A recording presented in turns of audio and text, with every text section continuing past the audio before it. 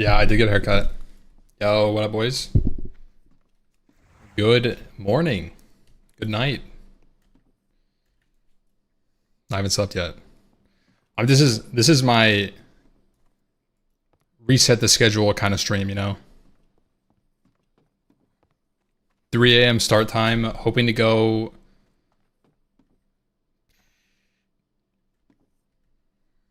Trying to force a reset. Fresh haircut for TBC Fresh, guys. Don't read into it too much, but fresh is coming. Fresh is on the way. Honestly, I've been kind of liking the hours. It just doesn't work well with like the rest of life. I kind of like waking up. I'm waking up at like 3 p.m., dude. That's my natural habitat is waking up 3 p.m. It's been nice. Like I do all the things and then I just play video games all night and stream it. It's kind of like the dream, right? But it sucks because Liz has the opposite schedule where she wakes up at like 9 a.m., which is like an appropriate bedtime for such a gamer.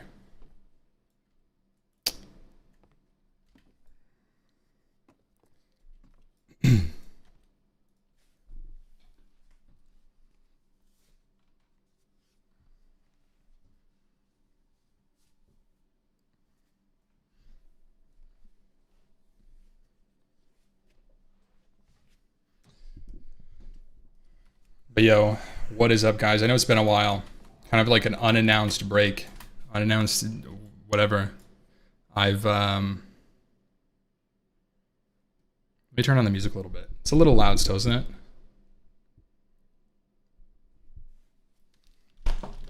One sec. Oh.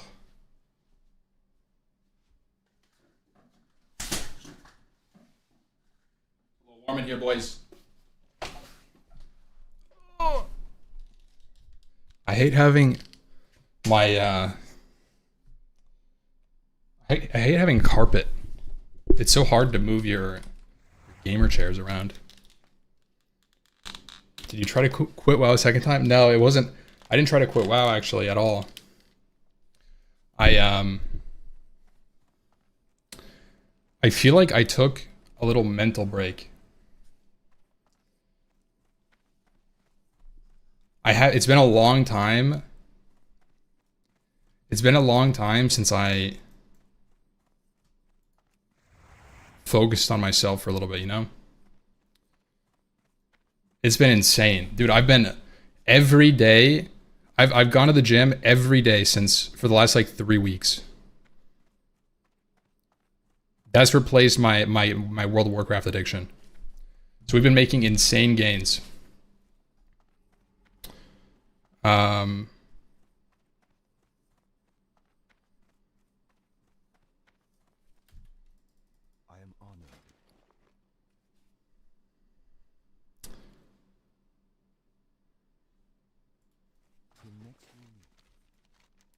So yeah, that's what I've been up to. But I feel like I've gotten to a point now where it's like almost become habit, and I found like a good balance of like being able to do it and then also do other things. So I'm hoping that I can kind of like introduce streaming into that and then still keep everything.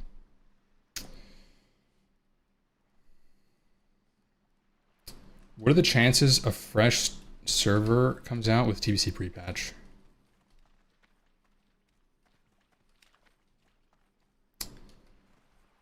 I don't know. That's not really that kind of guy, As if you're looking for an insider, it is not me.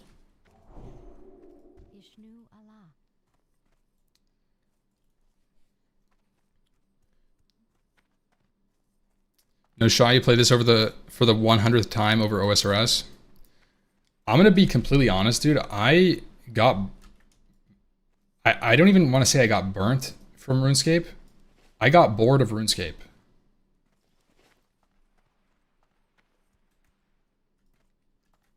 I really liked RuneScape up until the points stopped coming through with leveling.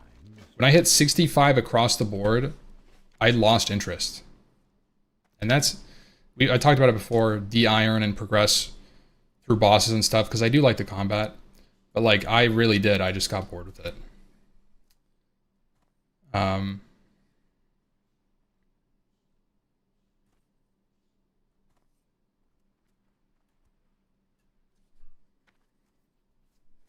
The low cut beard, I can't grow a proper beard. I can grow like some facial hair, but if I grow it out, it's like a little too patchy to be like a proper beard, you know? I also don't even like having facial hair. I like being clean shaven.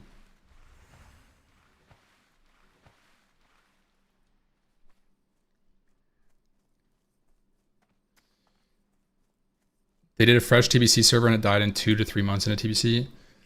Did they? Wasn't that Wrath where they introduced like they did like a Wrath server and then or they released it during TBC and then you had like 2 weeks until Wrath came out? But yeah, guys. So like I said, sorry. Today is I gotta relearn how to stream. Pretty sure it was Wrath. Yeah, I don't think there was a TBC fresh.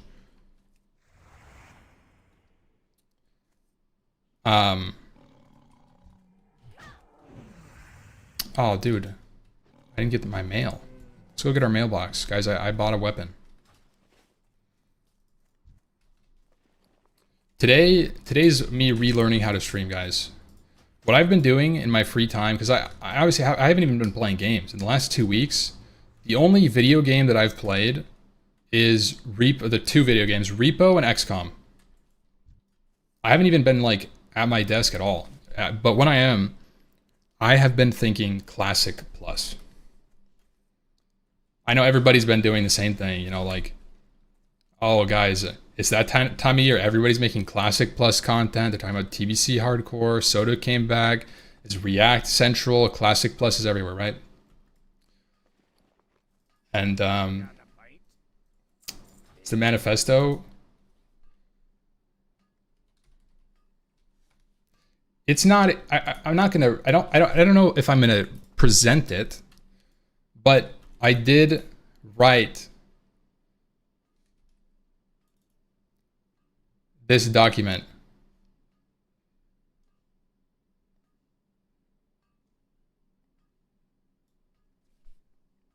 I did write this document, chat.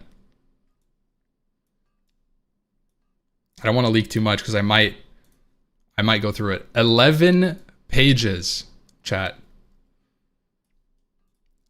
11 pages of dense analysis of Classic Plus, classic ideas. Not necessarily ideas, but the structure to create ideas. And I know everybody, the way that people do things, right? They're like, I want PvP to be better in the game. Let's add more battlegrounds. Let's do this. I want better endgame. Let's add this, right? And what I wrote was how I think ideas should be created. Like what concepts work and what concepts don't work and why. So it's like, that's kind of what it was.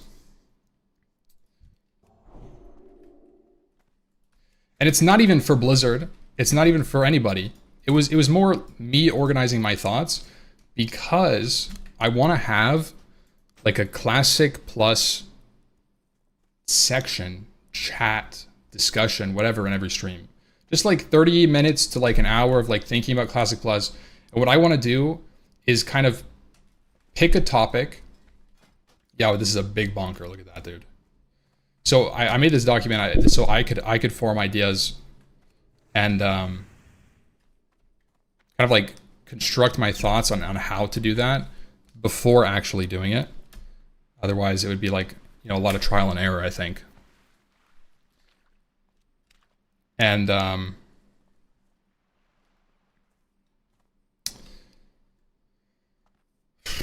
Where was I? Yeah, so I have these like topics that I can make. I'd be like, okay, guys, today we're gonna design some new quests in XYZ zone. Today, you know, let's think like, what is a new zone that makes sense? Period. We talk about like Gilneas. We talk about what a Gilneas would have, why, things like this, right? And a lot of what I wrote about was specifically like how the classic world exists.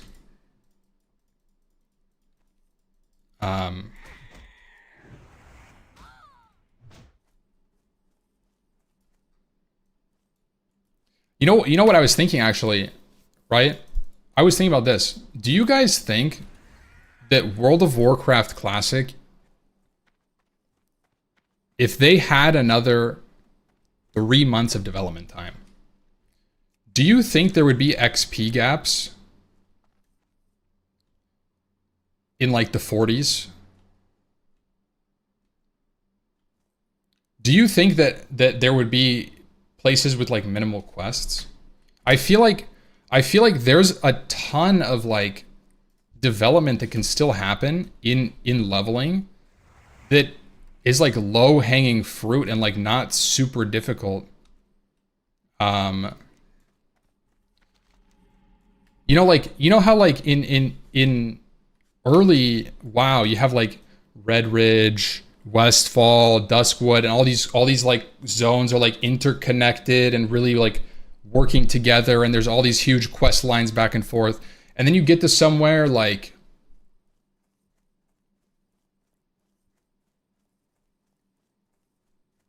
what's a good example of this? You get to somewhere like Ashara, and there's like 3 quests that take you to Ashara. Or you get to somewhere like, I don't know,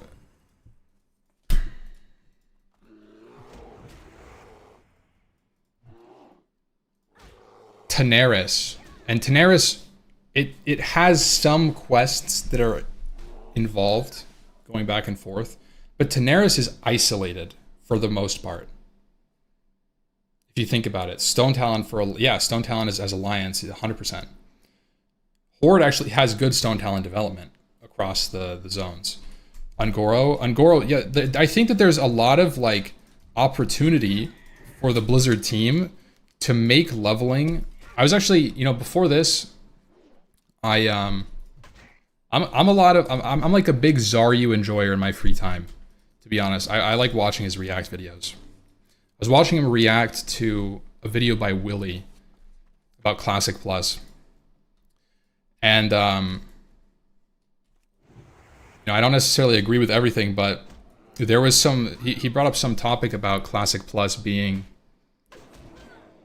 like boosting and GDKP being a problem because people want to skip leveling. And he said something along the lines of like, well, instead of looking at boosting and GDKP, you should be looking at leveling and making it more interesting.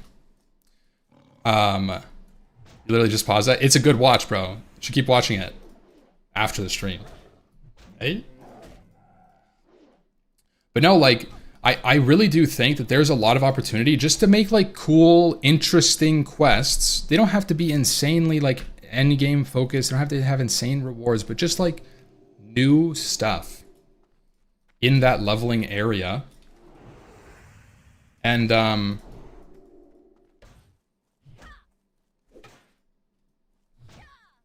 so that's the kind of stuff that I want to talk about.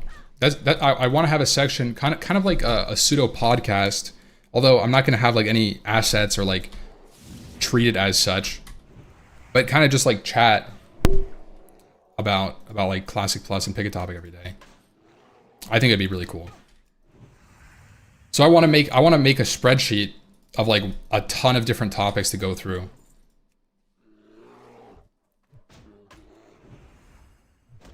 This is hardcore, yeah. Why not ultra hardcore? I just don't. Ultra hardcore isn't that appealing to me. I haven't leveled a paladin in a long time, and this is kind of me just experiencing the world. That's all I want. I'm not trying to do a challenge. I'm not trying to do a whatever. Like, I'm buying weapons. I'm just trying to live the classic world again because it's been a long time since I just sat down and appreciated something like that squid.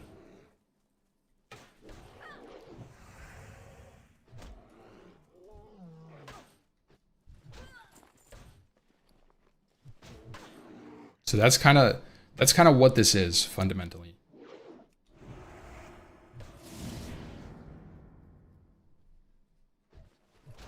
Patch 1.5. Is that where a lot of quests came in?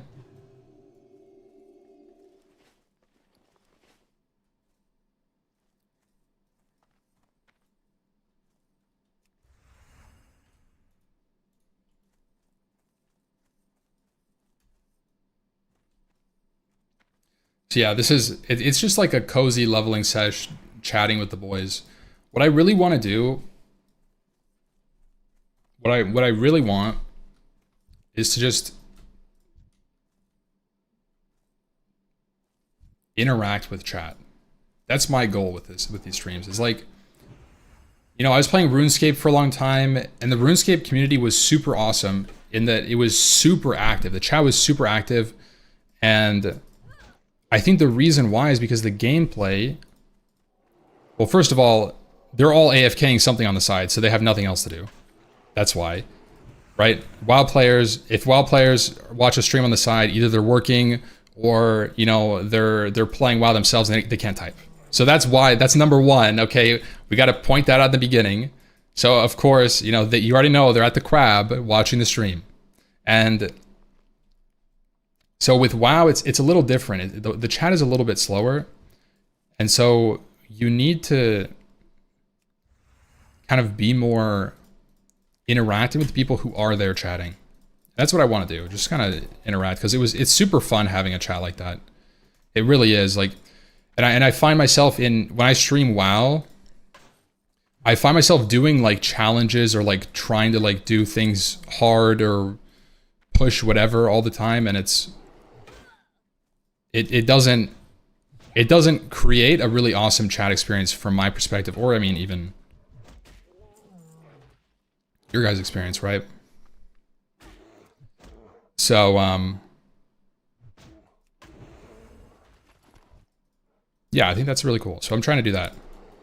Wave 54 Inferno tab here. Oh shit, that guy's a gamer, dude. That guy's going for the Zuck hat. You know what I think? So Willie was talking, so this is from the Zarya video. Willie was talking about adding like dungeon achievements to the game, and I thought about it, I'm like, would the idea of a Zuck helmet work in classic World of Warcraft? We have like hard solo achievements with like an, you know, cosmetic progression. I don't think it couldn't really, see, the thing is, it's like, it doesn't really translate that well, except if you look at like meta achievements once like Wrath comes out, right? And you're like, okay, meta achievements kind of do that.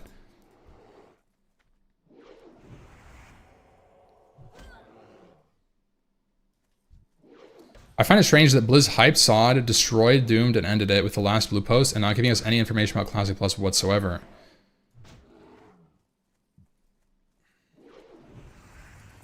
To be honest, I kind of thought it was weird that it just killed Sod.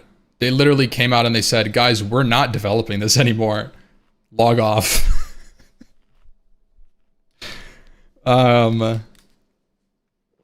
I was shocked. You saw it too. Like, if you guys played Sod, you were fine, you were coasting, you're having fun, your guild dies. Why did they do that? People knew it wasn't going to be like a permanent thing.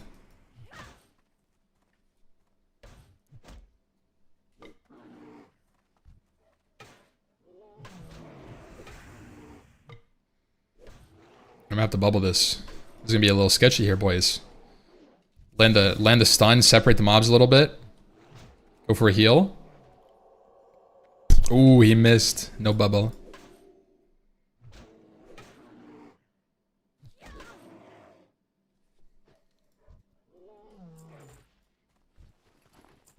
They literally kill it with wording.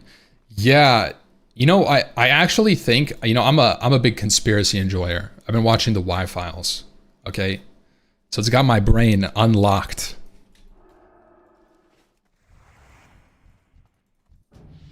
Guys, what do you think about this conspiracy theory? In order to get good engagement with a Classic Plus, they must give people a mandatory forced break from Classic content that they enjoy, such that they're fresh and willing to accept whatever happens in Classic Plus because it's Classic and they get to play it again.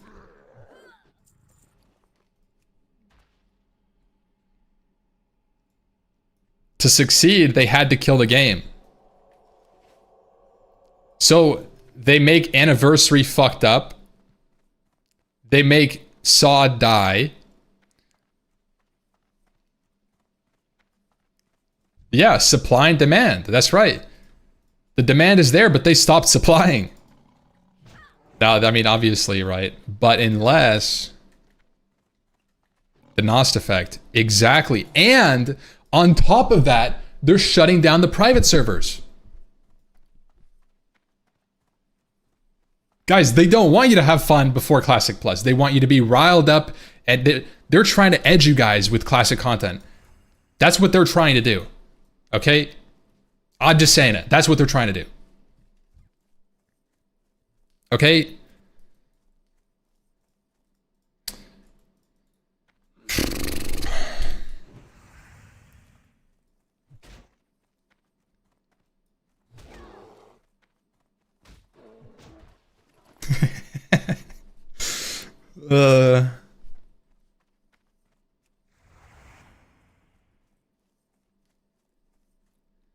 They need to kill Anniversary then ASAP. Anniversary has been dead.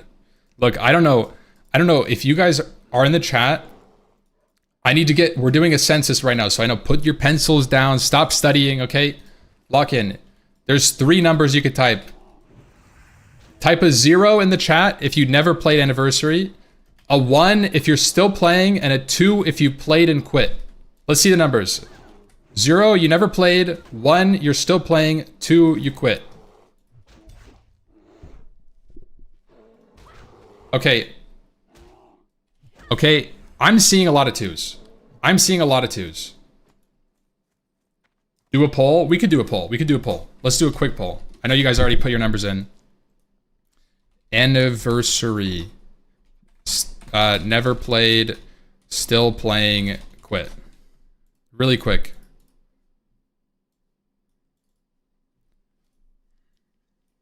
Okay, the first guy that never played was really excited to vote. Honestly, this isn't as bad as I thought it would be.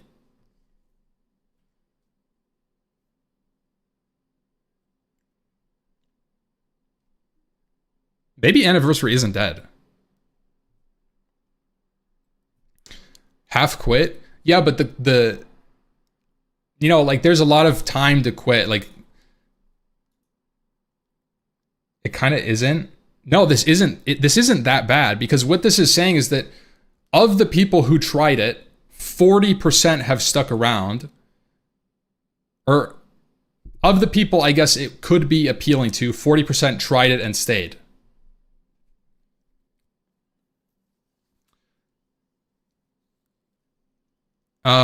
Quit, came back. Yeah, okay. So this isn't that bad then. Honestly, no, this is interesting to me as someone who has quit Anniversary servers. I thought it was more grim. So maybe I had like a warped perception of it a little bit. TBC kind of hyping it up for you guys. I could see that.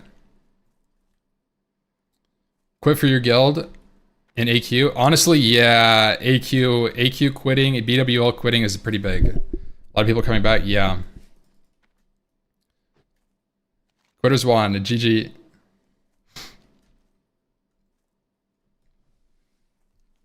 You need to remove never played from the calculation? Yeah. 50% still plays. I mean, if you polled in 2019 Classic, I think you would get a similar result. That 50% of the people who started playing quit. I think that's it's kind of normal to have a high turnover rate, I think, in classic World of Warcraft, because the game really doesn't have longevity for every type of player. And I think that's okay. Some people will play classic World of Warcraft to get to level 60 just for fresh and do the first couple raids and like, okay, I got the thing I wanted to do. I got my character to 60. I did the pre-raid bits, which is the most fun part for me. And I did the raid and I'm like, yeah, you know what? I don't want to stick around for 3 years and just keep raid logging over and over and over and do the same thing. And I think genuinely that's okay. There's a lot of people like that just kind of play at the beginning and they just taper off. TBC pre-patch is most likely on a Tuesday, making 9th December or 16th December seeming likely if they go for 1 month. I think TBC pre-patch will be late December. That's my guess. I have no stake in the game though. You know what, guys? This is exciting news. I might be trying the Chinese WoW servers. The Thunderforge.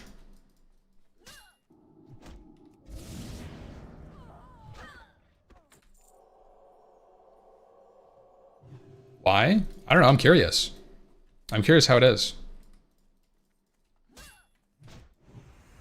But you're not Chinese? Yes.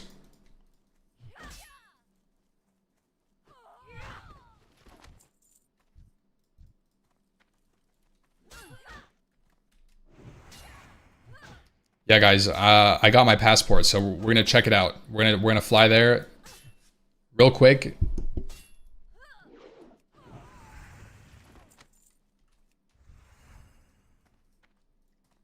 Set it up. Fly to NetEase HQ.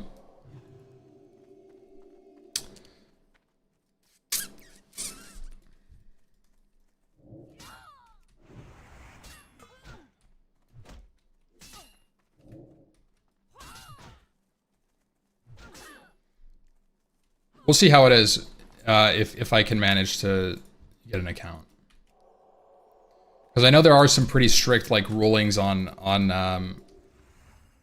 like you have to have XYZ to get an account. I don't know if it's an ID. I think you just need I don't know. Well, we'll see how it goes.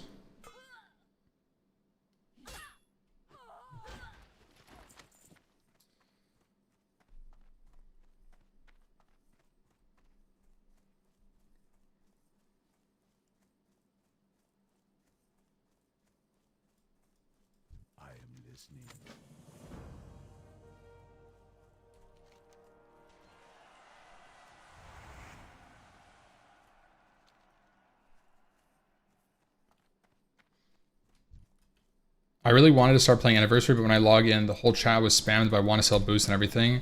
I was disgusted in Alta 4 right away.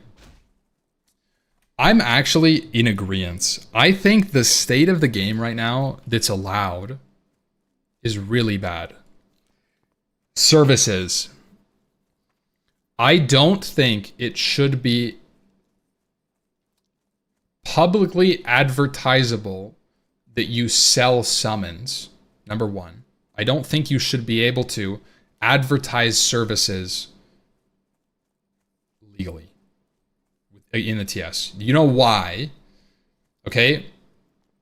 I think want to sell services like that are transportive or in nature, it just reduces what's wrong with summons. Okay, the reason that summons are bad is because being able to teleport around the world ruins the world.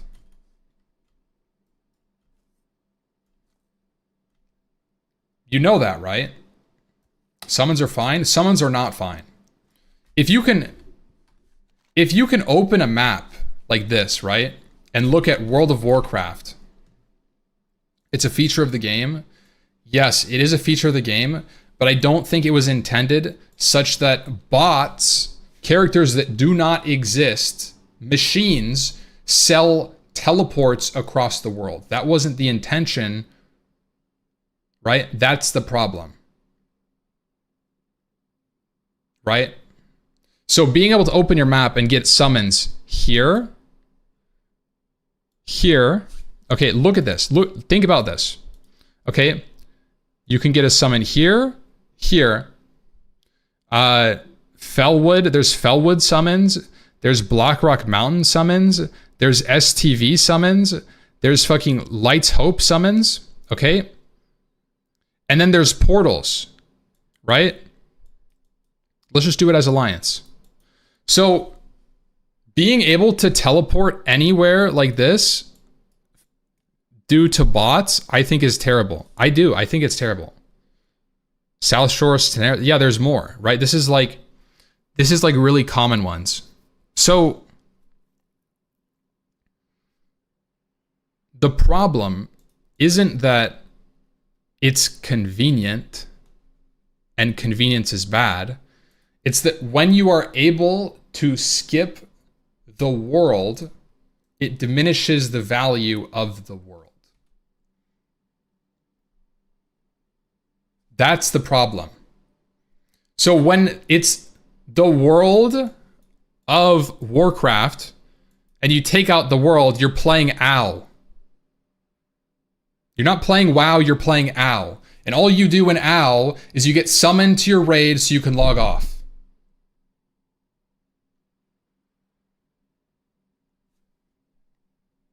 That's all it is. Okay? And so why are we playing this game? Why are we allowing this to happen to our game?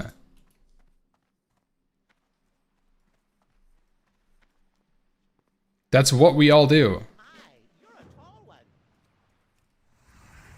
Okay, that is what you all do, but I think that the reason that people do this, the reason that this is the general, okay?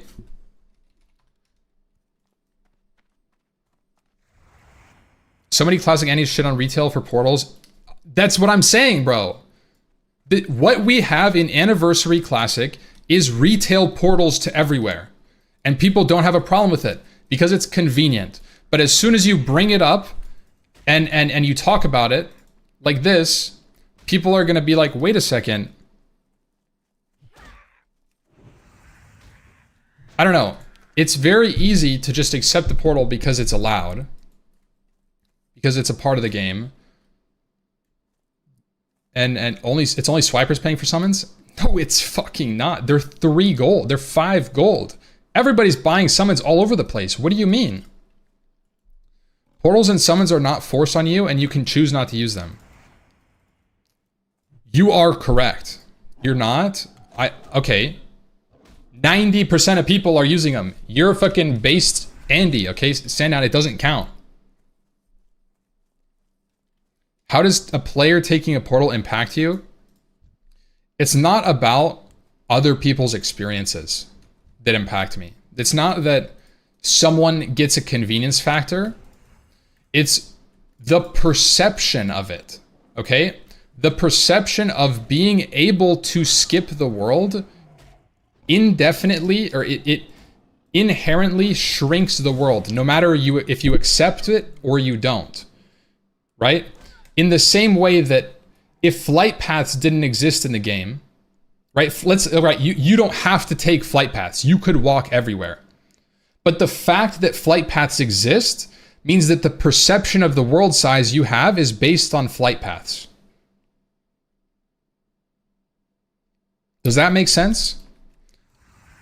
Because that's what most people do. Okay? And I think that summons are a step up from that. And a lot of it is propagated by bots. Whether you know it or not, probably at least like 70% of the summons that you're buying are from bots. No, it doesn't. What do you mean, no, it doesn't?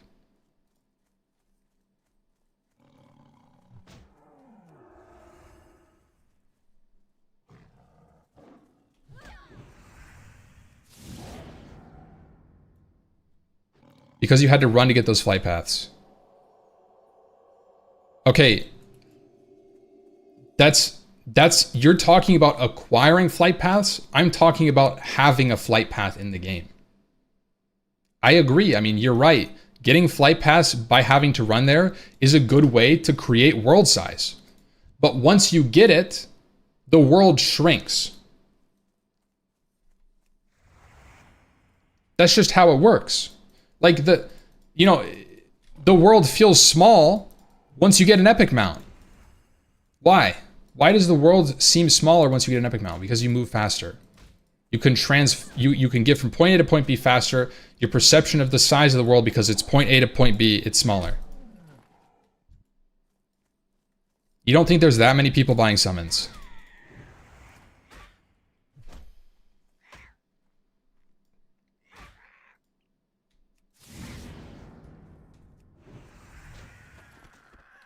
Okay.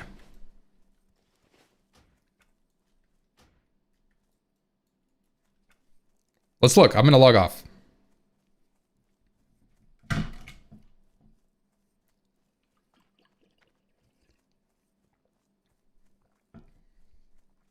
I personally only buy summons to DMT after ZG drops.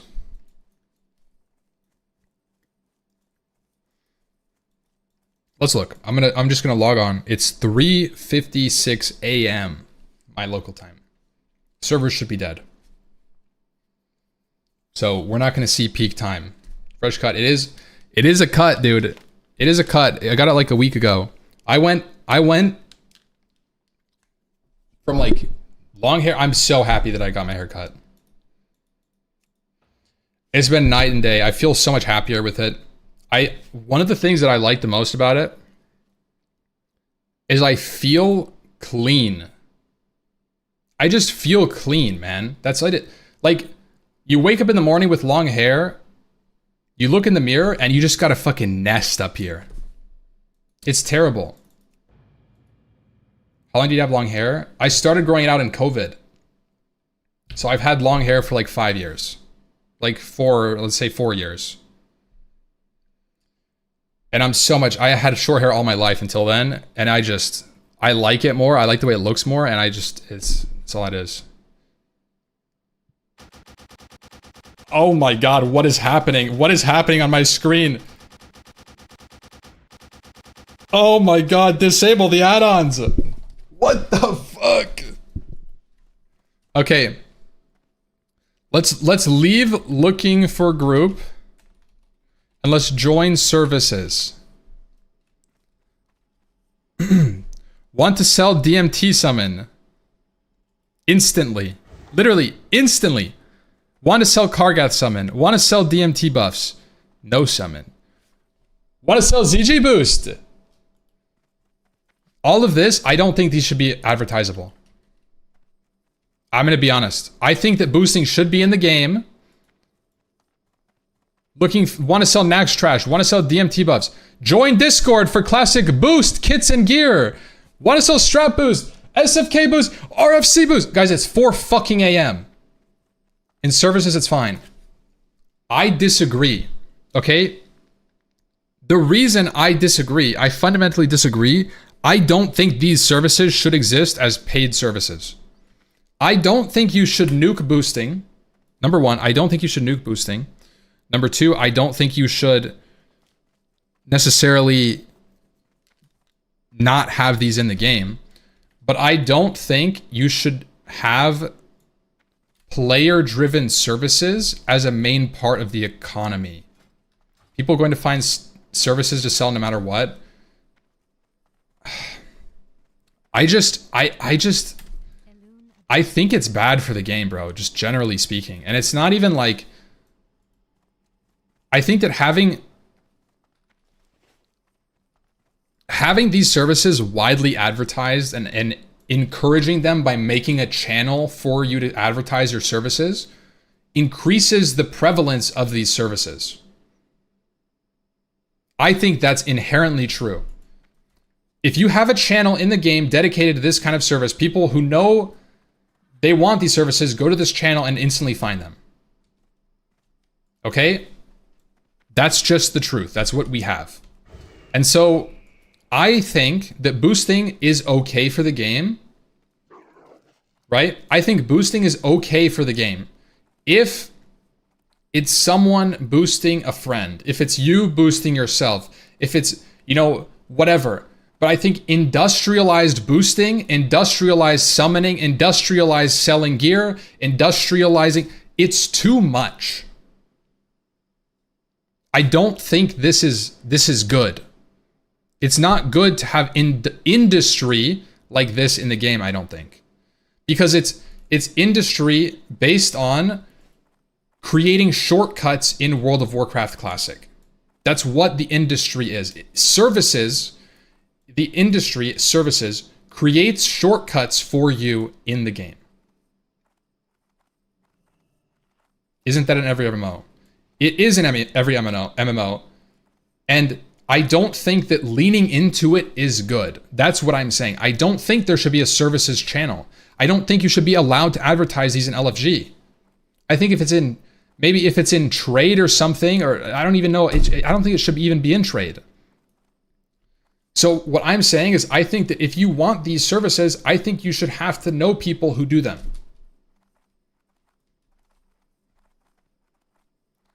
And yet you still want GDKP to exist, your old take? I do want GDKP to exist, selfishly. I don't know if GDKP is great for the game, but I think GDKP is a great way for endgame simulation, which is what a lot of people do in Classic World of Warcraft.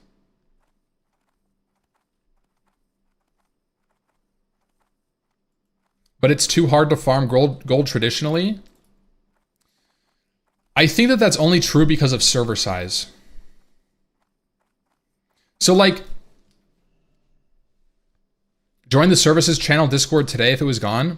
That's okay. What I'm saying is that having a developed system in the game that encourages it is not good. Because when you have something that has an extra layer of separation, join my Discord so that you can get boosts, right? Instantly, that extra layer cuts out 50% of it.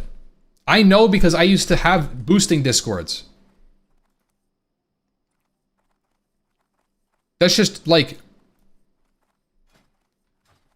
so like, it's not that it would remove it from the game, but it would reduce it, and it is a problem. And I think that that's good, right? I just think that's good. Why? I don't think it's weird at all. And you can still do those services. You can still like sell a boost to people in your guild. You know, I did it all the time in Classic. I never advertised for my boosts for the most part. I knew people who needed boosts, and I boosted them. And I don't know. They didn't make the services channel?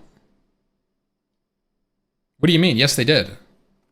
No, services channel is not player made. It's not a player made channel. It's an official channel from Blizzard, like Trade or General or LFG or Looking for Defense or whatever.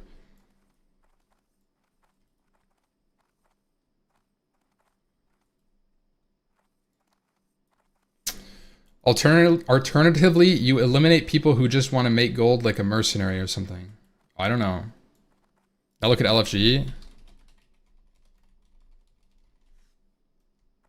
What am I looking at? Yeah, I mean, people are selling this too. This shouldn't be allowed. This should be like a permaban.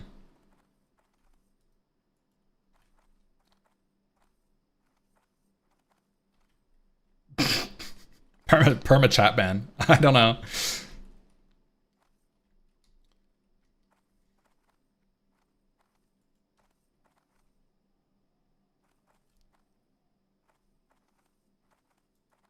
Ampy, uphill battle, especially with a lot of people that actually make real world money by selling boosts for gold, so it's ingrained into the game.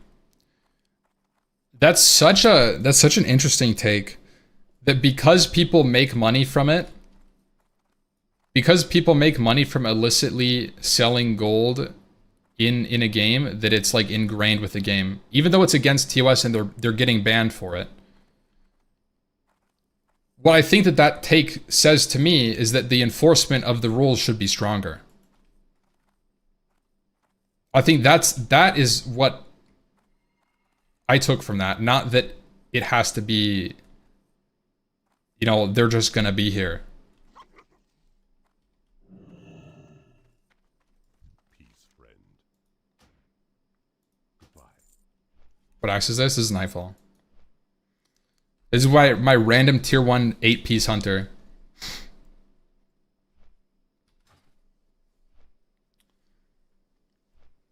People will find ways to RMT always. That doesn't mean that you have to accept the current rate at which it's happening. Lots of people in Indonesia do it as a job, just one person playing a mage. Yeah, no, actually, in 2019, one of my friends was talking to a booster. I never got this experience because I boosted myself for the most part. Like, I had a mage, I just did it. But he was talking to this booster, and the booster was like, hold on, be right back. My brother, we're swapping. And he got to know him a little bit, right? He added him on Discord. The guy's like, hey, by the way, if you just PayPal me, I could boost you, no transaction in game. So that's something that happens. That just happens. Add my Discord. Don't do it. Never do it. And then he did. So he was talking to him. And apparently this mage, right, was a family from like Venezuela or something. It's just a whole family's mage. And they rotate, so they're boosting 24/7, and it's 3 people that play it. The mom, the dad, and the brother, and they're all in the same house, and they play on the same PC, and they rotate every 8 hours. And that was their life. Permanently SM boosting on the same mage. So, I mean, it's very real.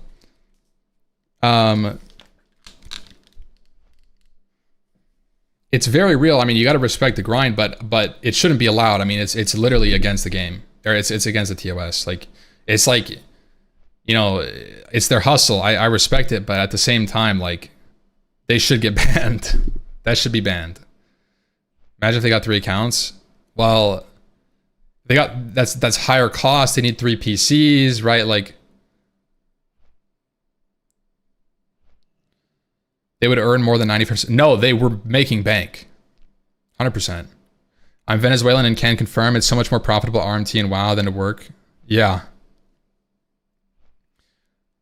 That's a crazy like dynamic. I mean, I on private servers, way back in the day, private server Ampy in high school did sell some gold, and I was pretty happy to make like $50. I didn't have a job. It was like, okay, that was pretty cool. Look who's back. Yo, Shrink ad with the tier 3. Thank you, bro.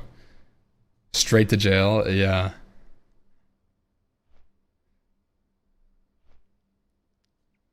Who hasn't? I mean, yeah. Your friend's full-time job is doing GDKPs on anniversary. Oh, the Peace Bloom GDKPs? You made thousands in 99 selling EverQuest loot back.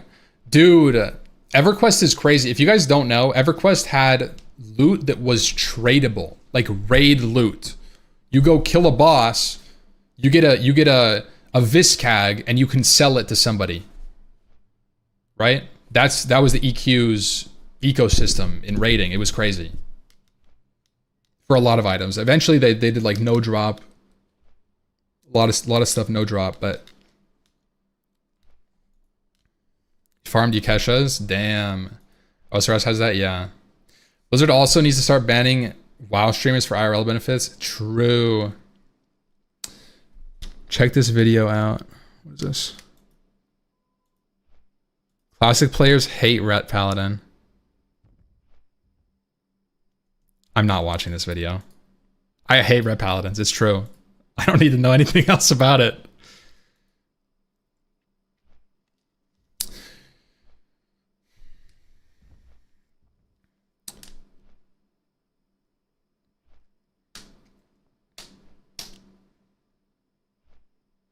Dark Age of Camelot has loot that was tradable forever. Yeah, that's how it was in EQ too, where you can like equip the item and then sell it, like the auction house when you replaced it or something. It's actually kind of cool because you get like this weird ecosystem where you get like hand-me-down loot. So like early on, like in phase 1, for example, if it was in WoW, the way it would play out is like you do MC, and then the like Brute Blade and a Corehound Tooth and Perditions would get replaced eventually once you're in like AQ or whatever. And they would put that on the auction house, and that would be available to people that weren't raiding. So it's kind of interesting. It's an interesting concept. But it doesn't really work in WoW, I don't think, because raids are too easy to access. In like EQ, you only have one, like it's all open world stuff, or it was all open world stuff, like P99 stuff. It's all like open world, only one boss can spawn every 7 days. It only drops 1 to 2 items.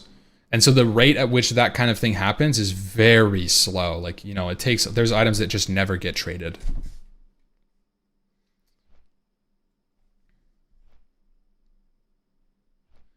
I think that system would work really good in HC. Honestly, that could be an interesting HC change. Having non-bound loot.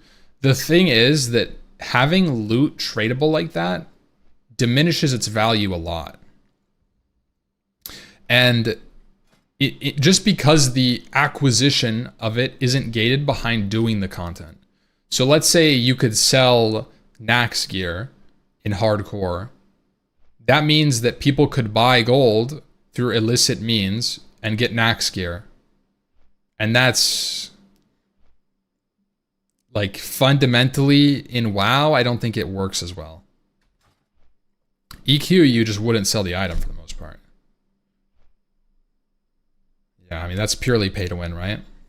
If one is truly against RMT services, one should also call for the disband of the WoW token. I agree. I think the WoW token shouldn't exist. I've said it before, I'll say it again. I think if you buy gold in World of Warcraft, Blizzard should permanently ban you for cheating in the game. I do. I think it's cheating. I think that it's finding a shortcut that wasn't meant to be. And I think that Blizzard is pussies and they'll never do it. Because they're afraid of their revenue. So they're going to deliver a product that's fucking has zero integrity. And that's fine with them. And right, and that's just where we're at. It's fine. It doesn't matter. It's never going to happen. But I think it should happen. I do. I think you should. And I think, right, if people started getting permabanned for buying gold, guess what would happen? They'd stop buying gold. Because nobody wants to lose.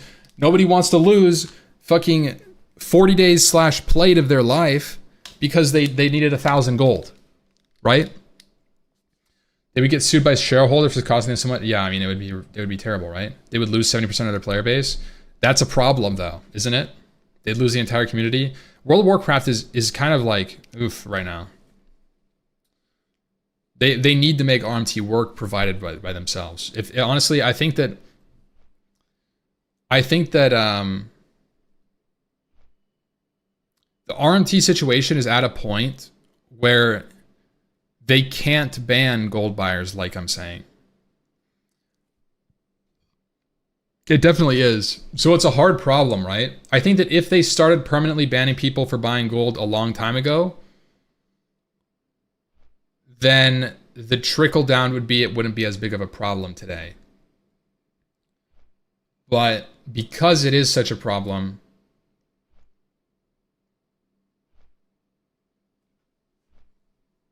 hit the gold supply. It's always so hard, isn't it? Because there's always gold sellers, and it's not always easy to track a gold selling. WoW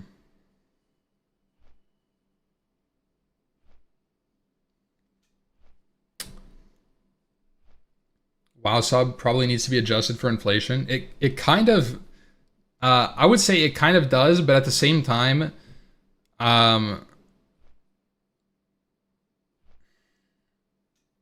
fuck, don't do it, dude.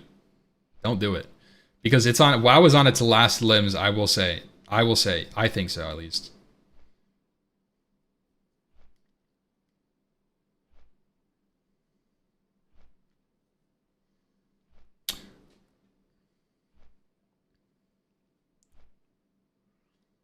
I was banned once, couple of guildies also. They do ban it, but I feel like they just can't do enough when everyone in the game buys gold. But they do ban people. I mean, they obviously do, but the problem is that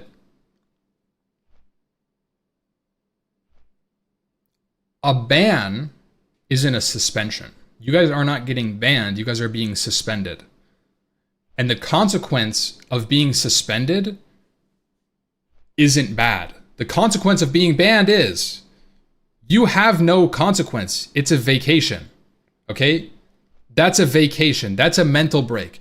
You know what? You don't even have to worry about telling your raid leader you don't want to go raid that week. That's what you get from buying gold. From cheating in the game, you get relieved of a little bit of stress. I'll take it, right? Like, why not? You lose out on the game time you paid for. Oh, I mean, doesn't matter. You were going to enjoy the game time you were going to play. You're going to play for 2 hours those 2 weeks. Come on, be honest. You were going to get one set of world buffs and it was going to last you 2 weeks.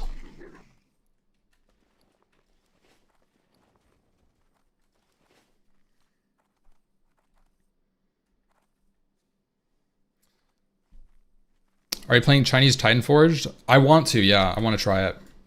Also, thank you, Ward with the Prime, and Goblinito with the tier 1. I appreciate you guys. Chat has been super active today. It's been cool talking to you guys.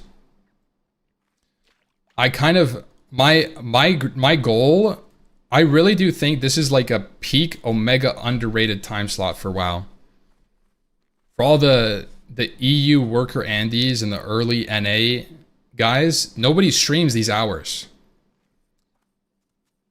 They just, like, this isn't really a streamed time zone. The Aussie no sleepers. What time is it in Australia right now? It's gotta be like, shit, bro.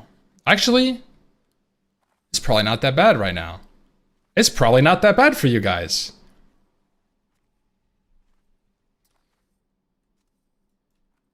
Jokered? Oh yeah, I forgot. Yeah, Joker's still playing OSRS. 1:17 p.m. from Sweden, working from home. That's right. All the chair workers, welcome, guys. Aussie's already in Tomorrowland. It's hard to keep track, guys. They're in the future. I don't know, dude.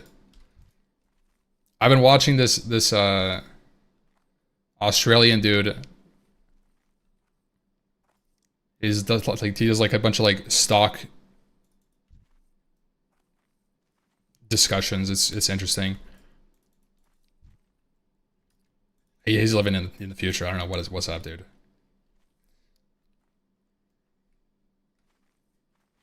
I wish Twitch wasn't so laggy in Spain. It might be me, man. No, I've had so many issues with Twitch lagging. People were saying it's ad block. I tried turning it off, and I don't know if that's made any difference. From Spain, it's not lagging. It'd just be an individual thing.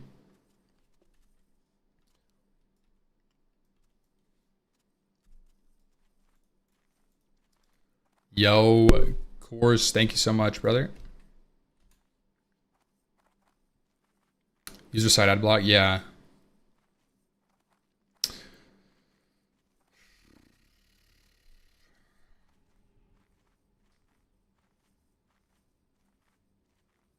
Twitch seems to be auto pausing when you tap out. Yeah, Twitch has made a lot of changes. This is my ideal Classic Plus, guys. Owning noobs in Felwood for no reason at all.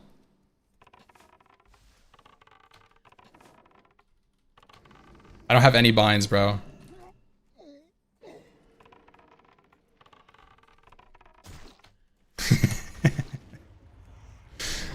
I'm sorry, but this is the classic experience that I needed.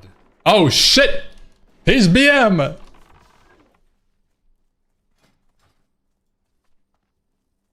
Guys, sometimes you have to roam the World of Warcraft universe to remind people that this is a PvP server they rolled on.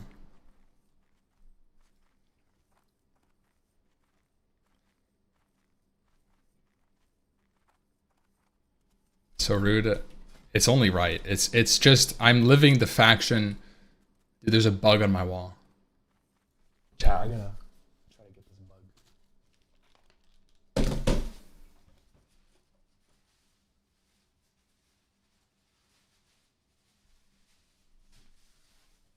Bug down, boys. Bug down. I repeat. Bug is down.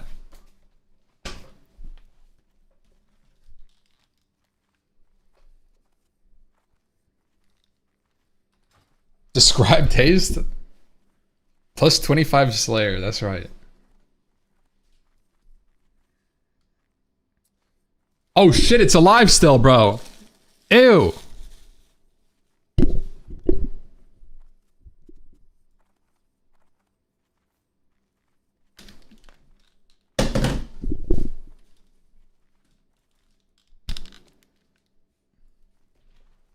It wasn't, it's like it was a fly.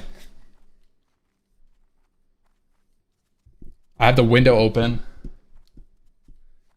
Why you keep it in your desk? I mean, it's just in like a napkin. I don't want to get up and throw it away. I'm working, dude. I'm working. I don't have entrapment in this spec.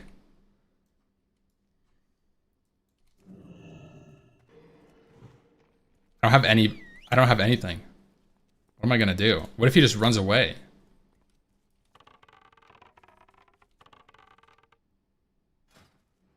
Oh shit! Oh shit! He's gonna charge me!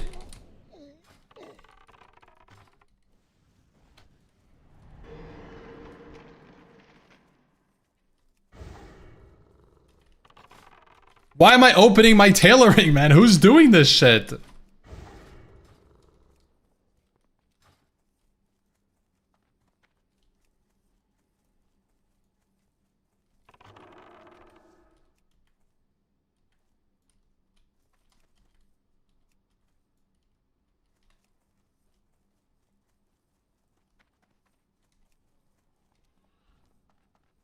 If he's a big gamer, he charges my cat.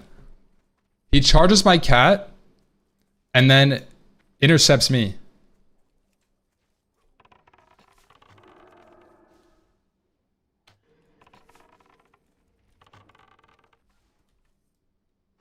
Ooh. Oh shit. Oh shit.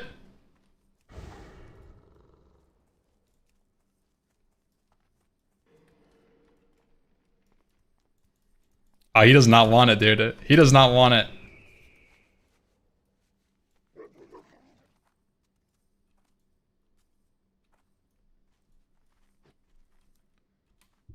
Since when can you PvP in hardcore? This is not hardcore right now.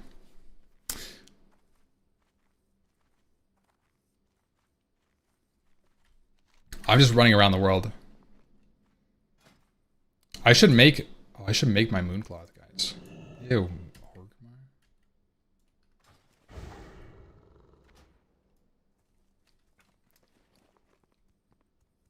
Playing Hunter in TBC? Nah.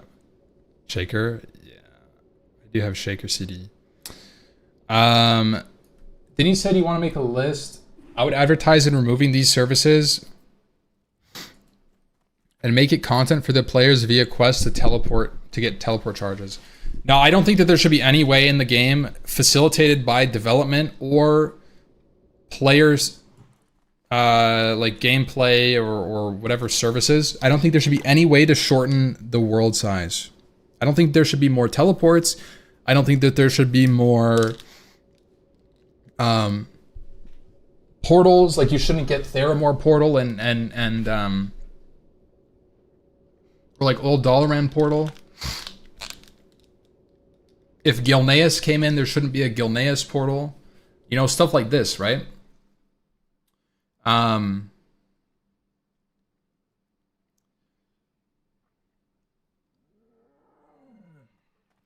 So what I do think that needs to happen, right, is that there's like a fundamental design philosophy that's kind of just like existing across all things classic WoW, right?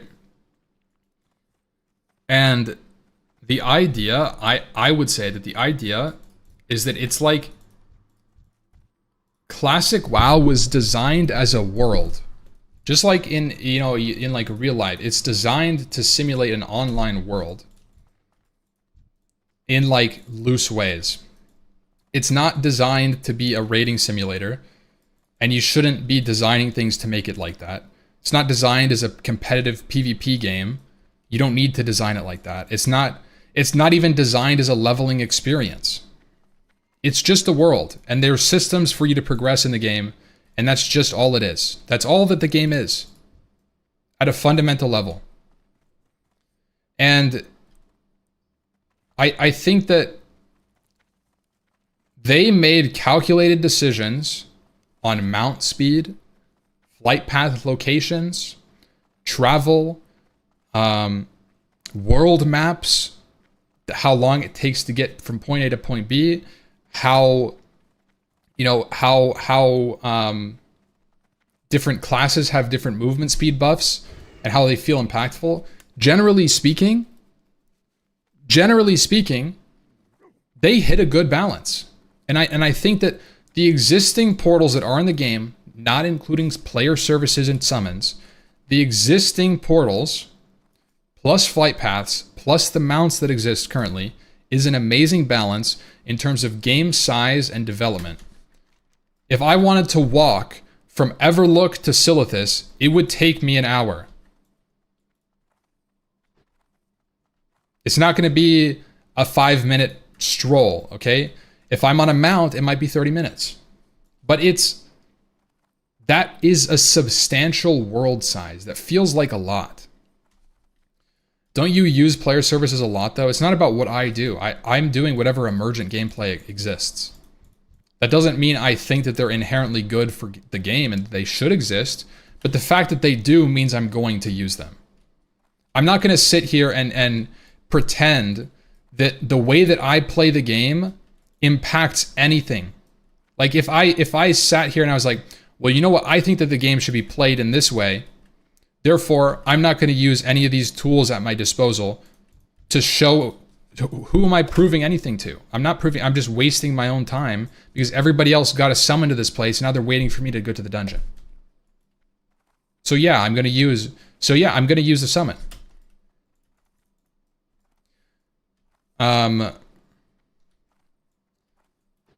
I think that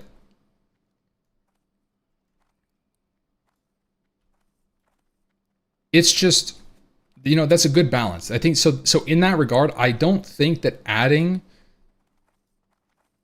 portals to the game, I don't think that it makes sense. Thoughts on having war mode for people that want to play with friends that only want to play on PvP servers?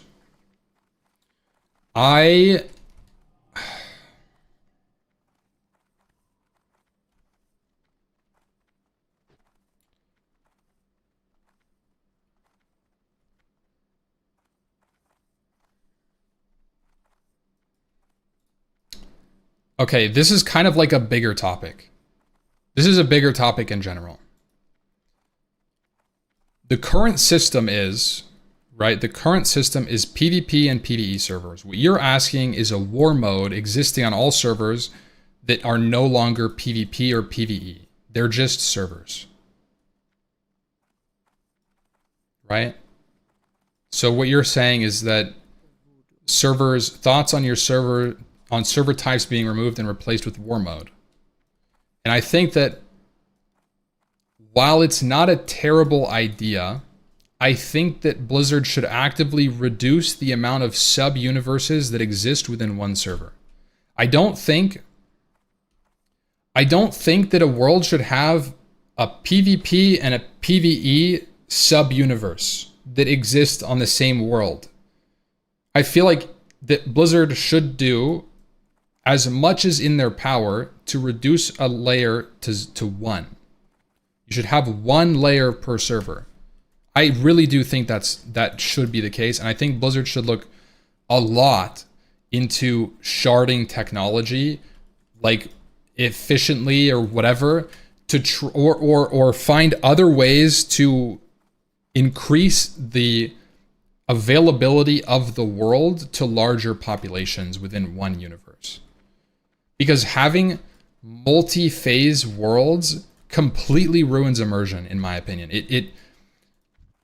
It detaches you from the world. And I think that classic World of Warcraft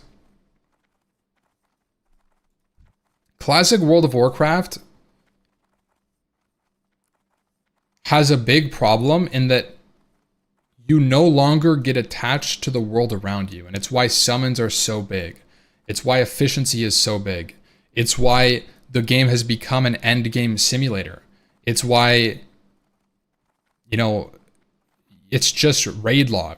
Because when you're outside of those content things, the world feels pointless.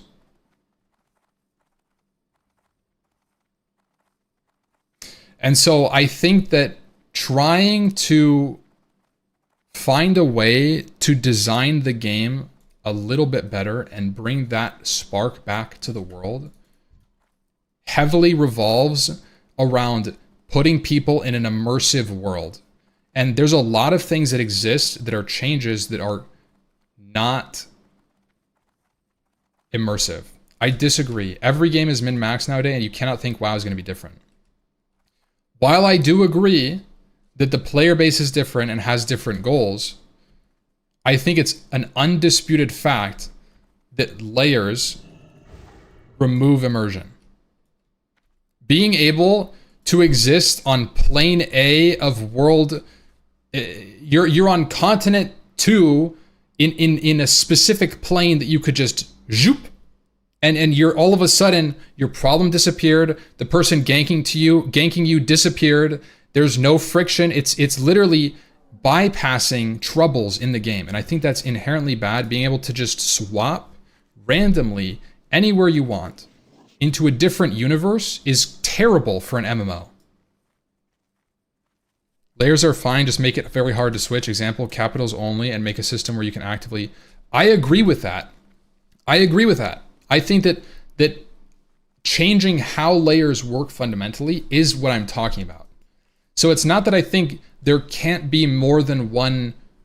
Like, you could have a mega server to reduce the chance of a server dying, right? You can have a mega server with multiple, like, sub-universes, right? Instead of having this like separation at the server level, like you could either have, right, there's option 1, right?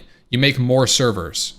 So instead of having, like, if you imagine it like this, right? If you have server 1, 2, 3, and 4, or if you had a really big server that was server 1 split into 4 different layers, right? This is the same thing fundamentally. If you can't swap from here to here willy-nilly, or here to here willy-nilly. So this is something that I think they could do, and just make it like, yeah, I'm sorry, you have to commit to a layer for X day. You have to, even if it's like, you can't layer swap. I'm sorry, you just can't do it right now. It's on cooldown for 8 hours, whatever the number. Yeah, that would fucking suck. But it would mean that, like, your guild would play on a layer. And it's like picking, if you think about it, like picking a server, but you can swap to a different server. It's like, it's the same thing. And I think if you think about layers as servers and not just swappable, like this connection between layers, this gap shouldn't be like something you should be like transversing all the time. How would you do that if you need to group with randoms? Wouldn't you swap to their layer? You would only communicate with people on your layer.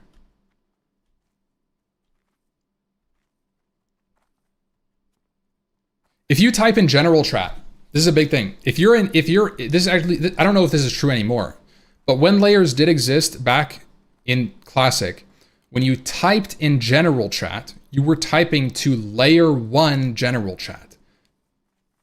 They have the technology and it's existed. What happens if 100 people suddenly log into layer 1 and layer 1 is already at capacity? Well, then the layers should be like, you can't layer. I'm sorry, you can't go to that layer. I'm not trolling. If there's too many people in the world, doesn't that just make instance farming like DM East even better? It doesn't make sense. If you have a friend in another layer, sorry, I won't be able to play with you. I'm layer locked. Goose Ballot, what's the difference from being you? Okay, yeah, you're right. Yeah. Okay, now retype exactly what you said and replace the word layer with server. And you'll be like, wait, it does make sense. Yeah, I mean, that's exactly what I'm saying, is that if you, layers shouldn't be transversable. You shouldn't just have these multiverses of worlds that you can just be in, and you can just swap multiverses. So there's two problems that you guys are bringing up. There's one, being able to swap layers being a bad thing, right? There were no layers in Classic. There was no layer. Right? If you had a server and your server was fucking Illidan, you're playing on Illidan, well, guess what? You're playing on Illidan no matter what. You're stuck here. Yeah. So what? Somebody's in your questing spot. What are you going to do about it? This is how... I think that you guys are missing the philosophy of the game, right? Server pops weren't 9K. That's right. That's why I think these servers should be split up into littler servers. And you can have some like, you can maybe change a layer, but I don't think you should be able to change layer every 15 minutes, right? Make it only able in very specific conditions, a specific NPC that you have to go to in XYZ location, and it's on a cooldown for like 3 hours. Make it meaning. Make it have meaning to change this world. Like it shouldn't just be like, oh, some guy's in my quest area, let me swap layers. Oh, somebody's here, I'm gonna go here. Oh, I killed the mob, nice, I can go back to this layer. This should never happen. This is not good for the game. Why not just remove layers entirely, like 15 to 30 days after release? I'm completely fine with that. I think, okay, let me present this is a different possibility for you guys, okay? In 2017, Nostalrius had over 10K population actively online. They didn't have layers. So let me ask you guys, how did they do it? If a world can't handle more than 3K people, how can Nostalrius do it? I played there, and I can tell you, the way that they did it is by increasing availability of the world. So there's two things you can do. Either you could make more layers, right? So let's say you have 5,000 people, and a standard layer can only take 3,000 people. That means across the world, you know, 100 people are spread across XYZ zones, and you have this many spawns and whatever. You can up the amount, right? This server, if you're not going to go into layers, you have two options. Either you could layer it twice, so that now you have 2,500 on layer 1 and 2,500 on layer 2. Or you could keep it here and up the respawns, up the amount of herbs, up the amount of whatever, right? Like lower, right? You can just make the world more plentiful. This is something they can do. You can change. They did it with Black Lotus, right? In 2019, they did it with Black Lotus. They made Lotus go from a 1 hour spawn time to a variable 15 minute to an hour. They did it, right? They obviously can do it. They can make Plague Bloom spawn twice as fast. They can do it. They can make mobs just spawn instead of 5 minutes, put them to 3 minutes. They don't want to invest in it. What do you mean they don't want to invest in it? Why don't they do it? Because they're cowards, and they can just spin up a layer, and they don't care what it does to the world. This is much easier. It's much easier to just make a layer, the technology exists, than to go through and make a system or algorithm to determine how to change this. Can they do it without breaking Nax bosses? That remains to be seen.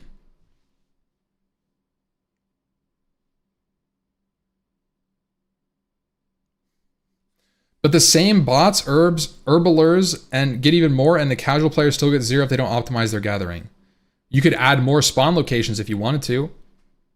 I don't see a problem with it.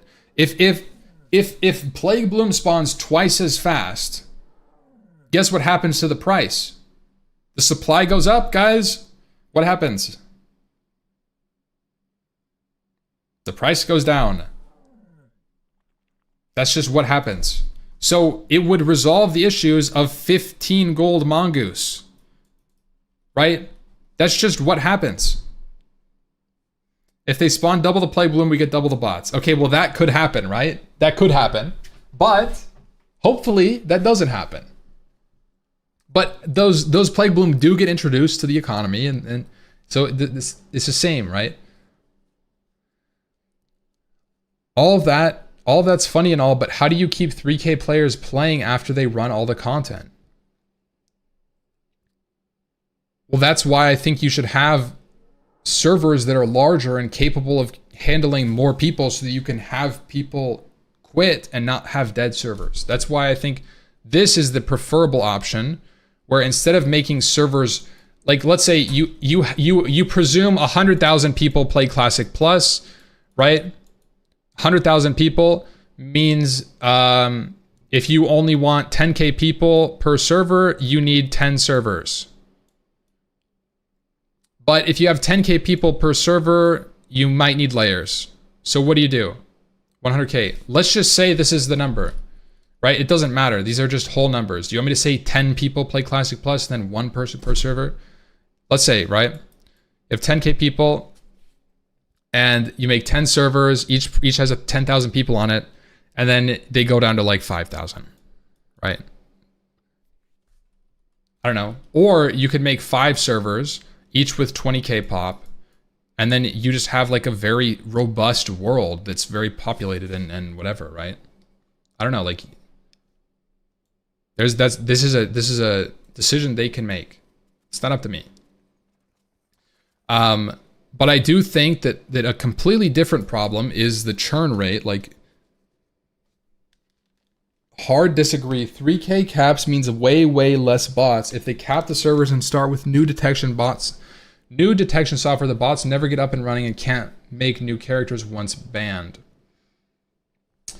Well, let's presume that if they made a Classic Plus, it would have a box price. Would that impact the amount of bots? Or do you think that if it existed in that way, then they would still profit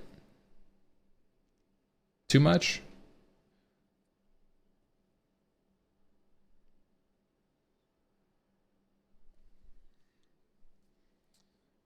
It will not. Yeah, I don't know if it would be.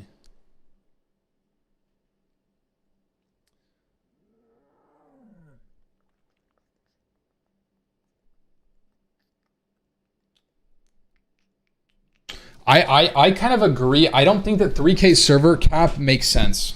I'm going to say I don't think it makes sense.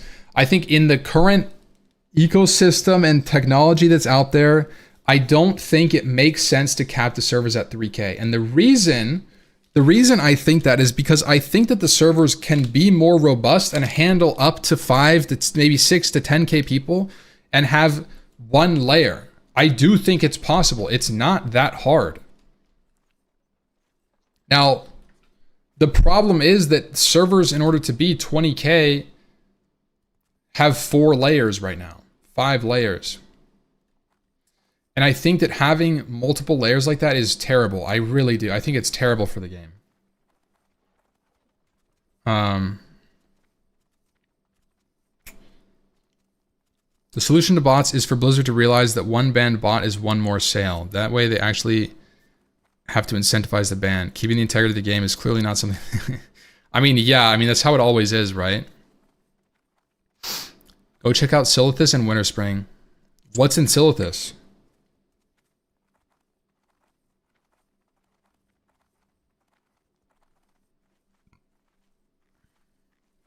Is the layer issue a citywide problem? Why can't layers be in just crowded places? That's kind of what I think that... I do think that layers can fundamentally change the way, like, they don't have to exist as sub-universes right now like they are. What do you need? I think it's very, let's say, right, like,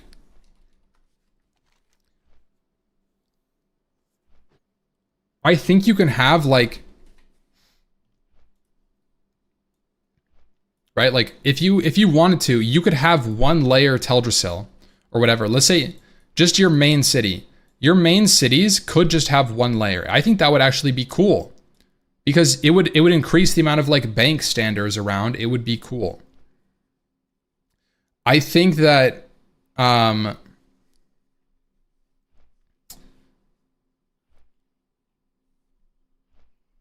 maybe what should happen is that you decide which layer you want to be on in a main city.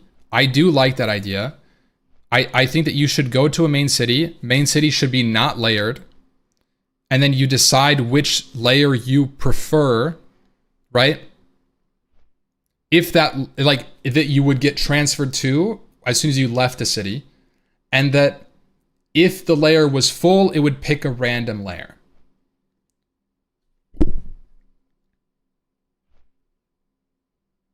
Because obviously you can't have people all decide what they want to go layer 1. It would say, no, layer 1 is full, sorry. I think something like that is probably like the best.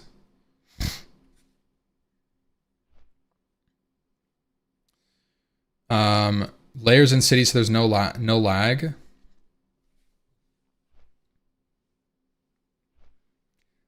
I think a populated city that's laggy is very fucking classic. And you know what? I would love to see it. I think it would be great. I want Stormwind City to lag because there's so many people fucking casting Rain of Fire. I do. I still remember when my server went to 1 layer. When my server went to 1 layer and everybody was standing in the fucking carts in the middle of Stormwind casting Rain of Fire and Blizzard, and I was literally lagging. I had to look at the ground. And you know what? I still remember that to this day because that felt fucking cool. Looking around and seeing everybody casting their bullshit. Yeah, I don't give a fuck. It was laggy. Oh, boo-hoo, you guys lost 3 minutes of time because the game was lagging. But it was interesting. It felt alive. It was that moment of like, dude, this is a massive world that you don't get anymore because of layers and because everybody's so spread out in instances.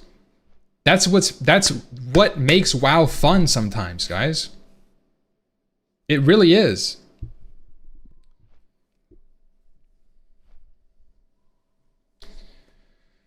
So,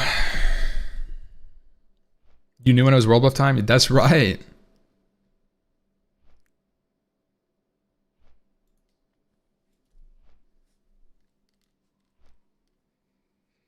Are we talking about how servers will crash when the portal opens again? Oh, no, I'm not talking about TBC. I'm actually talking about Classic Plus, guys. As always, the Classic Plus debate, discussion, whatever it is, continues.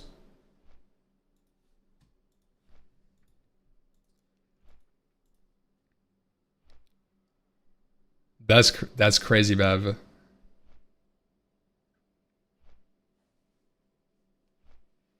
2019 Classic? I'm talking about 2019, yeah.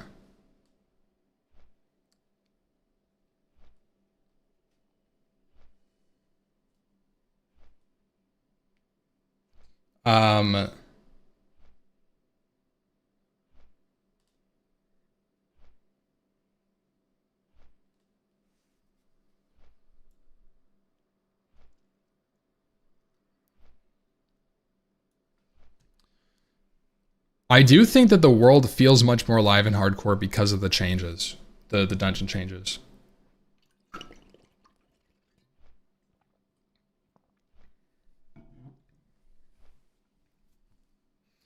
What do you think about gear progression similar to OSRS? Like you need certain items from the previous raids to kill or like parse the next raid. One day lockout is not good. I don't think one day lockout is good at all. One day lockout is way too much raiding. Even for raiders.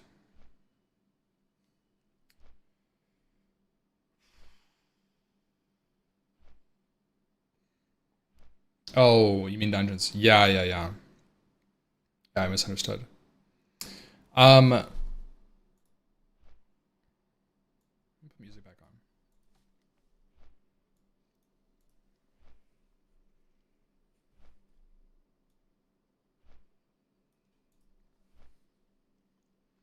What do you think about gear progression similar to OSRS?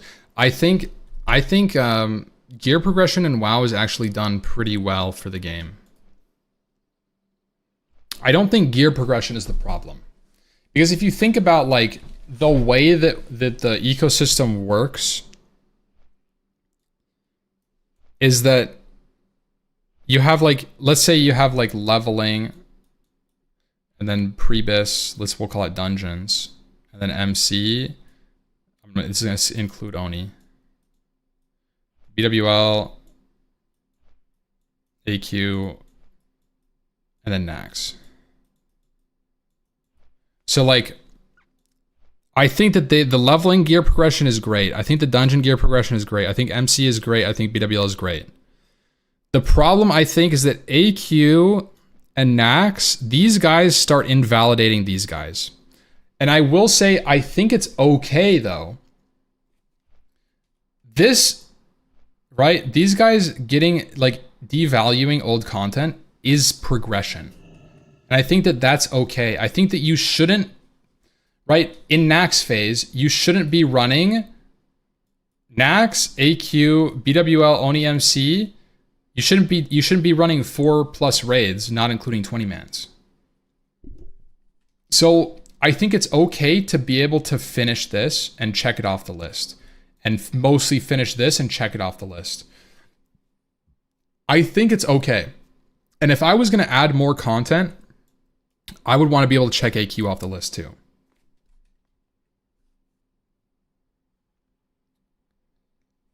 Hell no, man. Right now it's not possible to gear a new all if there's currently no MC in BWL. You can change this system. It doesn't have to be exactly this, but I don't think you change it by changing the gear inside of these. What I think you do is this was actually in the Willy video, is you add materials that are used in Nax.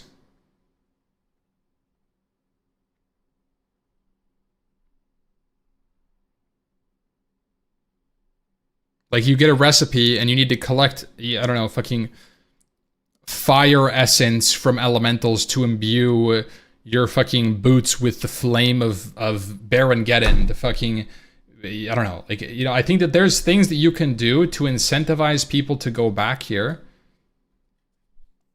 Even if it's not like a consistent thing where it's like, oh, you have to run MC and Oni forever, every week.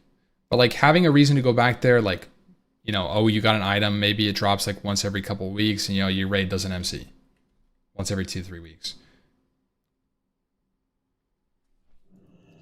I think you rebalance them so each raid can only be done for a piece of key gear the other doesn't have, rather than just a stronger version of the previous.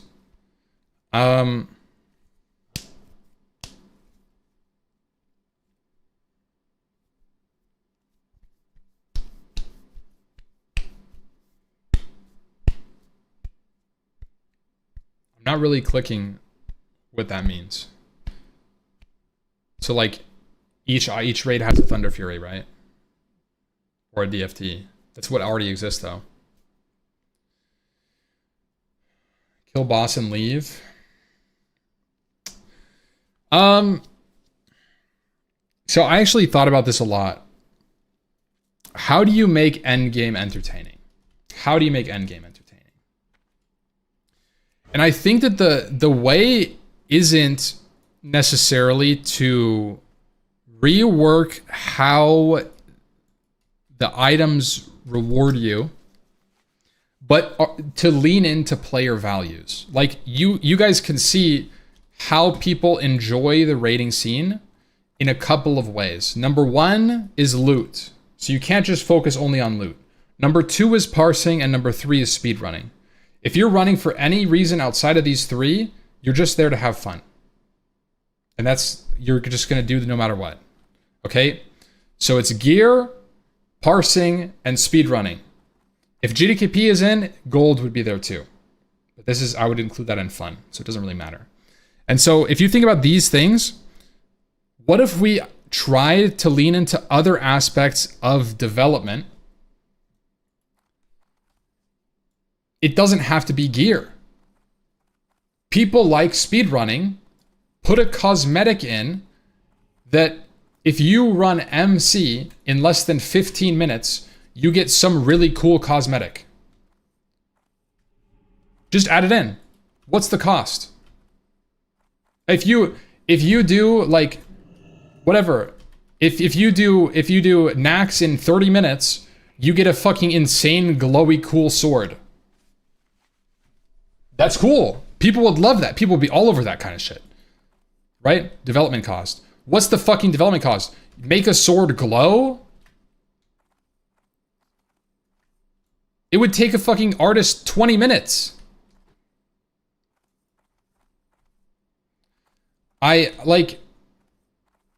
Saw did this. Yeah. I mean, this is stuff like I think that you can have. You can have more development ideas than just gear. So this is my point, is that we have a player base that exists currently in Classic WoW, and they like doing specific things. I think there's more to the game that hasn't been explored from the values that have presented themselves. Parsing, speedrunning, and gear, right, are all three. So I would say if you wanted to fix how gear worked, I actually agree. Pastry said earlier, you could adjust how the RNG works. You could adjust how RNG works in gear, and you could create alternative means to getting items that you want after, like, you know, they would take like an approximate, like, let's say if you, I don't know, I had this idea, I think like last week. So like,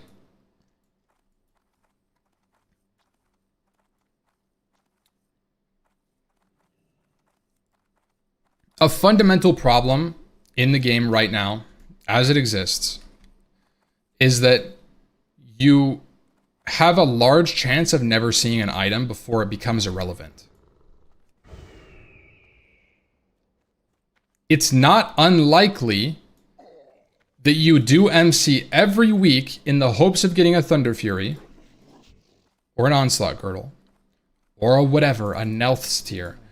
It could be a DFT. That you never see it. That is a real possibility for a lot of people. And so I think that one of the most frustrating parts about raiding in its current iteration is pure RNG. I think it can be really rewarding, but I also think that there are things that could be done that if you're going to look at gear, I think that adjusting or implementing a system where it's like,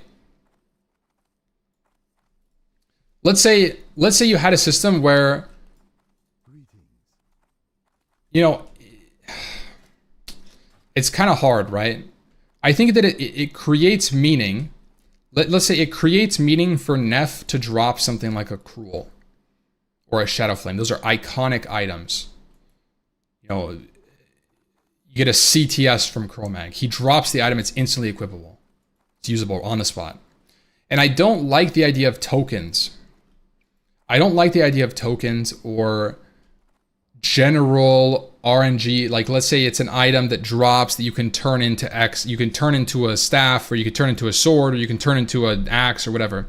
But I think that there could be opportunity for some sort of catch-up, not necessarily catch-up mechanism, but like almost pseudo RNG protection, where like you can, let's say you can collect 12 scales of Nefarian, and after you kill them 12 times, you can bring them to fucking Chromie, and Chromie gives you a quest and gives you like an alternate version of Neff tier,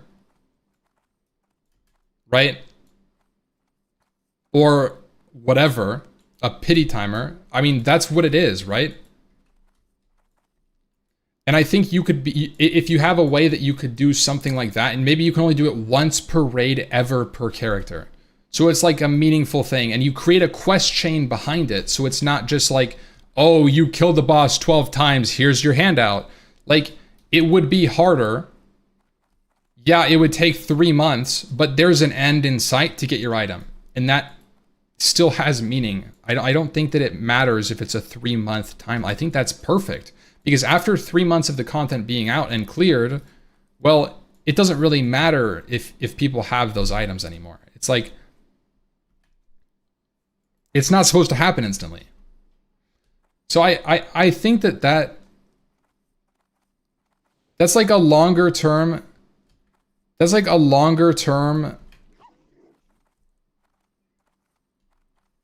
goal for some people that like want an item, or like, you know, sometimes it's just hard to find the item that you want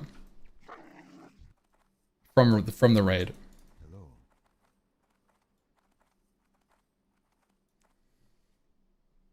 Do you play ICC Wrath? I did. Collecting legendaries back in that time. Well, like old legendaries. Hard to agree on RNG elimination after a point. It becomes yeah, I mean, yeah, that's just it. There is a point where like the RNG becomes frustrating and it's not fun anymore.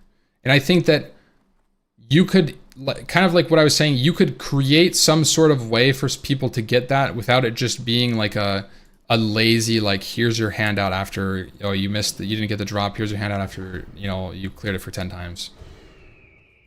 So that's an interesting concept that I think you could do something like, but I do think that the game needs more goalposts.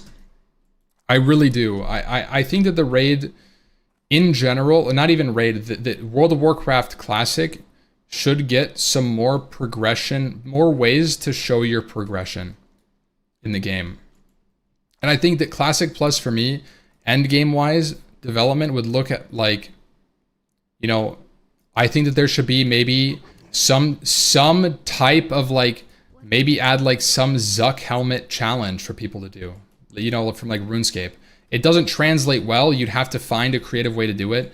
I don't know how it'd work. Maybe you'd add a system like the Mage Tower. I don't know. I don't really know how it would work, but it's a concept that I think having that kind of progression where like you have some outlet that you can progress your character that isn't necessarily once per week on a raid day that you do XYZ thing and then you're like kind of done until next week. I think that is what the game should try to facilitate the most. And it's going to be through either repeatable content, challenges, or like complex like integration of other activities into endgame.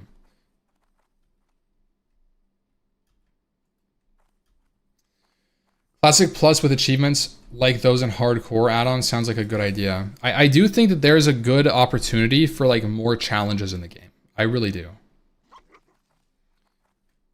Ampy discovers retail features like Delves, Mythic Plus, and more. I don't necessarily think that Mythic Plus, Delves, and more should exist in the game. I think it should be more like you could just add a leaderboard on how fast somebody is able to like enter BW, or let's say like you just facilitate the actions that people enjoy doing through like add a leaderboard. Like, you know how RuneScape has a leaderboard for like the fastest corrupted gauntlet speedruns? Like, just put in a leaderboard and an NPC, like, I don't know, at the beginning of fucking BRD or Ubers or something, and be like, this group was able to clear Ubers in 12 minutes. We have that with Warcraft logs? Yeah, but not really. You only have that for like raids. Nobody does that shit for dungeons. It's not real. But like, what I'm saying is that it should be facilitated. That kind of idea could be facilitated by the devs. I think the side effect of weekly raid lockouts causes people to be less likely to try and do fun and challenging things. For example, there are people who have done Oni, Duo Oni, or 10-man MC. Because of lockouts, a majority of players never interact with raids in interesting non-stat ways. I mean, I kind of see where you're coming from, but I also think that you must have some sort of lockout in order for it to have meaning. Because, yo, Raleigh, thank you so much for the Prime, bro.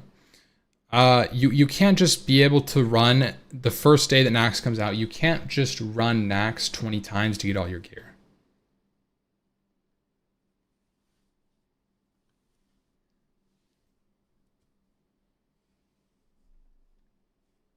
OSRS doesn't have a lockout. I don't know if that's true, but the content in OSRS is fundamentally 25 times more challenging. So that's where the meaning comes. When you have content that's challenging, some people will never be able to click with precise enough motion to get an Infernal Cape. And that's just the truth. They will never be able to do it. But in World of Warcraft, guess what? Anybody can do MC. Anybody, everybody can do it. So if you don't have a lockout, the value of MC goes to 0 in the same way Scurious goes to 0. It's just not as meaningful, right? Like if it has a lockout, that's a way to create meaning. Obviously it's time gated, it's not amazing. But like,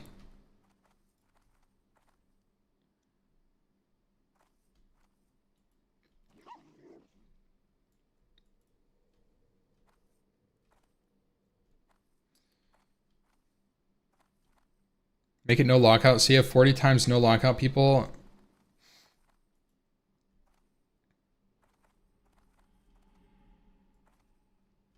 I don't know. I don't think that it makes sense to not have the lockout.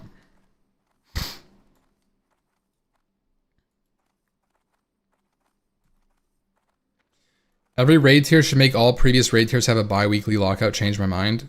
Okay. Changing it to non-7-day lockout is just a lot of raiding. And it might sound like a good idea because you want Nelth's tier. But most people don't want to run the raid that often. Like classic raiding is fun, but when it comes down to it,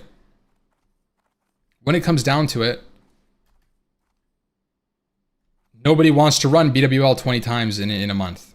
You don't want to do it. Right now you're mentioning features that the top 10% less maybe might engage with. This is exactly the thing that retail has gotten shit for, catering too much to the top players. Casual Andes will ultimately and probably be disappointed with sweat leaderboards, even if you can opt out. I agree with what you're saying on the sweat leaderboard, but I'm not advocating for only changes like that.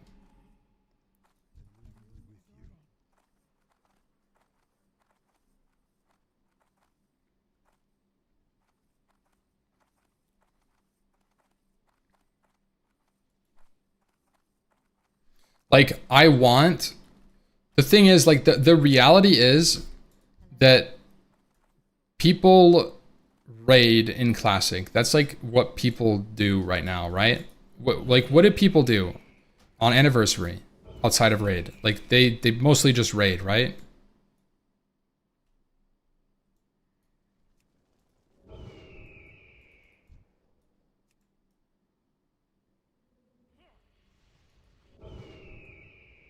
Why do OSRS players want to do the same boss a million times and WoW players do not want to?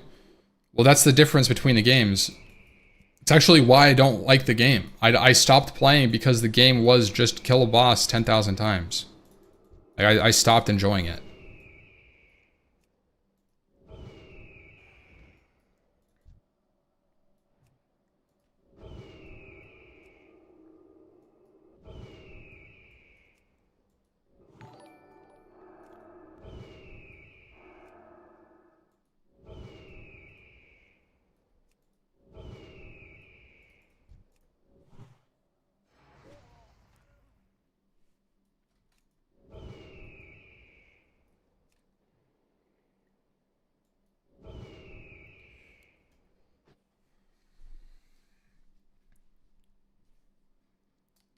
Made a 5-man version of raids.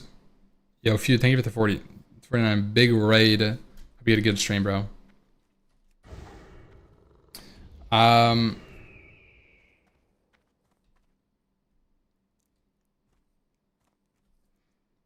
kind of agree with that. So, like, I think what most people want for Classic is what he said. I think what most people want for Classic Plus is additional content to do on the side, like personal challenges, achievements, stuff to grind that could be fun. I agree. That's kind of what I'm looking for, and that's like what I've talked about a little bit. Is like, let's try Classic Plus, right? Ideas that I think are good right off the top of my head are ideas that facilitate what people are already doing officially.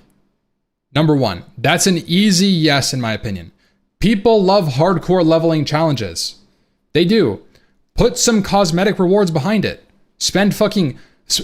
Blizzard, spend $100 to get an AI to fucking design 3 item rewards and then lock them behind doing like a naked run or doing a fucking like a hardcore character on a non-hardcore server or do something. Just put them in. Why not? Fuck it. Right? It would take an AI 10 minutes to design this. Put it in the game, right? Why not? Facilitate it. And then same thing. I think there should be speed running challenges in the raids. Obviously, this isn't going to affect everybody, but I think the people that really do like speed running would benefit from that. Add official add a leaderboard in fucking Stormwind that said this guy is the fastest level 60 on the server, and it updates, and people can do cheesy bullshit to get the rank 1. It doesn't cost anything really. Just do things like that. Even if it doesn't affect the whole player base, you could start with things that are like affect the most people and work your way down. I don't care, but there's so many different things that people like doing in the game that are unofficial, unfacilitated, and they very well could easily be facilitated by the game. And it doesn't, like, fuck the revenue. First of all, fuck the revenue. This is a game product, and the amount of revenue that Classic Plus delivers is based on the product's, I would say, validity. And so if it's a better product, it will generate more money. It's not like what I'm saying is like high cost technology. It's just not. It's not high cost. Like, bro, the game knows how much time every character has spent. Just find the lowest time. That's not like a huge thing. And so like, I don't know. And so like, there's so many things like that you could do that it's like disgusting. Leveling challenges. Number 1, I think that's a big one. Leveling, let's say you add a challenge that says a solo self-found. Just like that's already in the game, right? They did that.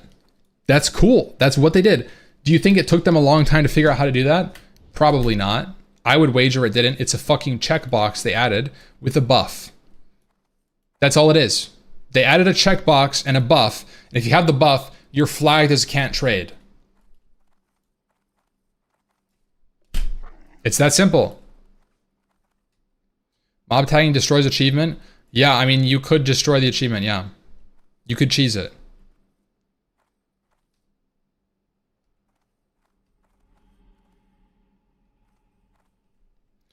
They already have a system that detects someone hitting level 60. How hard could it be to check the player time? That's what I'm saying, right? Like, it's obviously not like a big challenge. In fact, they probably already do pull the play time.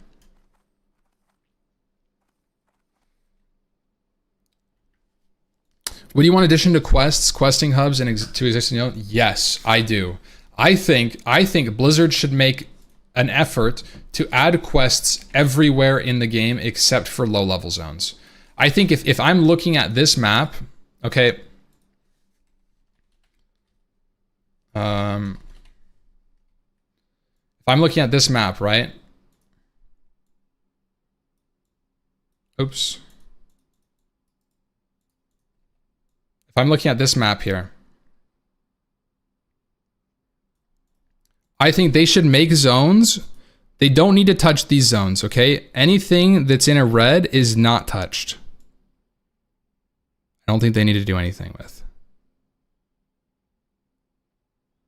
All of this. I think all of this doesn't need to get touched. All of this here doesn't need to be developed. Same thing here, like this, all of this. In fact, I would say all of this for Alliance specifically. For Alliance specifically, actually, it's really fucking good. Like all of this. Okay. All of this, I would say, doesn't have to be touched. All of this. Why is that looking so weird? I would say even like STV doesn't really need to be touched. So like, right, I think that you look at this, right, and all of this doesn't need to be touched. And for Horde, like, you don't need to do this stuff. So if you look at this, right, try to make quests that like maybe have a Teneris quest chain, right? Add some cool quest chains in like Teneris. Blasted Lands. Blasted Lands is like criminally underdeveloped. It's just a grind zone. There's no quest there really. Burning Steps doesn't have like anything in it. It's just like a dungeon. There's like nothing, right? So more Burning Steps quests. Interact it across the Blackrock Mountain more. Like all of this stuff. Thorium, like Searing Gorge is actually pretty good. Deadwind Pass. Make Deadwind Pass an actual leveling zone where you go to, right? Like put like some like level 57 to 59 quests that go between like Deadwind Pass and Blasted Lands. Would be fucking sick. Ajara needs a ton of quests. Yeah, put a ton of Ajara quests in. Develop more Fellwood quests that aren't like super annoying, like go all the way up here and then go all the way down here and then come back. Integrate maybe like there's a lot you could do. Feralis, like add some more Feralis quests, maybe like neutral goblin type stuff. There's a little goblin camp here, maybe expand the goblin camp a little bit and then kind of like make this like a pseudo neutral hub. And send people up to like do like the opposite quest, because I know like Alliance has a quest for like the Naga Cave. Send the Horde to the Naga Cave. Fuck it.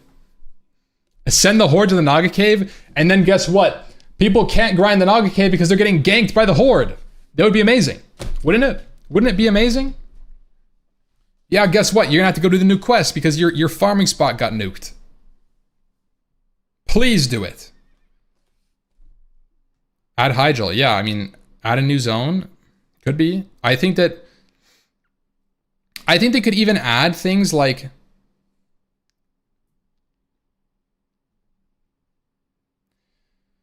yeah.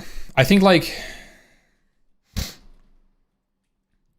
there's a lot of opportunity to add things, especially cross-zone chains. They don't have to be super hard quests. They don't have to be super meaningful, but give like some new stuff in. Just like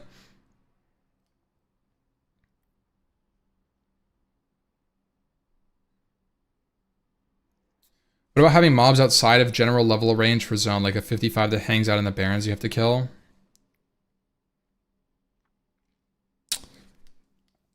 I think that the idea doesn't really work well unless it makes sense. So like for people that weren't like around at the beginning of the stream, I spent like the last like week really thinking about Classic Plus and what ideas would and wouldn't make sense, why they would and wouldn't make sense, and how to change things to make sense. And fundamentally, if you want to add anything into the game, it should fall into the current principles of how Classic was developed. Things make sense in the game. You're in, let's just pick this. I'm in a random zone. I'm in Silithus, okay? It's a fucking desert with bugs in it. Okay, so what mobs make sense? Let's look around, guys. So we've got spiders because it's a desert with bugs in it. And we've got scorpions because it's a desert with bugs in it. And we've got fucking worms and we've got fucking bigger bugs. Like, these all make sense. And there's big hives, right? So what's in a hive? Well, let's say it's bigger bugs. It's not just bugs, it's bigger bugs. So they're elites. So you have all these hives that are full of elite mobs. That's how this zone was developed, right? And so like, right, if you're gonna add a mob to the Barrens, You have to think, why would there be a really strong mob in the Barrens? And if you can find a reason, sure, I think that's fine. But it has to have a reason. And if it doesn't have a reason, it won't make sense. And it will kind of stick out.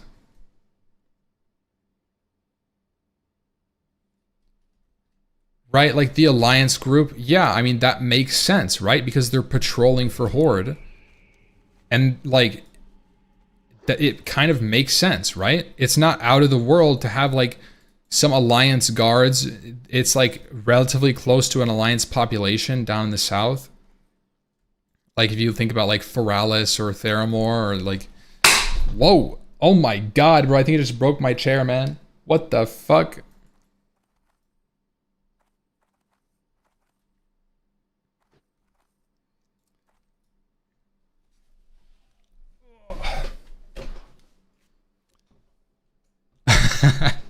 No, I was like leaning back on it, dude. It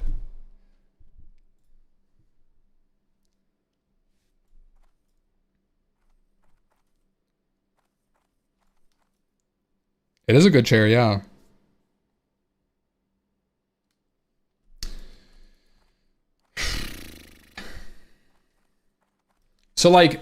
So I was kind of thinking, right? It's like, what makes sense? I think there's a lot of opportunity where if you just pick a zone, you can think about what's missing and why. And I think that there's also, before you add anything, you have to realize that like it's okay to have things that don't do anything. Like an example would be wetlands. Wetlands has a really good example. There's a cave in the wetlands that has raptors in it. And you probably have never gone there until Sod, when they added runes in that cave. And fundamentally speaking, it's kind of like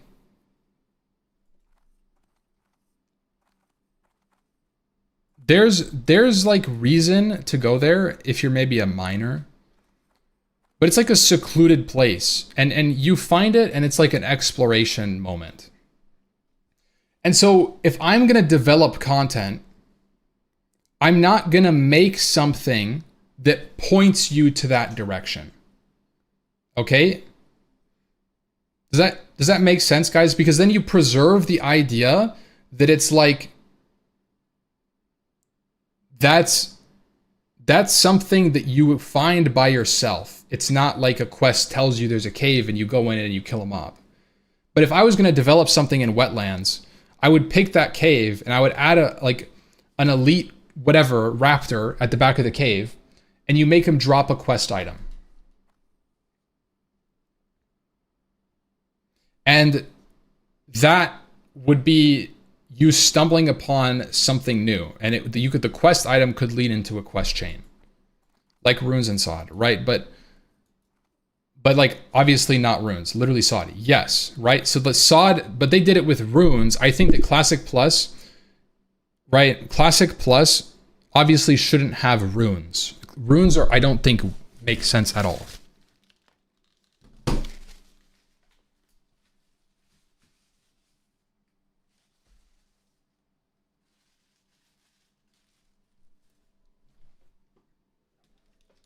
So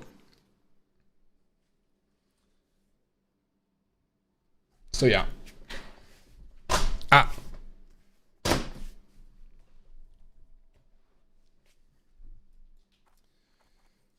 So if a quest item is worth getting, it becomes part of people's normal leveling. It doesn't matter. Right? Like you can't develop something with the idea you're like, oh, but it's not a good idea because it will become efficient for people to go kill a mob, and like who cares? Why are you concerned with how people are going to route their experience farm after a year of playing Classic Plus? That's going to happen no matter what. There will always be an optimal way to do things. So you shouldn't design around the idea that because it's optimal, it's not interesting. It can be an interesting find. And if somebody wants to follow a guide, a year later, right? And it takes them to a place they didn't know about, they're still going to have that experience of learning about it the first time. It's just that the guide is going to tell them about it. So, like, that's okay. That's completely okay. And so I think that you can kind of think about like every zone, and you'll find something like this. Where it's like, you could just throw in, you could just chuck in a like 10, 15, 30 new quests just by finding places like that and rewarding people for going around to see them. And it doesn't always have to be the same thing. It doesn't have to be like that.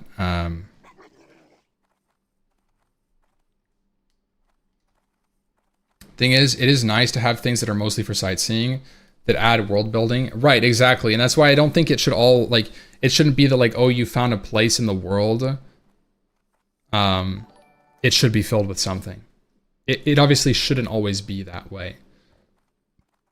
But if something is underdeveloped, it's clear. Thank you, Frost, for the raid. We're doing some Classic Plus discussion points. I'm doing nothing. I'm walking around in Silithus. But, like, an example of, like, something I would say is underdeveloped is Theramore for Alliance. Like, Theramore should have a lot more, shouldn't it? It doesn't do anything for Alliance. You, like, have the missing diplomat chain. Like, you're supposed to, you have, like, this back and forth, but, like, outside of that, like, you don't really have Dragon quests down here. Like the TBC Quest Hub. Yeah, I think that there's a lot of opportunity to add stuff that, like TBC is a good example of them developing underdeveloped places in the world. And if you think about it, TBC was probably the closest thing to Classic Plus that happened in the past. And so I think that taking ideas from TBC is a very sound way to get premises. You don't have to necessarily copy, but it's like TBC developed Azshara. It developed Ashenvale. It developed Theramore, specifically Dustwallow, right? And so it's picking these places that were categorically underdeveloped and providing new content in them. So I think that's very sound.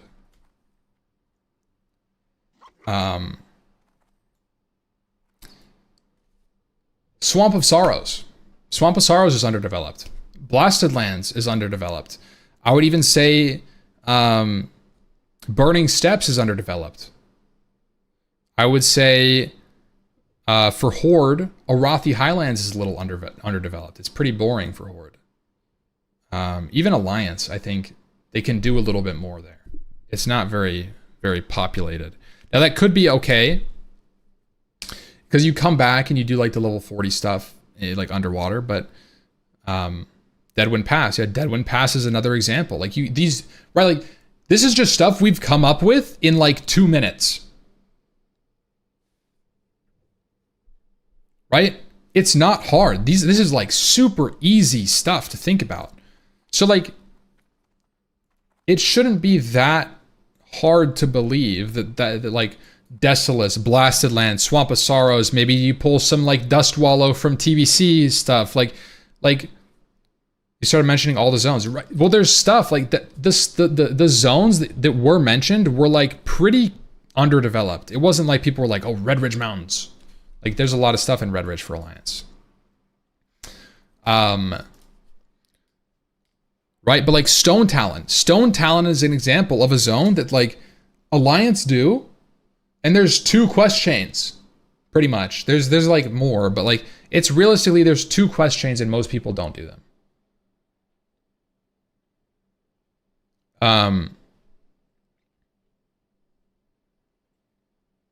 And so like that could be changed. Like you could add just a little bit more. This is like pretty, there's like literally a large Alliance area up here and there's like nothing. There's like no quests up there at all.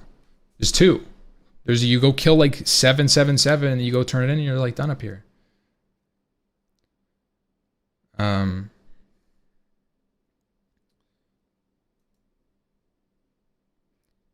I don't think Classic Plus will focus on questing, to be honest. I think it should. I think Classic Plus focusing on questing is a big deal.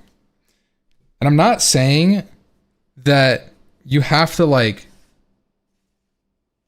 I'm not saying that you have to like, develop like an expansion worth of questing, but like, why wouldn't you make the leveling experience new and fresh as the first thing that you guys do? As the first thing that you do going into like Classic, wouldn't it be nice to have the first thing you do be new?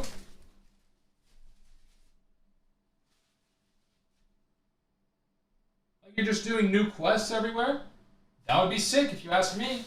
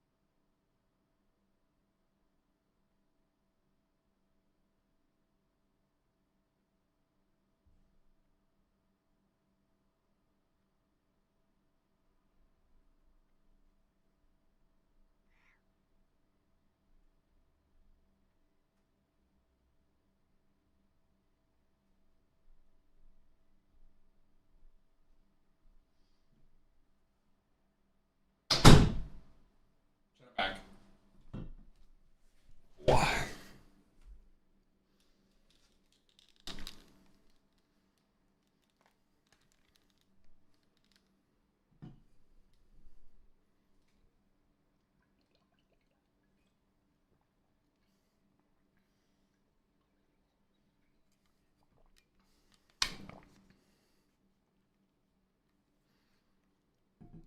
I don't think it's questing that's so important as really world immersion, which is what questing is for.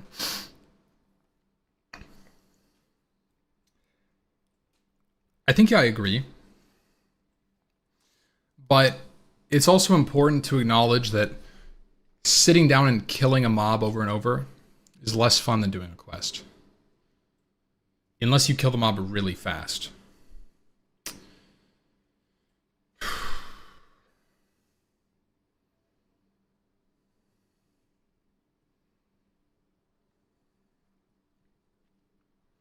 Working out? Yes, I've been going hard at the gym, dude. I've been on a cut. So we started working out, me and Liz started working out seriously in like August. It was like 3 months ago, right? So I've been working out really hard. Like almost 3 months. And I just started caloric deficit. I'm eating like probably like 600 to 700 deficit. But I'm feeling good. I'm feeling good. Yeah, 6'7". Haha. How much do you bench? Ugh. Not a lot. I can barely open a monster, bro.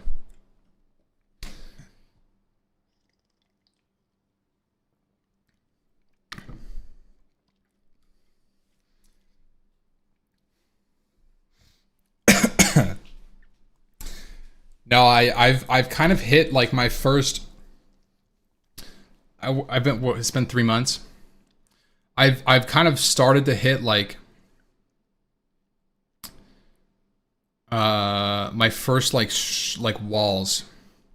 Like I was kind of at like lat pull down. I was at like 150 for like 3 weeks. And then this week I went up to like 170. So I was pretty happy about that. It just like randomly clicked. Same with my bench press has been stuck for a while. I did deload. I don't know what that means. I don't know what that means.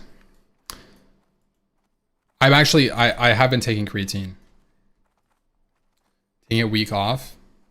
Oh, yeah, we actually did take like, we didn't take a week, but we took 5 days off. Like 2 weeks ago.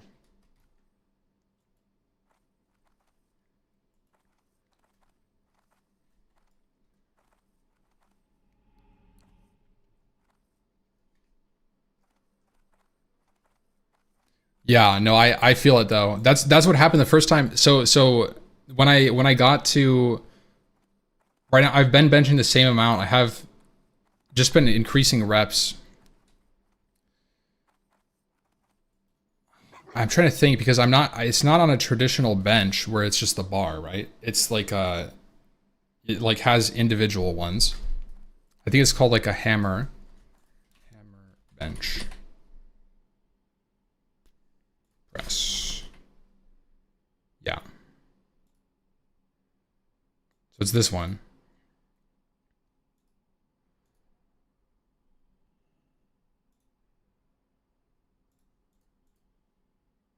Basically, you like load the weight on the side. So it's like I upload 145 and then 125 on each side. That's been like my comfy weight. I don't know how much it weighs on the actual like thing.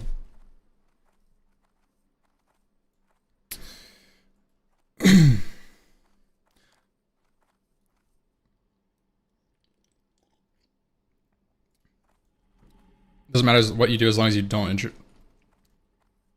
That's, I mean, dude, one part, what's been cool about my journey is like recently I've been trying to stretch a lot more, and I have never been able to like squat deep in my life. Never. I thought I was cursed. I was like, you know what? Maybe I just don't have the hips to be able to do that kind of movement. But after I've been like consistently stretching for like 3 weeks now, specifically like my calves and my hamstrings, specifically these two, I like was able to actually get like a pretty deep squat. So I'm starting to enjoy my squats a lot more. I hated them though. They were so bad. Front squat is really nice. And then there's a machine squat that I was doing where it kind of like loads on your shoulders. I don't really know how it works.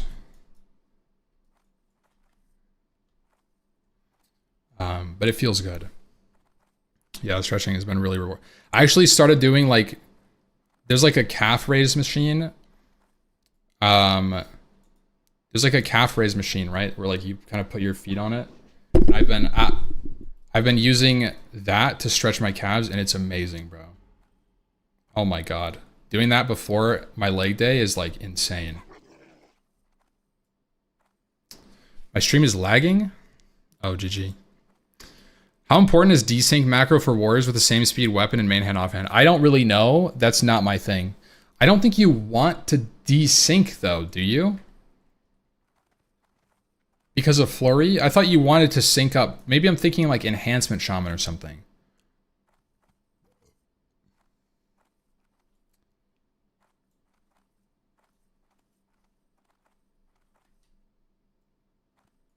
Yeah, I think that's an enhance thing.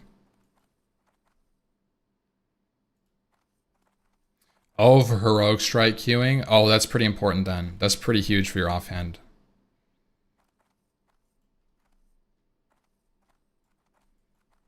Squats, if you're that tight, bring less benefit than risk. Might as well Keep the weight low and stick to machines. Oh, I've only been doing body weight because I know my form is not great. Squats, my leg days, so with my working out, right? I'm gonna swap to my hardcore character while I'm just yapping. I was 278 pounds at my heaviest. And I was like at that weight for a while, probably like 3-4 years. But so because of that, doing like bodyweight squats by themselves are like pretty hard. I'm at 230 right now. It's been kind of interesting to see the scale not move at all. I just started like actually trying to lose fat. But it's been interesting seeing the scale literally stuck for so long and my body just visibly changing. I'm 6'3".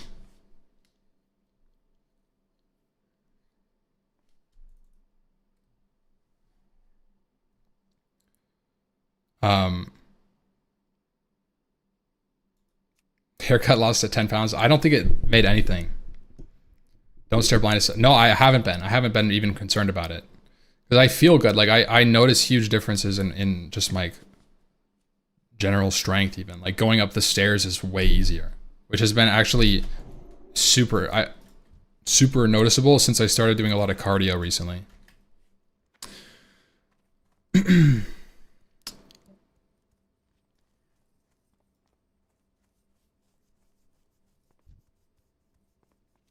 Breathing is way easier? Yeah.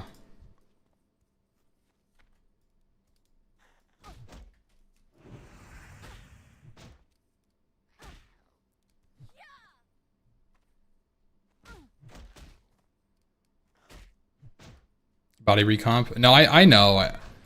I know that's what I'm experiencing. I've kind of looked into it a little bit. And it's, yeah.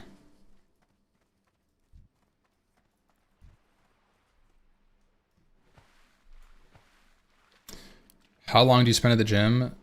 Well, the last like 2 to 3 weeks since I haven't been streaming, my life has literally been like gym and then like chill. So I've been going to the gym every day, but normally we go like every other day and it's like an hour and a half workout. So it's like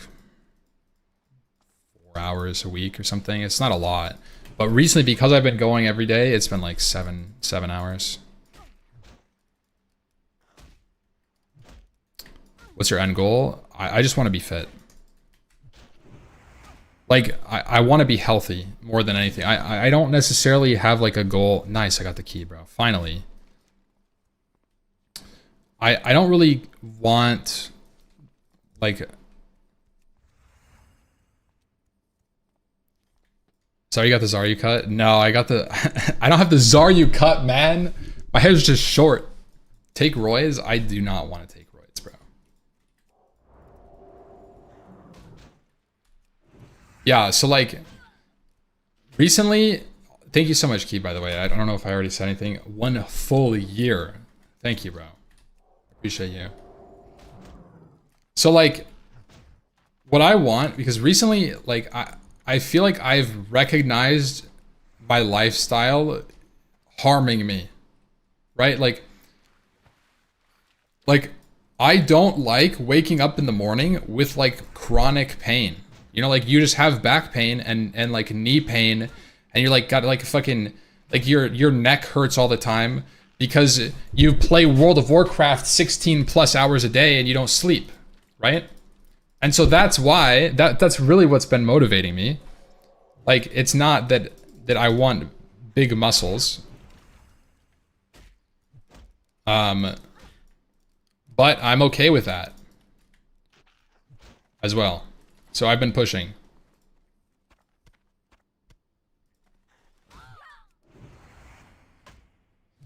Yeah, I think so you're working out so you can play WoW. Right, exactly. Yeah, pretty much. No, I recently, like the last 2 weeks have been like me like really taking a look at my life and trying to like not go down the path I've been going down. Because it was pretty, like, to be honest, like, I was streaming, I was, like, seeing success in, like, my career. But that's, like, pretty much it, dude. And, like, it's not, like, it's not really what I wanted. And I think taking a step back and, like, not streaming for, like, you know, it was, like, a week and a half or something, like, helped my mental so much. Just, like, I almost spent, like, you know, a week getting kind of, like, everything in track. I just feel so much better, dude.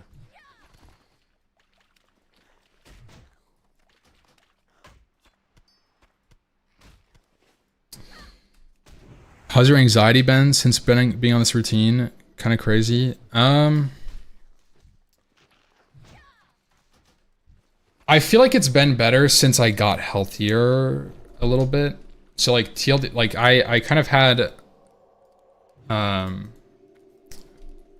I started getting panic attacks. I'd never had anxiety in my life. Up until like last year, I started getting panic attacks, and it was like pretty directly tied to like my heart health. And I think since going to the gym a lot more, and especially since I've been doing cardio, I've kind of trained at high heart rate, and that's helped me understand like it's okay to have a racing heart. Because what would happen, right, is you'd like your heart would go fast, and you're like, oh shit, like I'm feeling kind of anxious, and then it would like exacerbate it until you're like spiraling. And so I think that cardio has directly helped that. What does it feel like? Well, I mean, it's probably different for everybody. For me, I don't know, like, I'm sure that there are different kinds of reasons that would induce something like a panic attack. For me, it was generally, for me, it showed up as like heart attack sort of symptoms. So like I would literally, right, like it would be like my heart would like race a little bit for whatever reason. It could be anything. Like it just happened.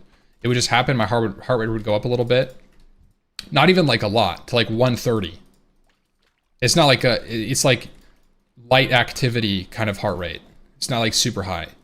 But like noticing that it's high at a resting, you're like resting, right? Would freak me out a little bit. And then I would, you know, it would be like, you'd like hyperventilate or whatever.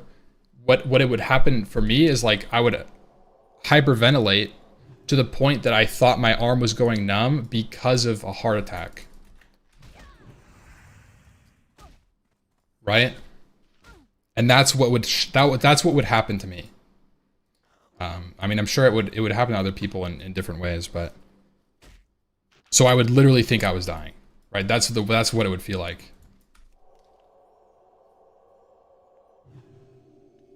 Like hyper, yeah, it's literally being hyper. That's the best explanation of it. You're talking about it is giving me anxiety. Well, I'm sorry, bro. I was kind of concerned about that outcome, to be completely honest. But if you're able to recognize it as anxiety, it shouldn't hurt you.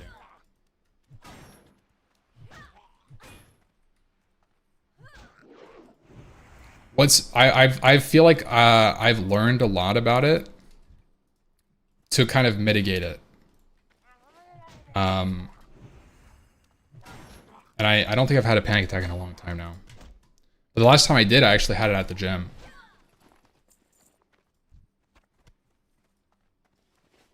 Dude, I never did the second... Oh, I think I just did this one already. Nicotine? No. I don't do anything.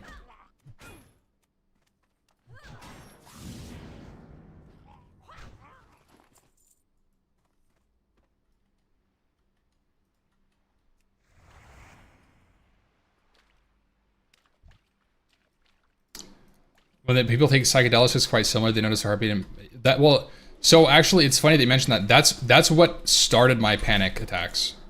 I had never had a panic attack in my life until I ate an edible and I had an allergic reaction, not to the edible but to something I ate, and so that's what actually created, I would say, my first panic attack, and that was fucked up. Not ever having a panic attack and then having one while under the influence of like a pseudo psychedelic. That was fucking, like, I actually have like unironic PTSD from that. This is alive. Yeah.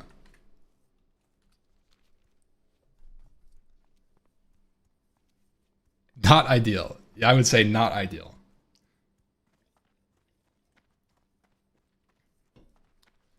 That's a strong anti-drugs testimony. It really is. No, like, I never really understood the consequence of that happening. But like, I literally have anxiety now because of taking a drug. And I never dealt with it ever in my life until then. So, be careful what you guys do. Seriously. Like, it's hard to recognize that until it happens to you, though. So I understand, but. Do you think it unlocked an underlying anxiety? I feel like that's somehow more likely. I think it's possible. I think it's definitely possible. But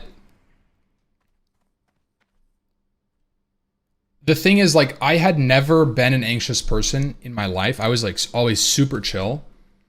And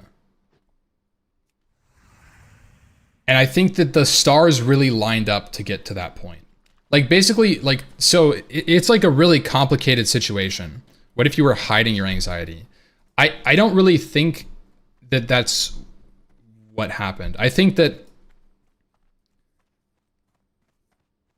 what happened to me wasn't that I have general anxiety now.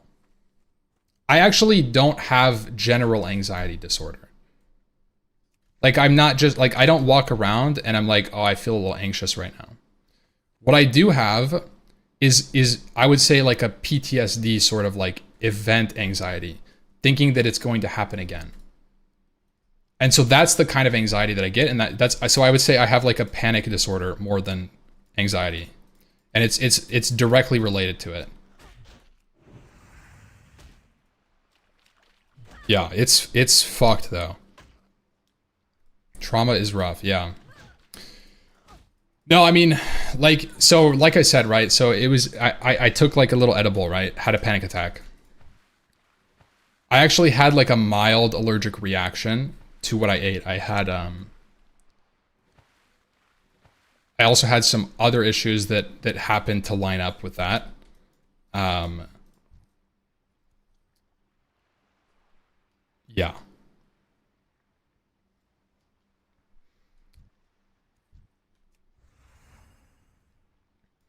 Because some people say mushrooms help you reconnect with suppressed childhood trauma and use it for this purpose on purpose. But it sounds like you feel it's anxiety in this incident of reoccurring trauma from this particular incident. Yeah, I mean, I feel like I've used other substances, specifically, I guess I can be open about it. Like, I specifically had like a small dose of like, what is it? MDMA. And it was actually really therapeutic. It was just me and Liz, and it was like a therapy session. Unironically, it was not. Yeah, Molly. So I understand that it can be therapeutic in like certain situations. But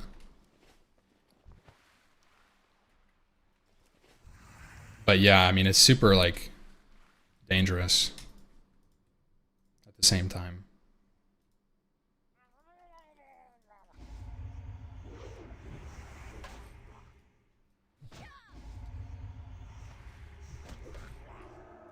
Mushroom's really good for trauma. Yeah, but then it's not like it's always really good. Like it could be really bad too at the same time, right? So I don't want to sit here and say that it's like really good, because I know I literally had like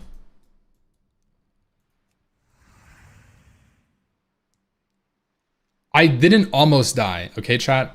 I didn't die, or I wasn't even close to dying. But in my head, because I was on a hallucinogen, I had a near-death experience. Like, I thought I was literally dead. I lived through the experience of dying almost. Okay? And it's hard to explain that unless you've had that experience. And it's not fucking fun. Get over yourself. I'm not doing anything. I'm trying to explain my perspective. If you don't want to hear honest truth, go watch some fucking real news and turn this off. Okay?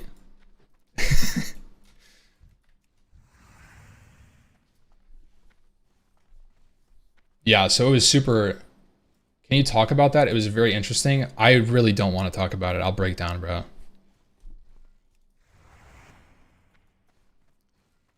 That's probably as far as we're going into it.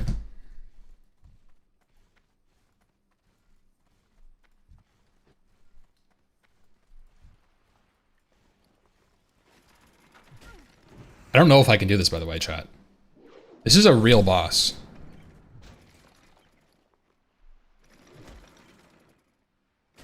Can Paladin solo this, guys? This is looking a little grim.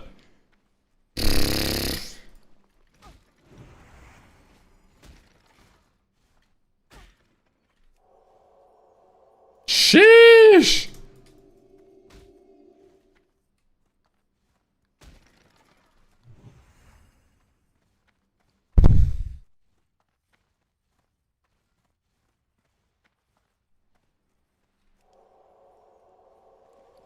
Oh!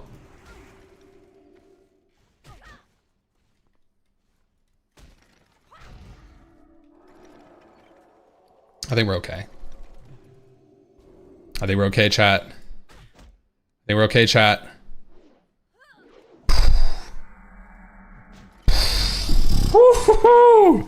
And that's why we play hardcore. What is this broken class? Grubby. This is Paladin. You only played Horde, right? You didn't see Paladin. This is Uther. I've got Divine Shield, Lay on Hands.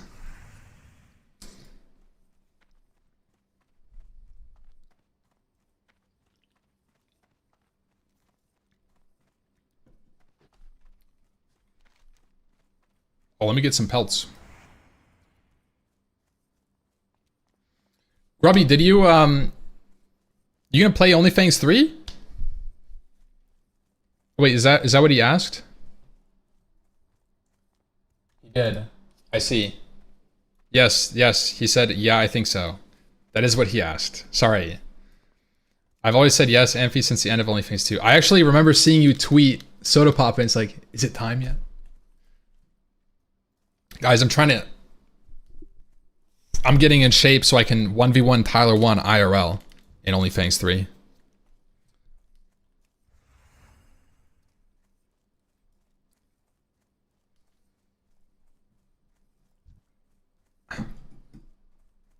Never mind.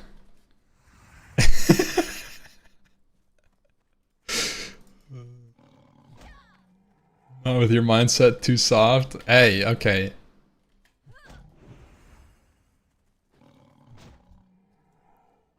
He's 4'4". Okay, guys, come on, no height shame here. Aim for the dent.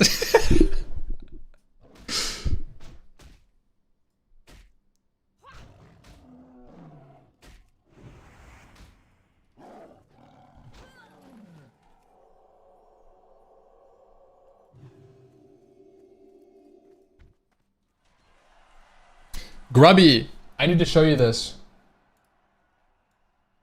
I was playing Panic in the Woods. I've been playing some XCOM.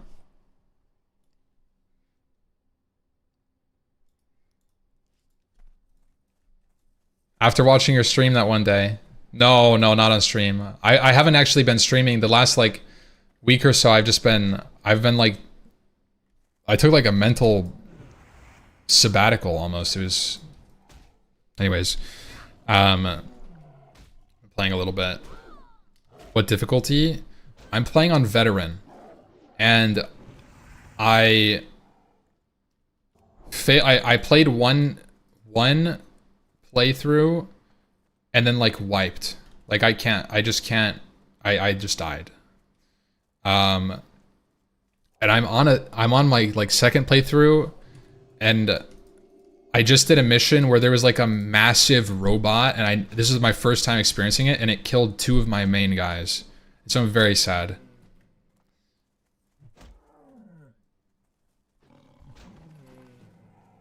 Sectopod. Let me see. Yep, that's the one. Yes, this fucker. Yes. And he has like 30 HP. Yep. Oh my god. He like one-shot. He like one-shot my dude, my tank. He had like 11 or 12 damage or something. It was not okay. You like XCOM 2 combat? XCOM tank. Yeah, I mean he's like a machine guy. I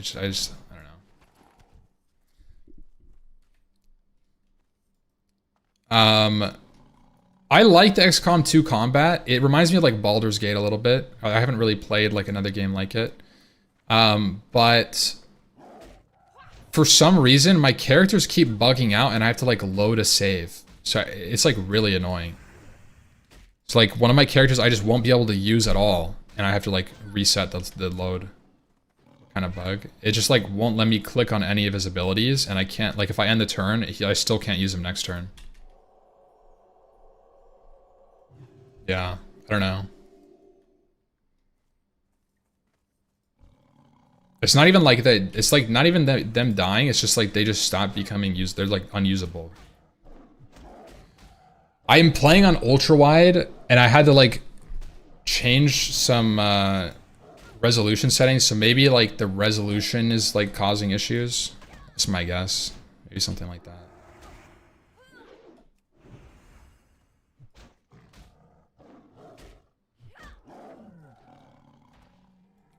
Because it doesn't inherently support the resolution I'm playing on.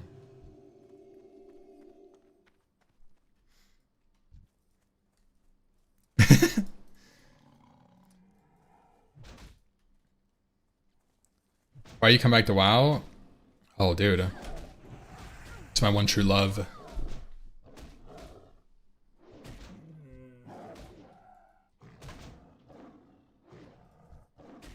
Why is this guy not taking any...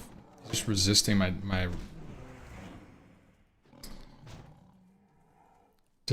Wait, they discontinued the XCOM series? Dang. You an AoE grind? Probably not. I'm not really a paladin AoE kind of enjoyer, you know? Maybe. Ooh, yo, guys, you know what I forgot to do? I forgot to grab the quest from Stormwind.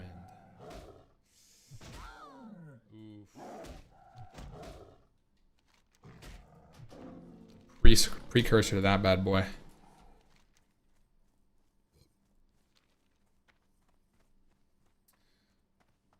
It's so weird to see Clazobow from Not Horde's perspective. Bro. What? Wait, chat. Does anybody know the details? I saw a video that I wanted to watch from Soda Poppin'. Where it was like talking about TBC hardcore, but I didn't watch it yet. Is it Horde versus Alliance? I've seen people say that before. Is it Horde versus Alliance? If so, Grubby, play Alliance with me, please.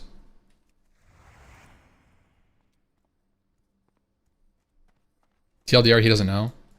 Okay. Yes. Yes. It's so much nicer. Has Grubby even seen Stormwind? Has Grubby even seen Stormwind, guys? Holy shit, he's missing out.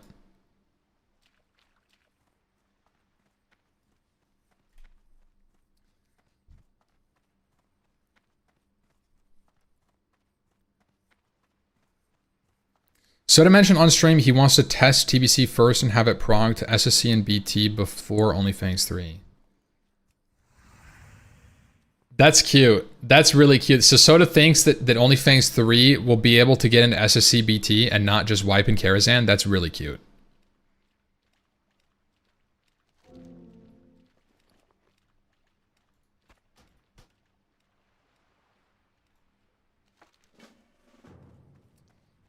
Yeah.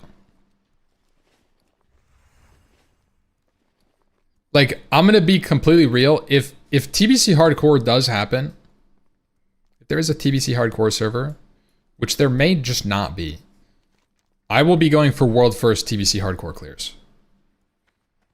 And then I think I have to do that. And I think I could probably do like OnlyFans stuff as well, but I just can't be around for... But...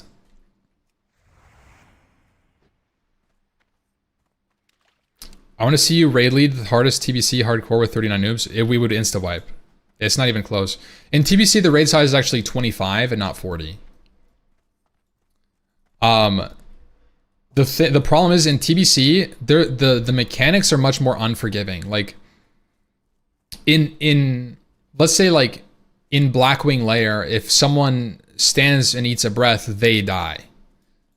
In TBC, if someone stands and eats the breath, they explode. That's kind of like the TLDR difference between the two. Or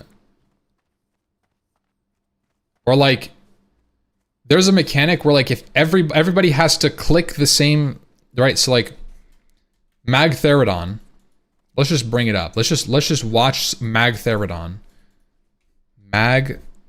Magtheridon's lair.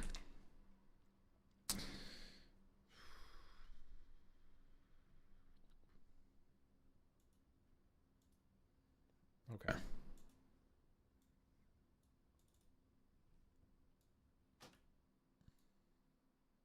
Let's just skip to the boss. Okay. This is spoilers. Probably. But I'll just show a little bit of it. So like, to kill the boss, look at these cubes. You have to click every cube at the same time within like 2 seconds of each other. And if you don't, you wipe the raid. It's not like one person dies. Look. So the boss is casting a spell called Blast Nova. You see this beam? Right here. Okay. If you double click it, it breaks. And you get a debuff, you can't click it again.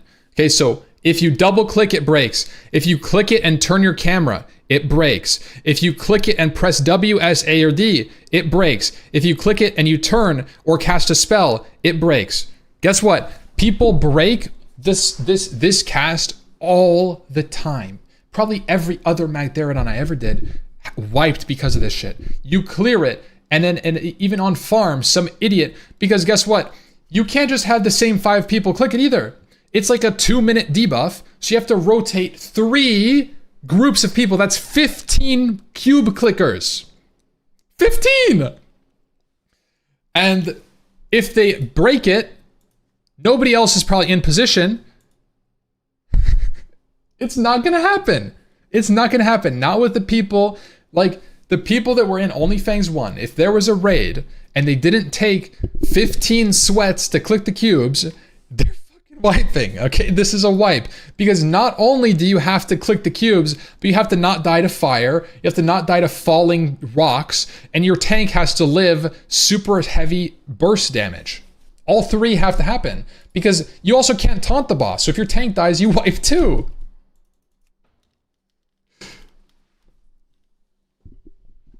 And the cube does damage to you. Yes, the cube also does damage to you while you click it. So you have to not kill yourself with the cube too.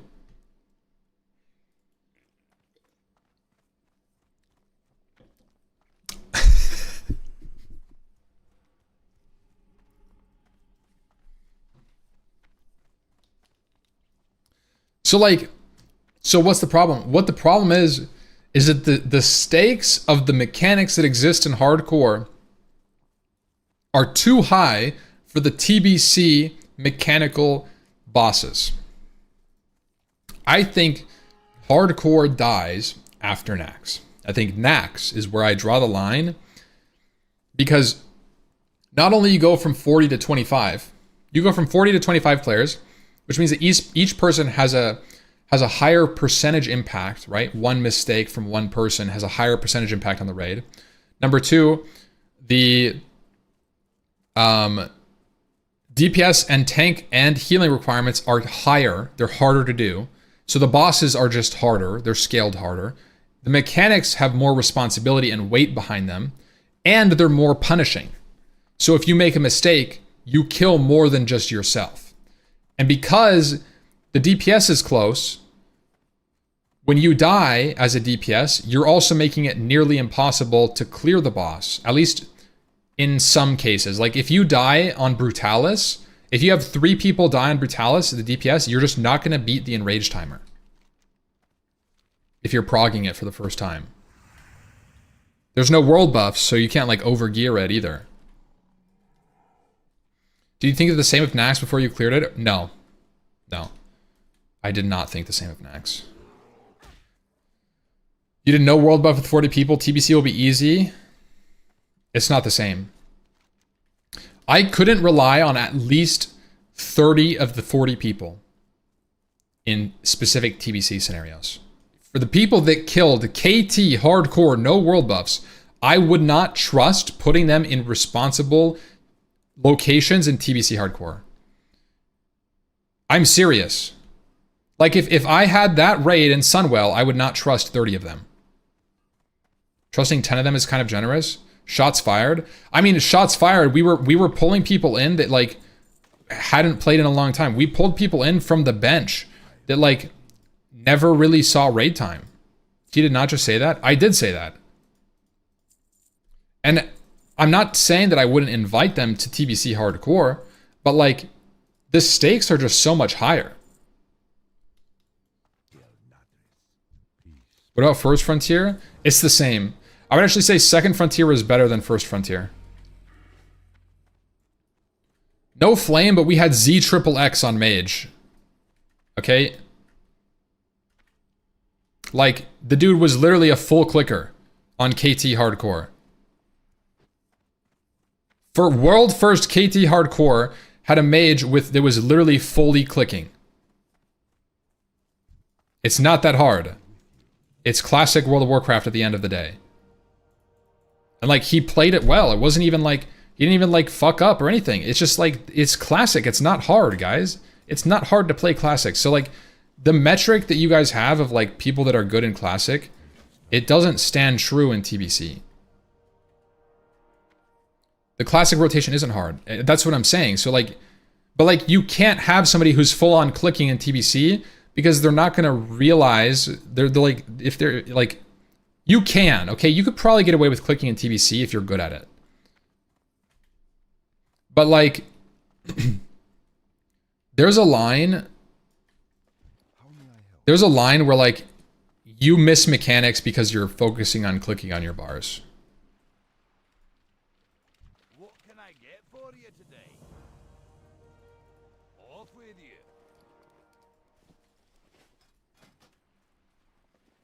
You know, I should actually do this quest in my route just for the 2 stamina gloves. Never thought of it as a reward for like warrior. Try to seal of command. Seal of command, is it good on a 2.6 speed weapon? I've never played paladin like this. Oh my god. I just thought of it, guys. Imagine you have a clicker. Oh my god, this is actually where clickers get exposed. If you're a clicker and you're gonna play TBC, you need to practice right now. The ghost on Terran Gorefiend. If it targets a clicker, you wipe. And I'm not even flaming. Because they have to click on the ghost and then click a button that slows them down, and then click on the other ghost, and then click on the button that slows them down, and then click on the other ghost, and if they don't rotate it GCD perfectly, the slow debuff wears off. I forgot about that. I fucking forgot about that, dude.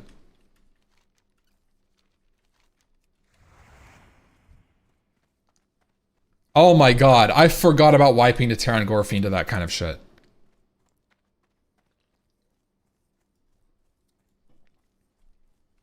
I won't, I know I won't change your mind, but the harder the challenge, the greater the side of it. I will try, if hardcore servers exist, I will try to get World First Sunwell. I will try it. But it is harder than Classic. That's true.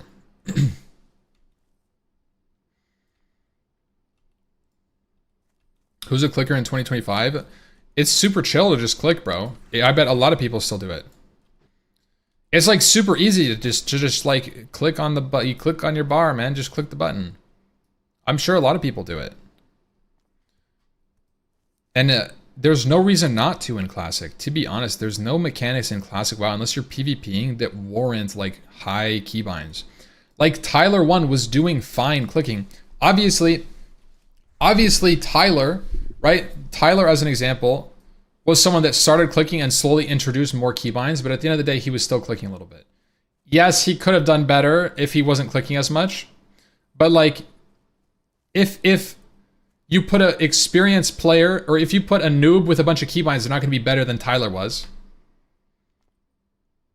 That's the difference, right? Like, you can't look at it from the perspective of someone who understands all their abilities, like, and be like, oh well, if I started clicking, like if I was in Tyler's shoes and I was clicking every single one of my spells, I would probably outperform someone who was a noob with a bunch of keybinds. It's more about the knowledge than how you press the buttons. So, like, you can be a good clicker.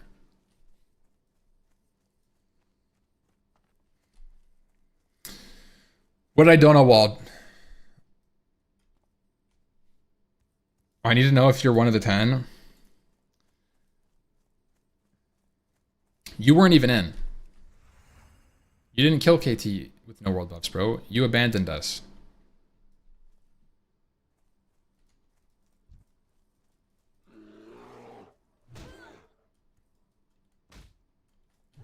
If I was in, I would trust you. Okay, I would trust you to do a mechanic.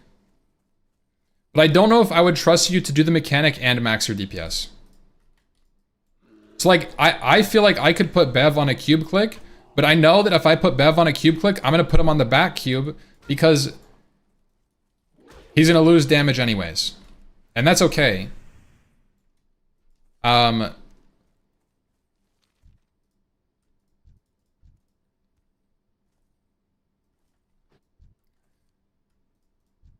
Yeah, that would be like my...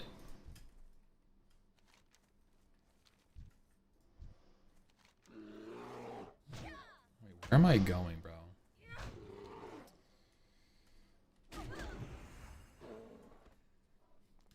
Oh no! Oh, I did get it. Yes.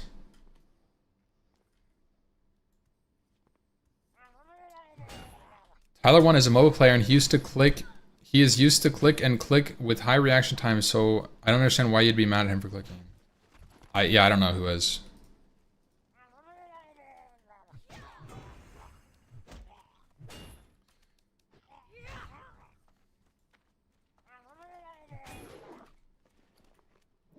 Grubby's mad at him? You know what? That's fair.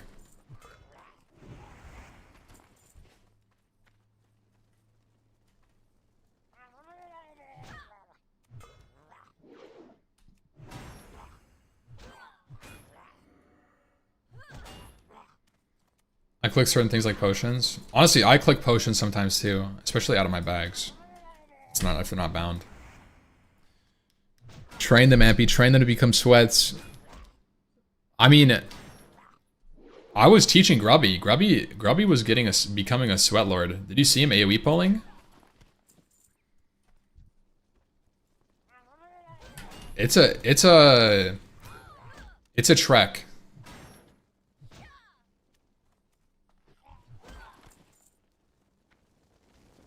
Grubby and Lakari, I'm very proud of my students.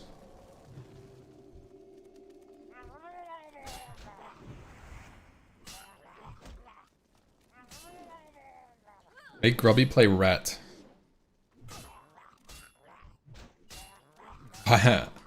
Honestly, Ret Paladin is probably really fun in TBC. I've never played Ret.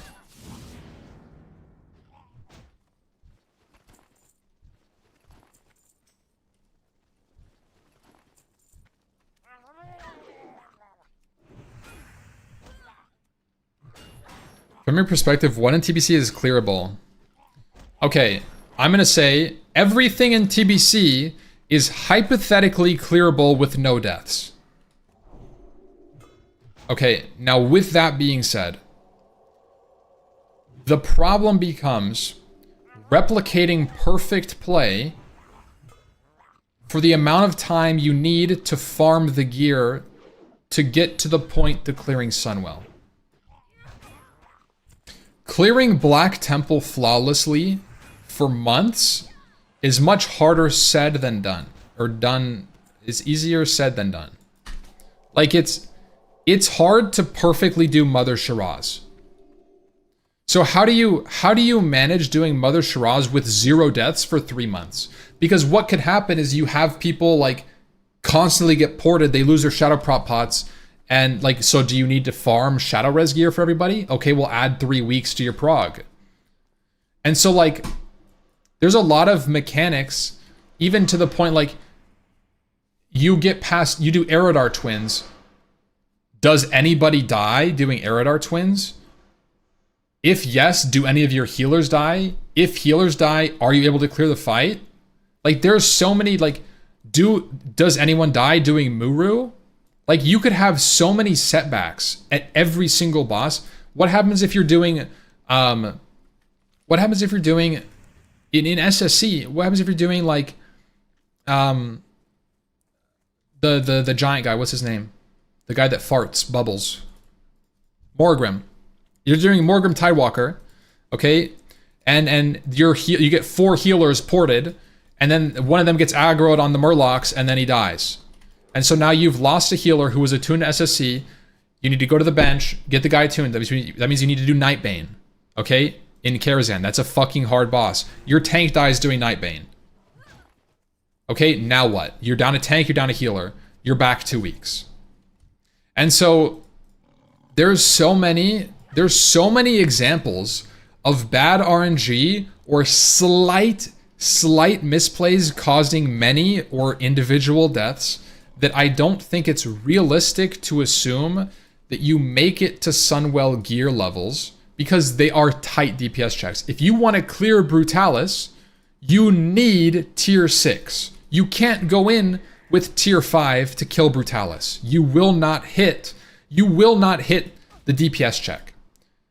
So the question becomes, or even let's say you do hit the DPS check, your tanks won't survive in tier 5.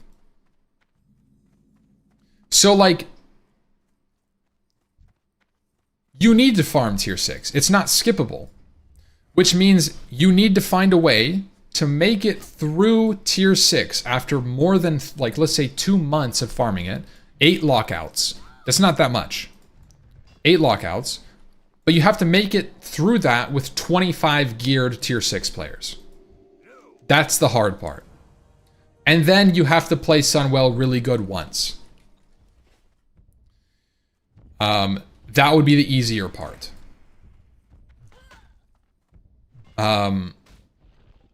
Snow, thank you for the tier 1, brother. Good morning. Saw you playing Valheim, dude. Me and Liz were literally talking about playing Valheim, and then I opened Steam and you were playing it. I was like, what the hell? This guy's in our phones.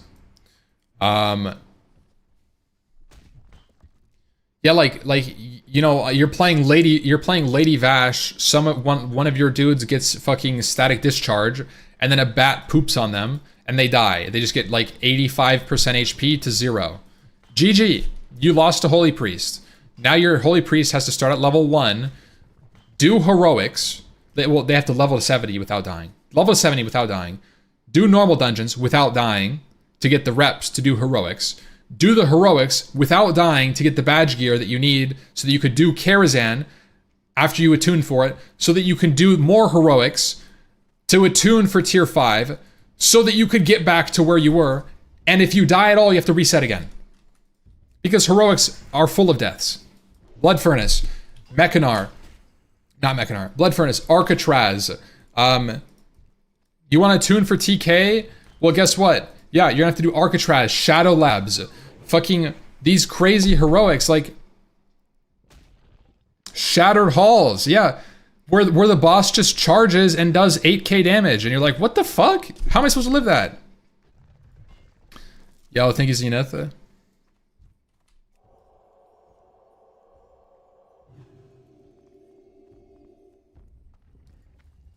So, yo, type in Pete with the tier 1, thank you, bro. So that's kind of like my thought process on TBC.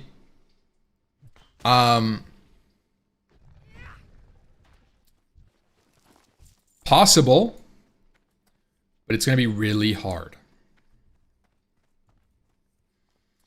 And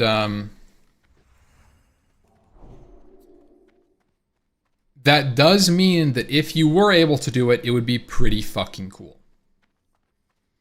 They also would need to change some mechanics, like Sandon is saying. There's a Doom mechanic that just kills you after a minute. You get a debuff for 30 seconds, whatever. You get 30 seconds and you die. That is the mechanic. You die and you summon a Felguard. Doomguard. Or Terran Gorefiend. The mechanic is you die and summon a ghost to kill ghosts. And then you die for real. And so like the real endgame, in my opinion, in TBC Hardcore is like, unironically, you could clear Mag, you could clear Gruul, but I think the realistic endgame is like some point in tier 5.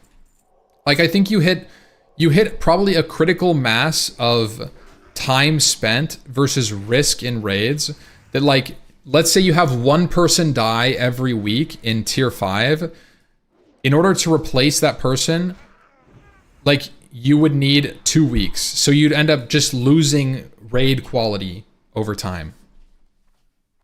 And I think that's the problem, is that you hit like this like critical mass of like your raid getting weaker. What if they just didn't count the raid boss? Wait, what? What if they just didn't count the raid boss mechanics where you must die as a death? Yeah, I mean that would help. Right? That would help. Right? They would need to do that because you can't farm Terran Gorefiend and have 4 people die every week. It's just not possible. Which means if you can't kill Terran Gorefiend, realistically, you can't ever kill Mother Shiraz, Council, or Illidan, because it's literally required to get past. It's like in MC, you need to kill every boss right to get to Ragnaros. It's the same in Black Temple. If you want to get to Mother Shiraz, which is the third to last boss, you have to do all of the bosses prior, which means Gorefiend, Blood Boil, and Reliquary and Akama.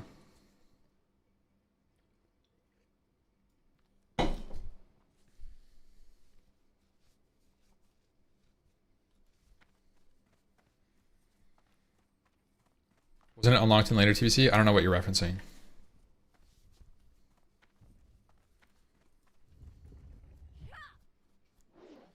I think the checkpoint idea is interesting. If you made it past 60, you just reset to 60 when dying. Oh, I don't know. I don't know how the door works, Mother. What if you double the loot drops? I mean, that, I guess you could do that. I feel like that's an option. You could make loot more bountiful, which would inherently make the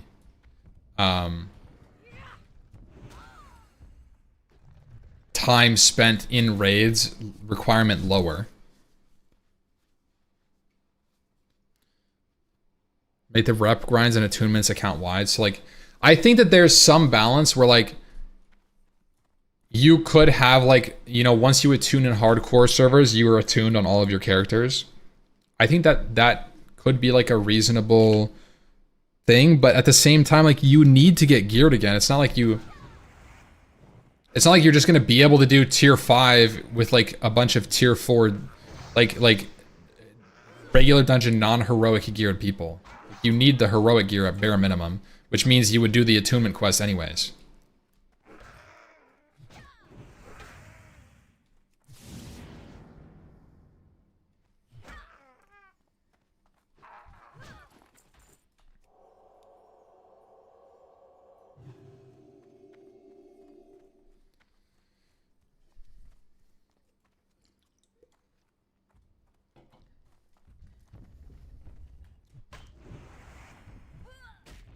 And TBC Hardcore, they lift the dungeon lockout. Azeroth pre-16. I don't think it matters. The leveling journey, like, if you guys have ever watched like C-Dank's video on TBC Hardcore, the leveling journey 1 to 70 is the same as it was in Classic 1 to 60. Like, it's pretty good. It's pretty fine. The leveling journey isn't the problem. And unlocking the 1 to 60, making 1 to 60 faster, doesn't even address the majority of the speed, because like the way it breaks down is like 30% of your time, if you're leveling 1 to 70, 30% of your time will be spent 1 to 58, and then 70% will be 58 to 70. So like the majority of your time is still spent in the new content. It's actually really fast. When I played TBC private servers, I got like server first on a hunter. And my played was like 3 days, 18 hours or something. 1 to 70. Which is like the same played time you would have 1 to 60 pretty much.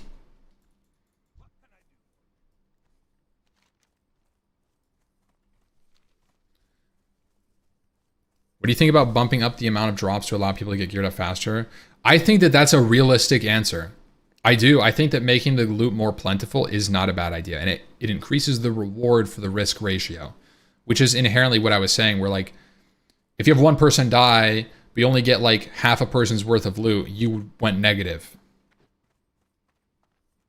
So you want to be able to go positive every time you raid. It loses a bit of meaning. I think that because it's hardcore, it still has insane meaning. Like, let's think about this. If there's a hardcore WoW server, and people clear Illidan, and they get twice as much loot from Illidan, does that take away from the fact they killed Illidan on fucking hardcore World of Warcraft? No, it doesn't. And I think that extends downward. I mean, yeah, it might devalue, like, Karazhan loot, but, like, who cares? No, I don't think it matters. Like, fuck it, make it fun. Make it cool to clear the stuff in hardcore. Hardcore clear would give extra loot.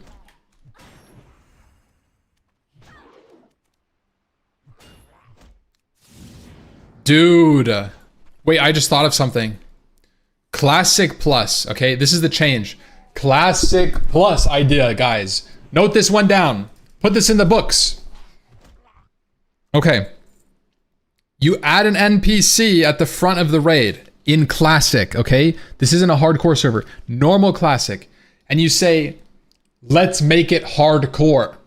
And it drops more loot to do the raid in hardcore.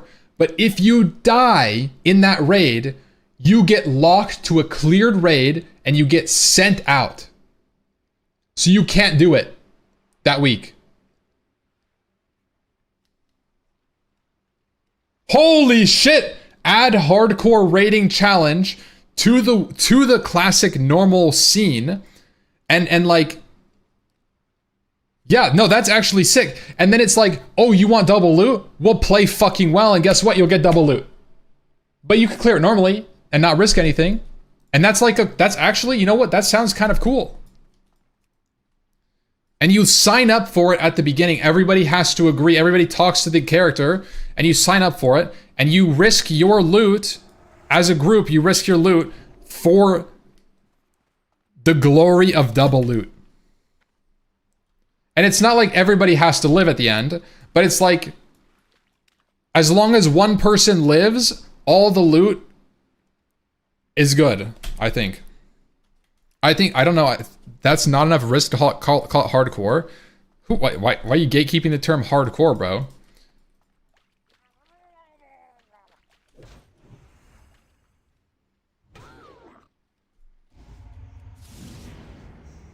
People leaving, fixed number of ratings, no leavers? I think not. Well, it would obviously be like a guild thing, and you couldn't have people join or leave.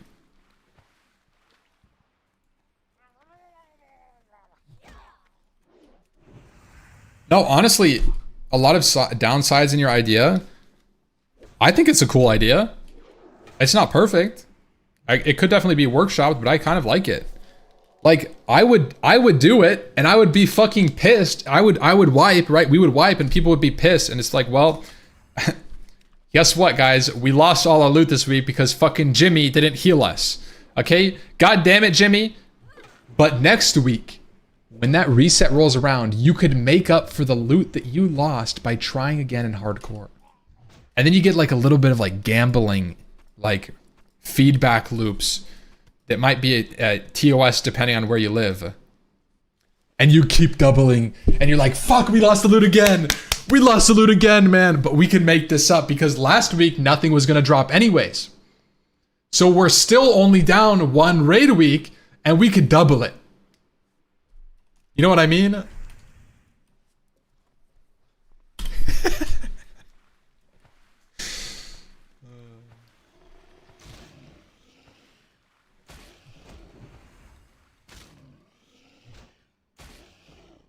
Oh.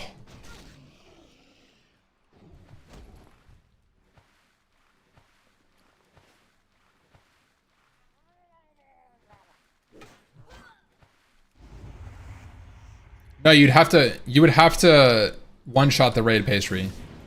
That's the idea, is that it's not hardcore raiding necessarily, it's just like the idea of like adding a concept that's like, you would go for like a perfect clear and with the possible reward of double loot, or you get nothing, and that's the risk. It's a challenge run, right? Yeah, it's an immortal run, basically, but like, it doesn't fail if a person dies, they just can't keep going. More risk, more reward, right, exactly.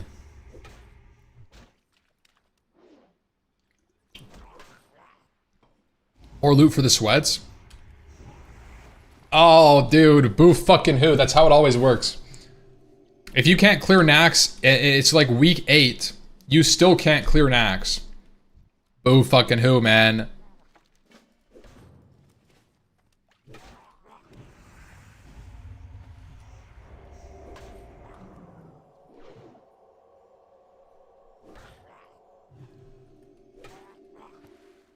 I thought you quit.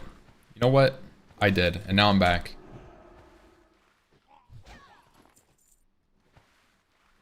I like the idea, but would lead to everyone wanting to double loot. So it would kind of become mandatory, and that would lead to toxic pressure on casuals.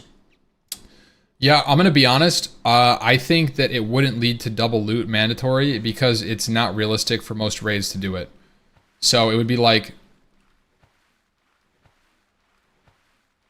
I just don't... I don't think it's like...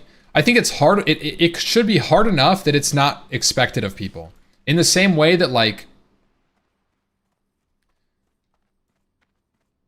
in the same way that like rank 14 wasn't expected of people until it became easier. You guys remember in 2019? I bet nobody pressured you to go rank 14 because they're like, yeah, no, that fucking ruins your life. It's 3 months of effort. For what? Swords? Like, really? Yeah, nobody told you like, well, guess what? You're not rank 14. Well, I don't want you in my raid because you're not trying hard enough. Right? And like, now that rank 14 is expected, now that it's easier, it's expected of people. It's like, oh, you're not rank 14, really? There's no decay. Like it's been what, 12 months, and you haven't done AVE weekend like once every month? Like, are you even trying? You know what I mean? So like, that's the difference. Where like, if a system is hard enough, it's not expected of people. What if instead of double loot, you could choose to do hard mode and you can choose between double loot or upgraded loot? I don't think upgraded loot is good. I don't think you should have more... Okay. So, what if instead of double loot, you had a better odds at getting the good loot? So like instead of saying, oh, you got double loot, so like each boss dropped 1 token, it's like you remove the chance. You can like opt to remove specific items from, like you could, I don't know. Who defines what good? Like I think the player would have to, like decide some way through some, yeah, I don't know. I don't really know. I've not thought about this enough. This is a fresh off the press idea, guys. Not thought out at all. Mop bonus rolls. Oof.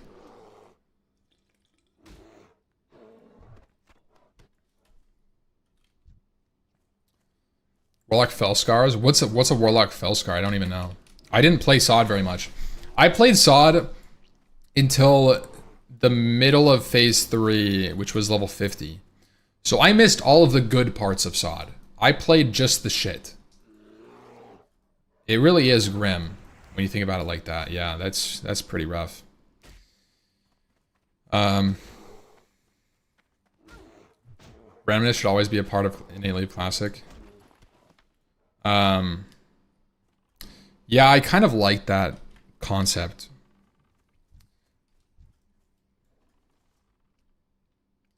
Tokens. I hate tokens. I think tokens are really bad for the game because it separates the boss from the loot. Does that make sense? Like you have, let's say you have the Lich King, right? Drops a token that you can exchange for any piece of tier. The same items that you could have gotten for killing Putricide. Now every item that you get, even though it dropped from Lich King, feels like it's the power of something that dropped from Putricide.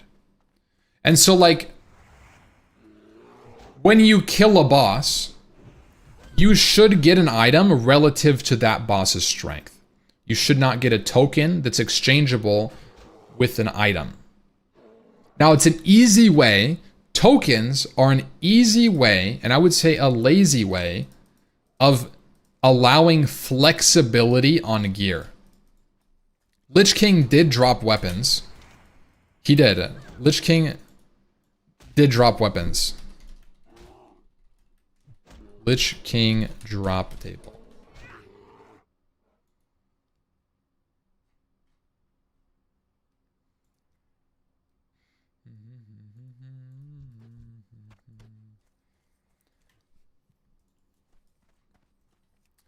I thought Lich King dropped a token as well.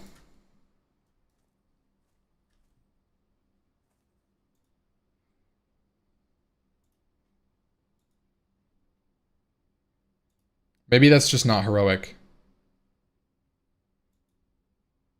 Lich King drops token as well for armor. Yeah, I thought he did.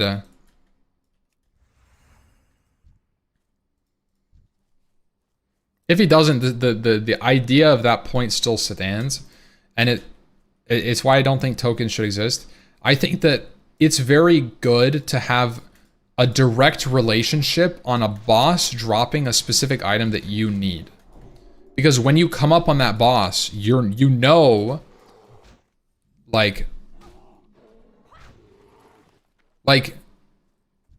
I don't think it's not tangible to get a token. When you get an item drop and it's like, oh my god, this guy got his 8-piece giant stalker drop from Golemag. That item dropping creates meaning. If a token dropped, there's another layer of separation between that feeling happening. Like, you don't realize that's what happens until it's like, oh, this hunter speaks up, and it's like,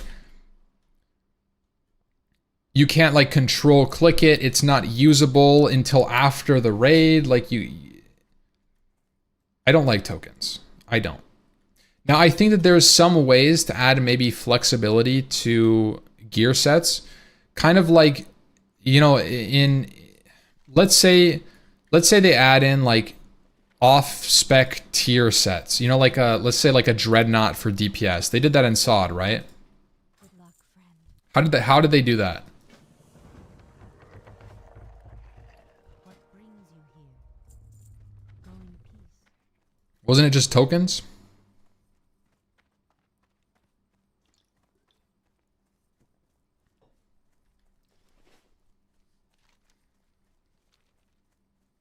Yeah.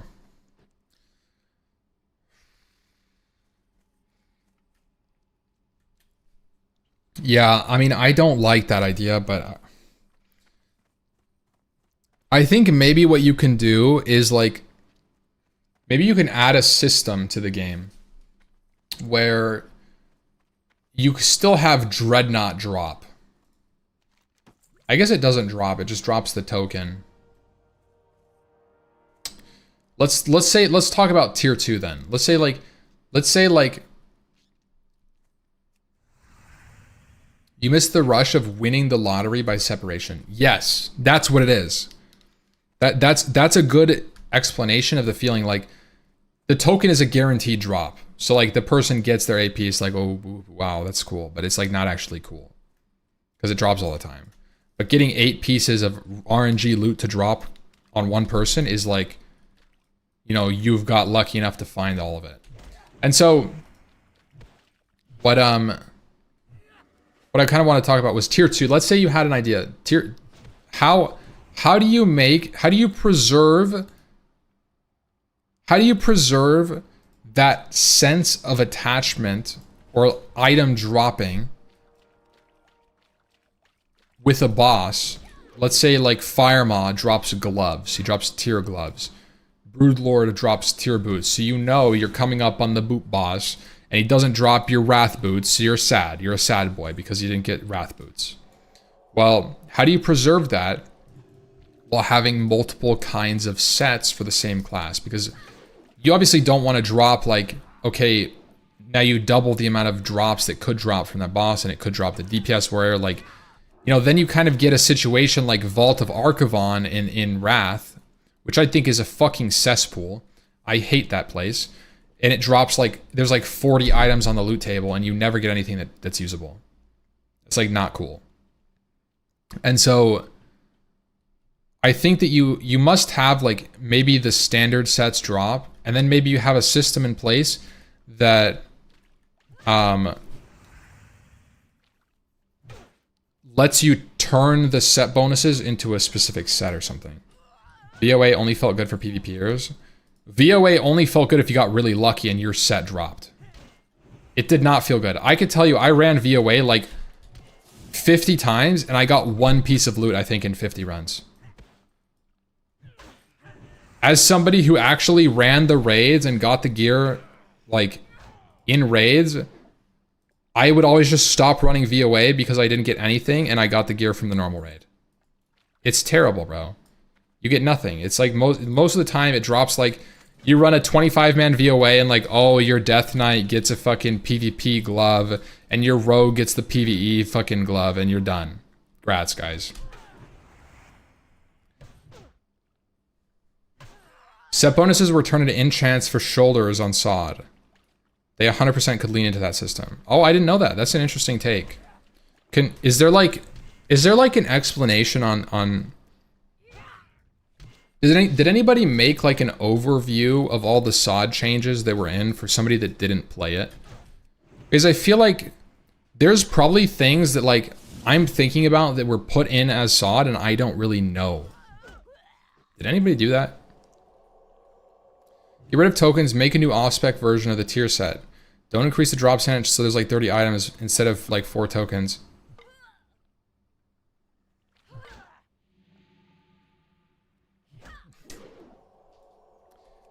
I hate the idea of horizontal. Guys, can we stop? Can we normalize stopping using the term horizontal progression? Nobody has fucking horizontal progression. Nobody does it. There is no horizontal progression. It doesn't exist. What you guys are saying when you say horizontal progression, what you guys are actually saying is make a good game. Make a good game that doesn't diminish my current existence. That's all you're saying. Horizontal means fucking nothing. Nobody's climbing or moving. You're all sitting down in a stupid ass chair. There's no movement. Stop saying it, okay? It does nothing. Nobody even understands what it means. It's literally a buzzword. Yeah, it's... Can we stop doing it? You're calling out Zaryu, he loves that phrase. I would love to debate Zaryu into like not using that phrase anymore. I think it's so meaningless. Saying horizontal progression is like a cop-out for like not knowing how you want to make a good game.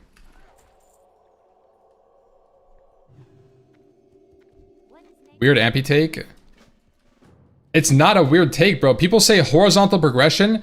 People just like, dude. People just look at a game and they're like,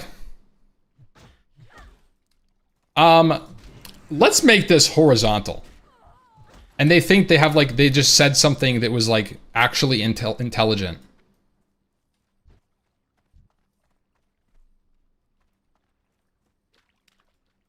Like it means nothing. You might as well say like, let's make this good. Okay. Thank you, bro. I mean, they're referring to how OSRS does it. OSRS isn't even it's not even horizontal per se. Like OSRS has ways of like devaluing the old stuff. It's more, it's not completely horizontal, quote unquote. I know that because I played OSRS. And you get items that are then devalued. That's the definition of vertical.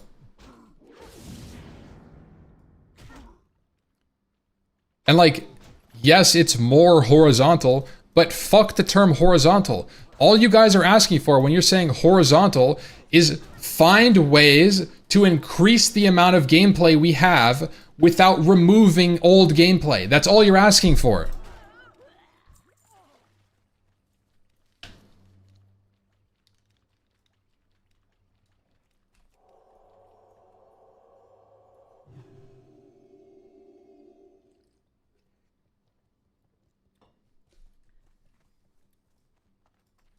I think people mean they don't want player power devalued patch to patch, removing older content. Yeah.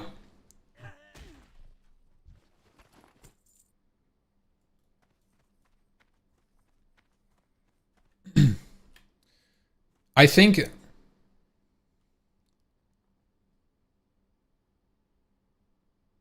Hey, yeah, that is what we're asking for. I wonder if there's a nice, concise term we could use to refer to that.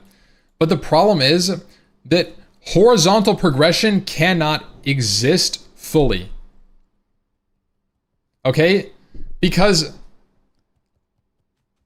right, like, you can't just have a horizontal progression. Then there's no progression, and it's not interesting. So there must be some level of verticality to it, and that's why I think it's so silly to just say horizontal. Because if you truly wanted horizontal, well then you could get rid of leveling, because every time you fucking level up your old spells, guess what? They get thrown in the bin for a better spell. Should you not have different ranks of spells because it's vertical? Well, no. I think it's a great sense of progression. Okay, well that's a vertical progression system. You're not leveling sideways, guys, you're going fucking up.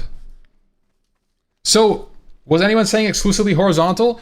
That's what the term implies, is I want horizontal ideas. I want horizontal ideas. But you're playing fucking vertically all the time. Like, you have to understand that, like, dude, parts of it can be. Yes, you're right. But that's why I think saying horizontal progression is brain dead. It doesn't say anything. I think I just don't think it makes sense to say horizontal progression, because it could mean different things for different people. It's like, well, one person's horizontal progression is fucking pet battles, and the other person's horizontal progression is a niche trinket that they want.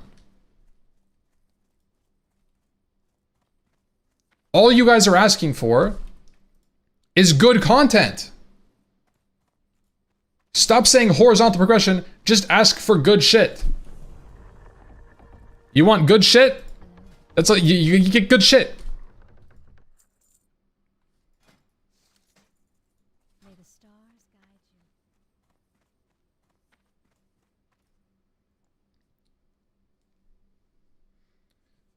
No, good content that doesn't invalidate previous progress. I think that's inherent. And I think Classic WoW does it pretty well.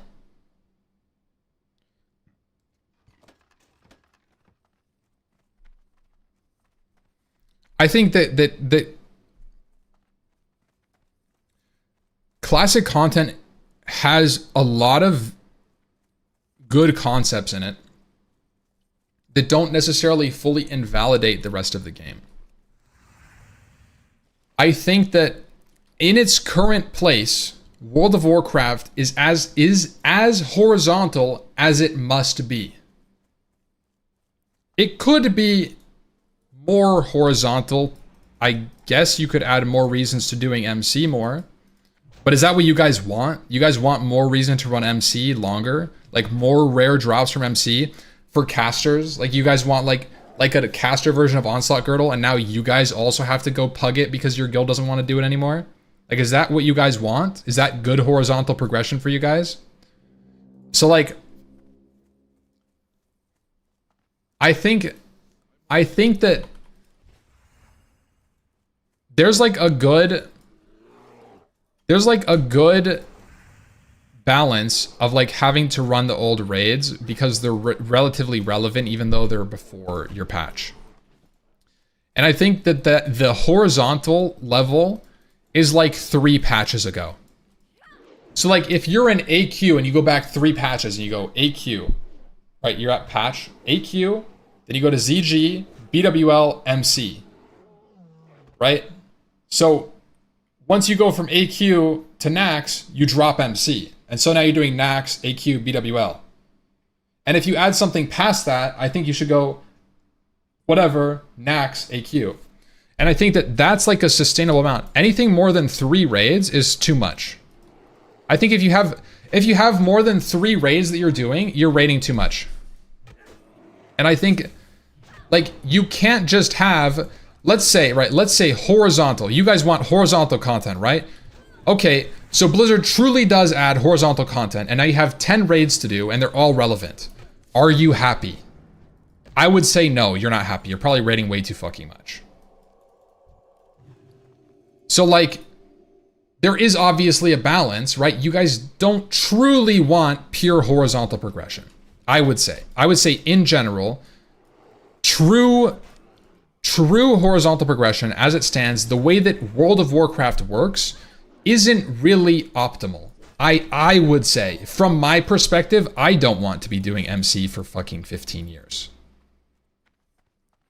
And so there must be a sense of growing out of the content. Your character, your guild have surpassed the power of Molten Core. So you don't need to do it anymore. Right? And I think that that's good. I think that sense of progression is good and valuable.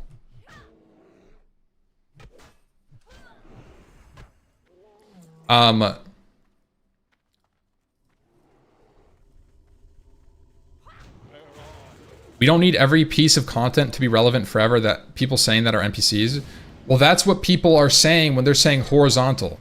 And I don't think people understand what they're saying. When they say horizontal progression, what that means is that progression doesn't remove the other progression, right? But in that same sense, that means that it stays relevant until you finish it. And so depending on how it's made relevant, you might not outgrow the content. And that's my point that I want to bring up is like, okay, so you make like the people that ooh, seal command, guys. The people that are saying horizontal progression, I don't think realize that classic World of Warcraft is like relatively vertical.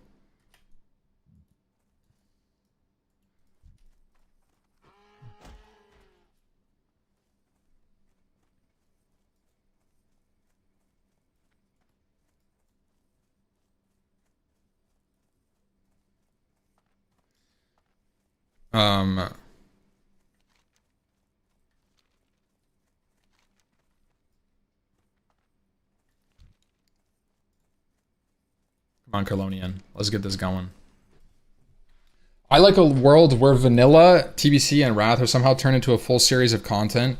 Would there be a way to have it all rolled together without invalidating things? I mean, that's kind of like what the Thunderforge servers are doing, isn't that?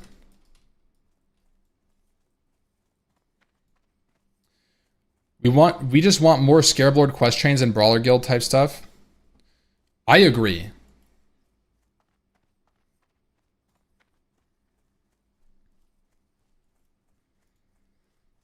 They just need to find the correct pace to it all.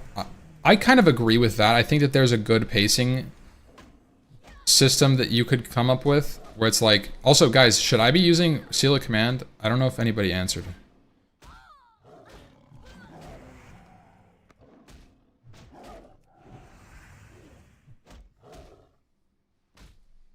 What do you think of X equals Y progression? Isn't that diagonal? Why are you equationing me? I mean, I think that World of Warcraft Classic is relatively diagonal, where like retail might be more vertical, and then OSRS would be more horizontal. If you're thinking about like some fucking...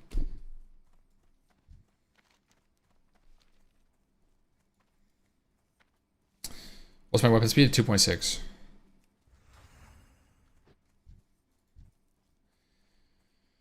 $10 raids but 2-week lockouts.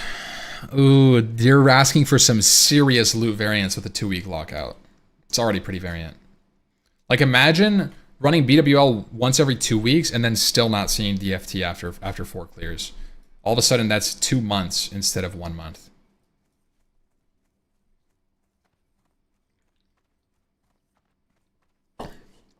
Okay, this guy just brought up the fucking absolute values. What the frick? I didn't even get to read all that.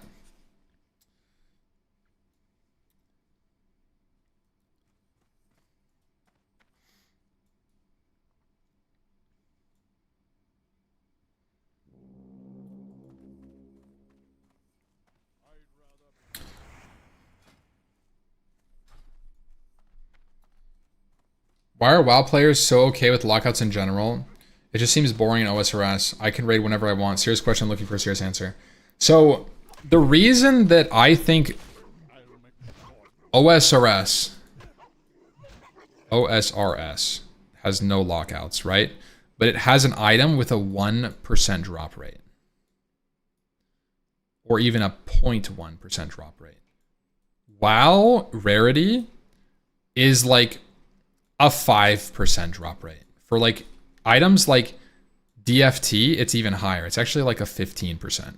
For legendaries, it's like a 5%, realistically, like a 2 to 3%. Right? So lockouts exist because the loot that drops is actually pretty common in WoW.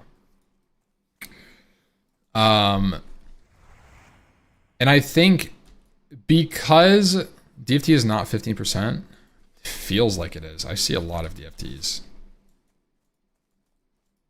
Let's look it up. It's pretty high. It's not actually that low.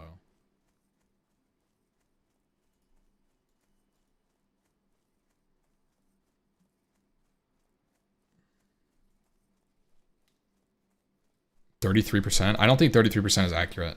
It's probably like 18%. I believe 18. It's definitely not 33. I can tell you that.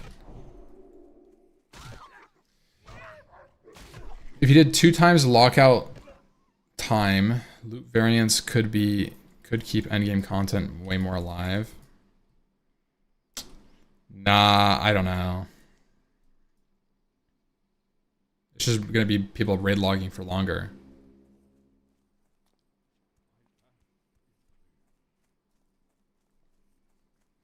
You seal a command.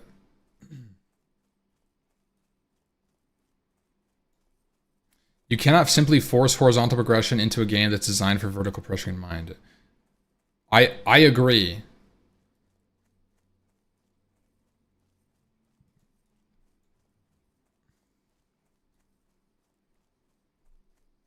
I should look into Albion. I haven't played it. I think that the problem is that like lockouts exist, I think, as a means of keeping player progression somewhat even. Mostly. Like, it's not that bosses, like, inherently couldn't be killed over and over like dungeons, but if you had a guild that was capable of clearing knacks, and you had a guild that, let's say if you take knacks, right, as or BWL, right, if you could just clear it, you could just clear it as much as you want to get all the gear that you need, and then you go right, you skip the progression timing, the value of like other people, I think it creates, I think that the scarcity of being able to do it once per week creates value to being able to run it. And it also creates like a ritual with your guild where like you get to raid on a raid day. I think it's okay. I actually don't mind not raiding all the time. It gives time to do other things in the game. And now a lot of people don't do things in the game outside of raid, which is a problem in itself. But like, it shouldn't just be like a raiding simulator. That's not, to me, classic WoW isn't really a raiding simulator at all.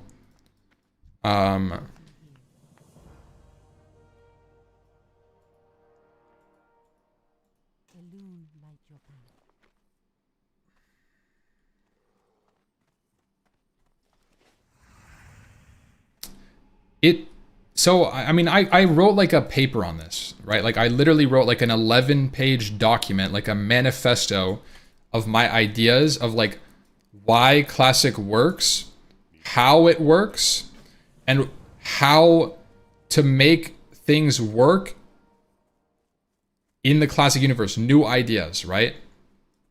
How do you make a new idea work in classic? Well, you like respect the initial principles. And I think that if you look at classic WoW as a game, as a product, it's not actually anything. It isn't anything in particular. It's not a PvP competitive game. It's not a PvE simulator. It's not an RP game. It's not a, right? These are things you can do. And that's the fundamental understanding that you must have when you're thinking about developing something like Classic Plus. What you should be doing, in my opinion, what you should be doing in Classic Plus is enhancing the core values of the game. And at its core, Classic World of Warcraft is a location. It's a world. It's a place. It's not a parsing simulator. It's not. It's just not. It's not a questing simulator. So like, for me, the way that you should develop a Classic Plus isn't by thinking, oh, we need to change how lockouts work. We need to change how this works. Because who cares if you can only raid once per week? It shouldn't be about raiding in the first place. Raiding should just be something you do. It's a world, not a game mode. Yeah, exactly. And so I think that the raid once a week thing works. It's fine. I don't think it matters. If you want to raid more than that, I mean, you could just make another character, right? Make another character. You raid a lot. It's individual lockouts. And you need a lot of people, and it takes a lot of time. Raid logging kills the game. Yeah, but people aren't raid logging because of the lockout. People are raid logging because they don't want to do the in-between raid stuff. And that's the problem. They don't want to spend time in the world.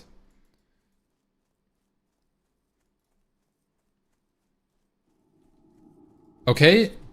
That's the problem. That's what should be solved. Raiding is boring, so they log off. So the world is boring, so they raid and then log off. Sorry. That's what I meant to say. The world is boring, so they raid and then they log off. This is a person that views the game as a raiding simulator. That's not what it's designed to do. It's supposed to be a world where you log into and you pick what you do.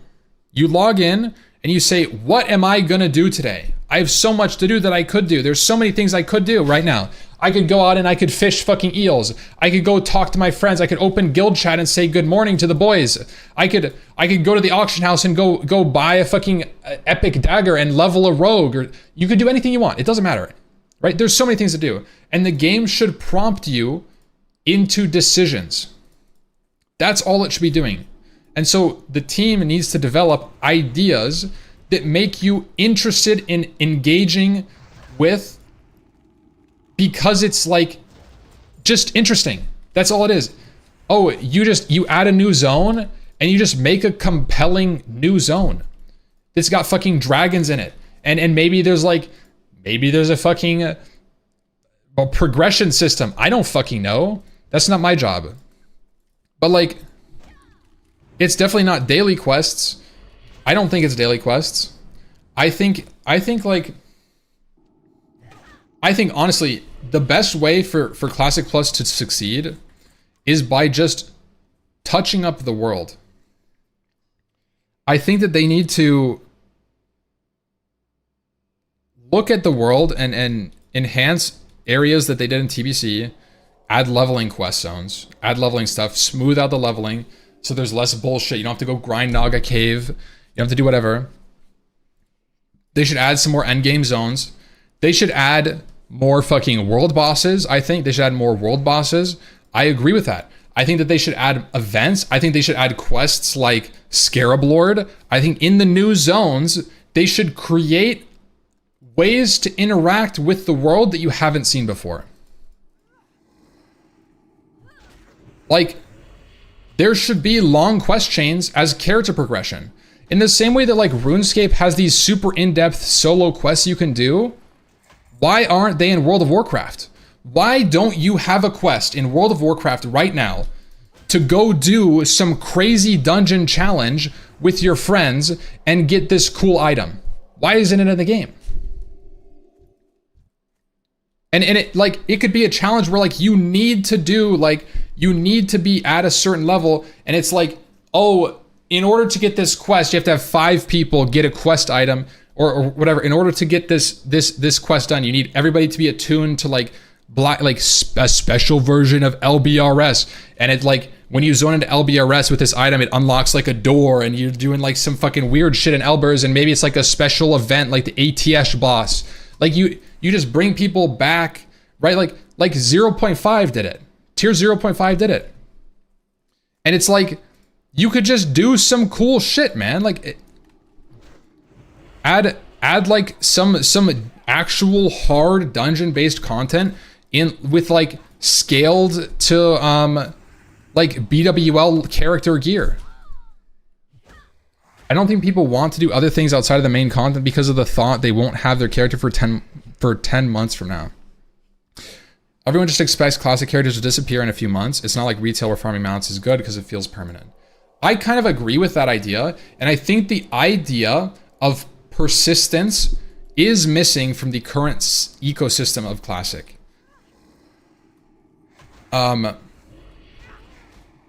Because, and this is why, because at least for me, I know that at some point the game outgrows what I'm interested in. It's not that it's gone, but I have lost attachment to my character with Scarab Lord, rank 14, full tier 3, full tier 4, tier 5, tier 6, like almost got Gladiator on. Like I have 260 days / played on this character. I could delete him. I don't fucking care about a character. I am level 80 and the max level is 90. It's been 2 expansions since I've played this character. Like, it's gone. The character doesn't matter to me anymore because the game is no longer where it was when I got those things. And I think that kind of sense does exist in Classic, and it does make you not want to do things sometimes, like really truly investing in your character. But it could also be that like you've just done the things that you've invested in previously and you don't want to do it again. And that could be part of the problem as well, where it's like maybe if there were newer things that you could do and invest and progress with, that you wouldn't feel that sense because it would be new. It would be interesting. And that's where Classic Plus comes in, where it's like,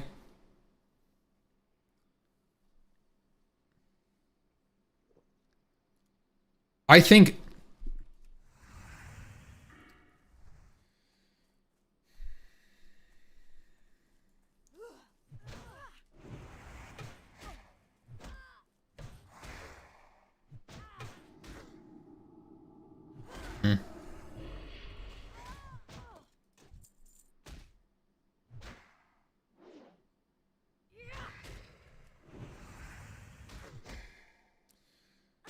do you want release hardcore? No, I don't want hardcore Classic Plus. I don't think there should be hardcore Classic Plus servers.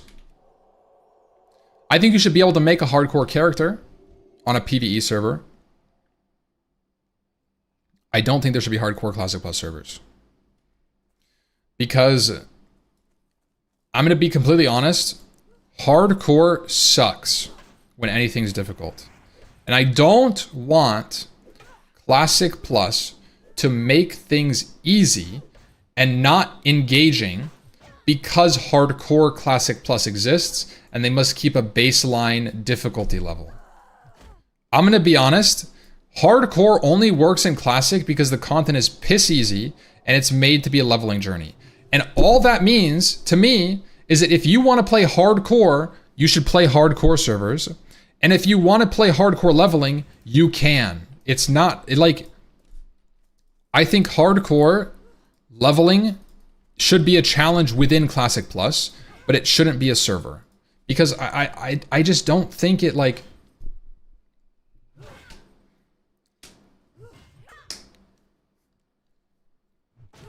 they won't nerf Classic Plus just for hardcore servers.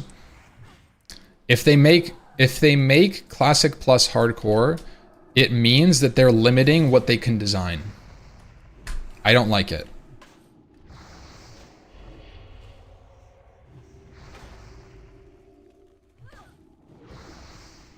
You should be able to die. And I think that Classic Hardcore really truly only exists because of how solved it is. And I don't want them to release a solved product. There's a reason SOD Hardcore never took off. There's a reason TBC Wrath Hardcore never took off. Two different reasons, but for the most part, it was difficulty. And to have a hardcore game in WoW, the content has to be really easy. It really does. Like you have to really like it really is. Famous last words. I think TBC Hardcore, I've said it, I think it's fucking hard. And I think 99.9% of the player base would never clear Karazhan.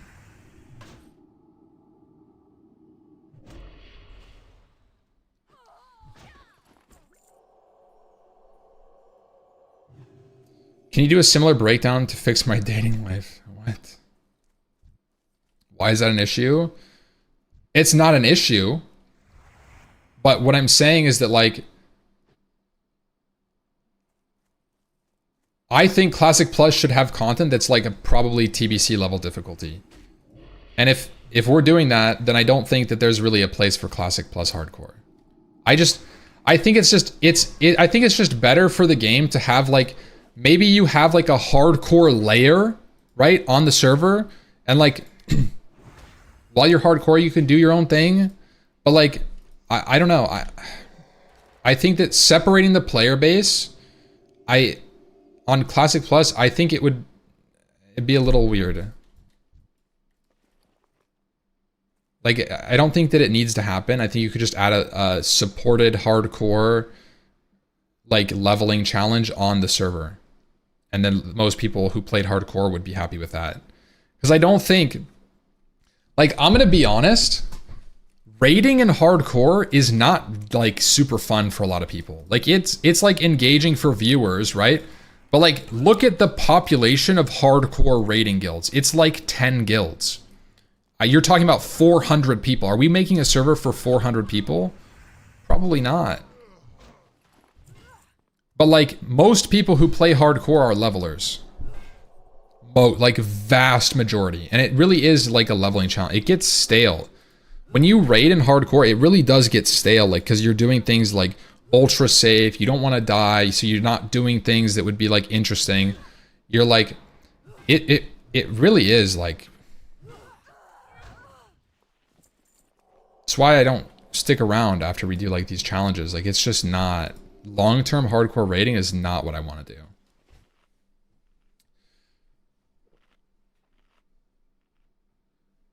Yeah.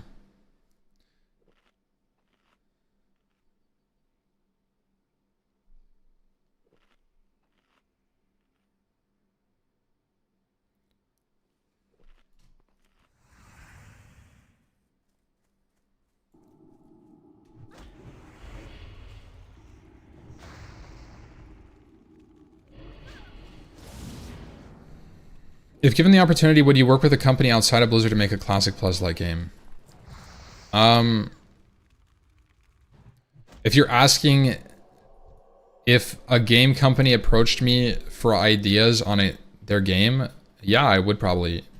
If they wanted to make like a MMO with like classic values, yeah, I would definitely. I mean, but I don't think that exists. I would work with Blizzard if they like actually wanted to, but I don't think that they care. I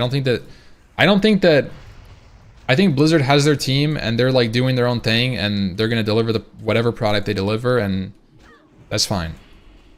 I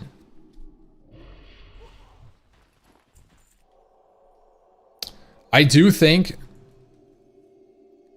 that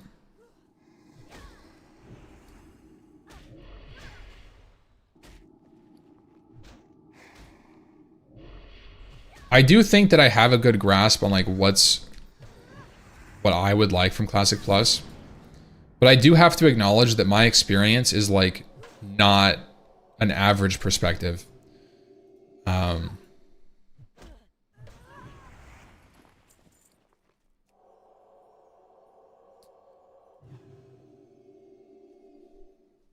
You have too much hashtag no changes mindset for a good Classic Plus. That would add more players outside of the Classic players, in my opinion. I'm gonna be honest. I fundamentally disagree with what you're saying. I think that embracing Classic's core identity, I'm not no changes mindset. I want changes. But I think it's very important to recognize that Classic Plus, in my opinion, this is my take on Classic Plus and what it should be enhancing the core principles that created this game.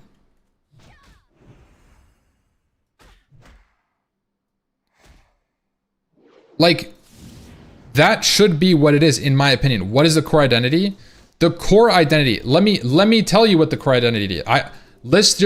Okay, I'm going to my Classic Plus. I will read them to you. I'll read them to you because I've defined them.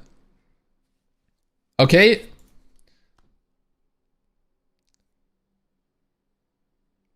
No, bro, let's just add retail abilities. That's what Classic players want. Bring up the document. Okay, there's 4 ideas. Okay, there's 4 ideas. Number 1, it's a world. Okay, Classic World of Warcraft. What is it, guys? Is it a game? No, you're wrong. It's not a game. Is it a fucking milk machine? Yeah, well, yes, but it's not. That's not the idea. Yes, we are getting milked by a large corporation, a billion, trillion, omega $1 million corporation. Yes, we are, but that's not the point, okay? The point is, okay, it's a world. What is the game called? World of Warcraft. Warcraft being the universe, world being what the game is. It's a world. It's not a raid, it's not a dungeon, it's not a level, it's not role-playing, it's not... You do whatever you want. You log into the world and that's all the game is. So, number 1, it's a world. Number 2, okay, fundamentally, you decide what you want to do. There's no arrow when you log in that says, walk right here and sign up for a dungeon. There's no arrow that points you and walks you to the auction house and says, buy a fiery weapon. There's nothing. There's no, unless you installed Rested XP, right? Except for Questy or Rested XP or whatever, right? There's nothing directing you on how to play the game when you log in. You're opting into whatever you're doing. Okay? This means that the content that you're doing is the decisions that you make in the game. It's not raiding. Raiding isn't the content. It's what you get from the game is from the decisions you make. That's number 2, okay? And that, generally speaking, it rewards you with progression. That's how it functions. So like, you make a decision, you get progression. There's 2 types of progression. Tangible, I would say, tangible and intangible progression. The first being levels, gold, items, your spells. Okay, that's tangible progression. Intangible progression would be exploration, right? You walked around and you found a place you didn't know existed. Your brain went, whoa, what is this place? Okay? That's intangible progression. That's a memory. That's another thing you could call it. You could say legacy, right? You're playing, your goal from the game is to be the best PvPer. That's an intangible form of progression, right? So you're on a journey. Number 3 is that everything has a perceived value that's derived from friction. So if something is easy in the game, it's less meaningful. This is why, and I think that leveling has struck a really good balance of friction to reward, where you have this journey that you're going on, and every 2 levels you're going to get a reward. As you level up, you feel a sense of progression, okay? You feel a sense of progression because your levels start slowing down.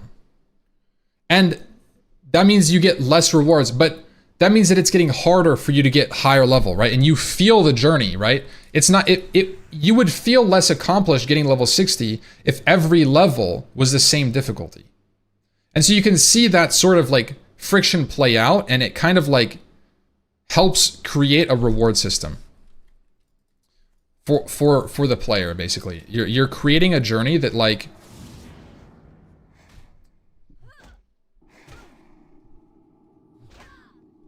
I don't know. That's all it is. Okay, so number 3 is things must have friction. And that means you can't have things, you can't put something in the game that everybody gets for not putting in much effort. Like, you can't just add a mount that everybody gets for free. Why can't you do that? Well, that devalues the experience, that devalues the world, that devalues current mounts, like, you just can't do that kind of thing, okay? Number 4, the social aspect of classic WoW cannot be understated. The entire game is social. You may think this game is about your experience, and it might be when you're leveling. But even so, like, you're part of a huge world. And at the end of the day, it is multiplayer, which is like, you know, you're walking around the world and you see somebody and you decide, right? Do I coordinate with them? Do I ignore them? Or do I assassinate them? And you see these people and you're making these decisions all the time whenever you see somebody. And the game pushes you into places and social situations all the time. Completely. Like, that's all it is. You're just constantly in a place where people are forced together in the same location, both Horde and Alliance. Like, imagine like the Hillsbrad Yeti Cave, and you've got these fucking idiot Horde players farming their Hecular's Rod, and you're just trying to get 5 granite for a ring for your king, and they're just sitting there killing all the Yetis, and then they kill you because they're pissed their item hasn't dropped in 100 kills, right? And that's emergent gameplay coming out of an innate social structure from the game. So those are the core principles, I would say, on how the game functions at its core. That's not to say how systems are designed. That's not talking about balance. That's not talking about how the game really, like, you do things in the game. This is just like how I see what the game is. Okay? And I summed this up, right? So if you want to use these principles, can we read the doc? Not right now. To make new content, you should add a social means of depth to world, which provokes the character to overcome adversity in line with the rest of the game. If you take that principle and you add a piece of content, it will fit with Classic WoW. It just will. And that could mean, right, you could add something where it's like,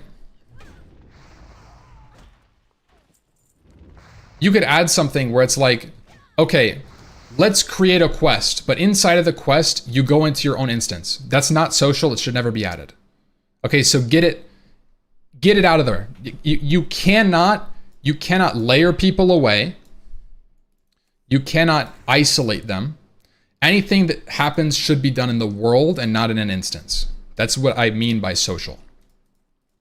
And I think that applies to layers too. I think that layers need to be solved. It's a big issue, in my opinion.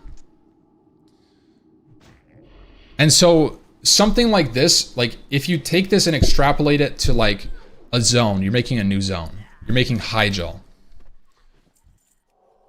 What you add should bring both Horde and Alliance into the same location. Or, generally, like, you might have 2 hubs.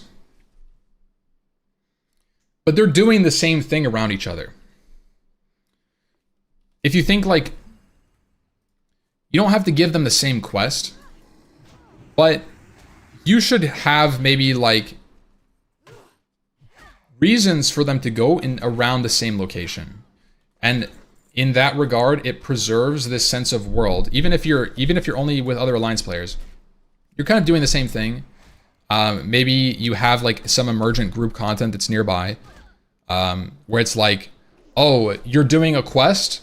You don't have a quest, but there's a huge rare mob that's just sitting right there. It's like massive. You need like 10 people to go kill it. What do? It's rare. Well, if there's other people in the zone, you could kill it. And that kind of brings up, like, that would be a sense of, like, some social content. It's not making you do it. There's no inherent need for you to kill that mob. But you can decide to interact with that piece of... interact with that piece of content. You don't have to. There's no push. There's no force. But, like, that's the kind of stuff that if you add that, it will fit into the game, if you think about it. And so,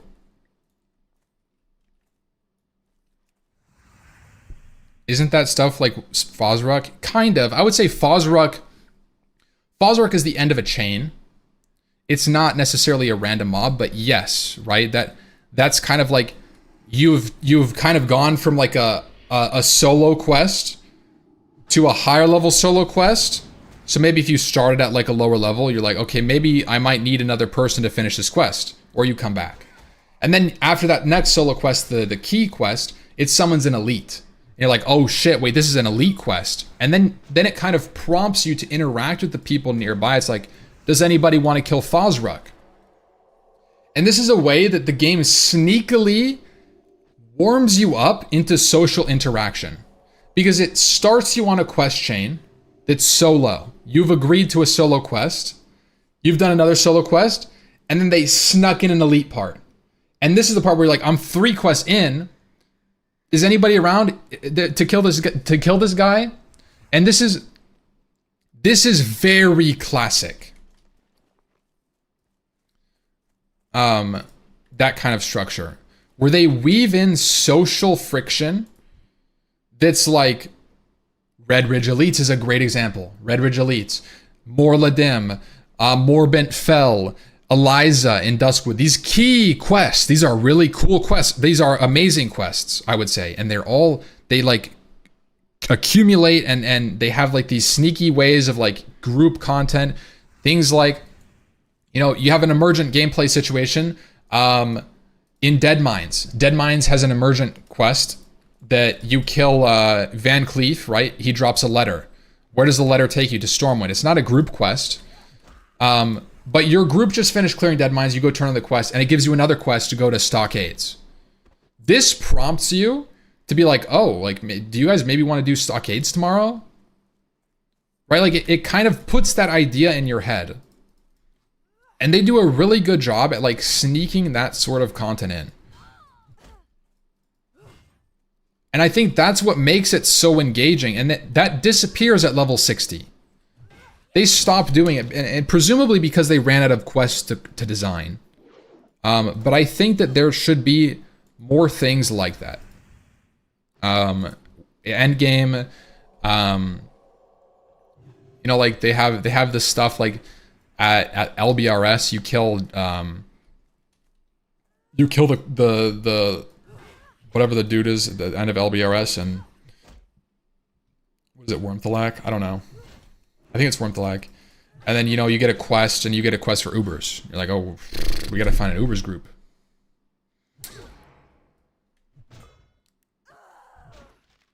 The rewards gotta be on point. Look at the Thanos quest. Nobody does. People actually do that, just not on hardcore.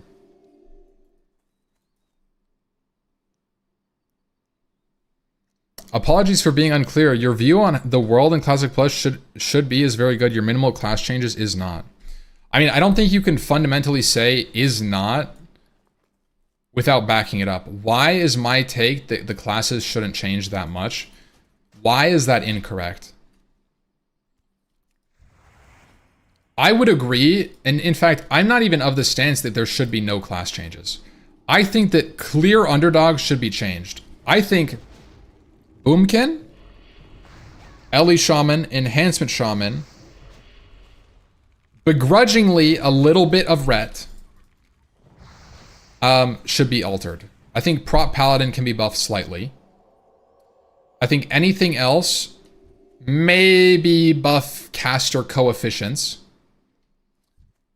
You cannot buff Shadow Priest. The reason you okay. The problem is you guys, okay, now we're getting to like some questionable ideas. You guys want Shadow Priest to be stronger, do you? Have you ever fought a Shadow Priest in the open world? I have died 100-0 from one Shadow Word Pain. You think that needs to be stronger? Are you kidding me? Shadow Priest is fucking broken in PvP. It's unkillable with like 30% physical damage reduction with like Inner Fire. It has Shadow Form, which is additional physical damage reduction, with instant shield that provides no rage or feedback when you hit it, no pushback, and they have insane dots, self-heal capability, and they can kite you out. They're instant cast dots. You think that's not OP? Okay, so if you add another dot, if you add VT, now Shadow Priest definitely kills you with dots. Who cares about world PvP? Okay, let's go back to principle 1. It's not a game, it's a world. Why are you trying to design Shadow Priest around a magnifying glass looking at raid content? Shadow Priest is fine in dungeons, and Shadow Priest is fine in the open world. Why are you so concerned with the performance of Shadow Priest in your raid? Tell me why your class needs to have every spec viable at endgame content. Tell me why, outside of I want to. Warriors get to be great at everything. Warriors should be nerfed a little bit, I think. I think rage should get changed a little bit, but not entirely.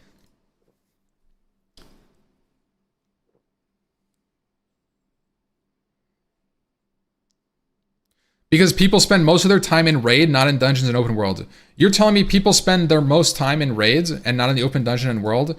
The reason people are doing that is because they're raid logging. All they're doing is raiding. That's why the game shouldn't be made for people that are only raid logging. I'm sorry, but it shouldn't. If you're only raid logging, you're not interested in the rest of the game. Therefore, the game should not be designed around you.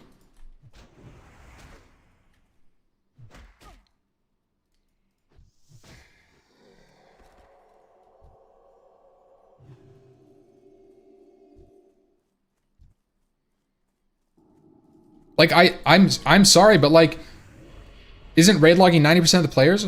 Raid logging is 90% of the players because the game has no substance to it anymore because it's been solved for 20 years and all people are doing is chasing an old sense of nostalgia and trying to play this like weird warped tourism game where they're chasing an item they never got 20 years ago because they really like the look of Thunder Fury. That's all it is. That's why people are playing Classic right now. That's why they're raiding. Like, if they wanted to enjoy the world, they're playing hardcore leveling. Nobody's raid logging because they like, are you kidding me? Most people are just fucking chasing an item or because they like tier 3, the way it looks. So they're going through the fucking motions just to like chase that, dude.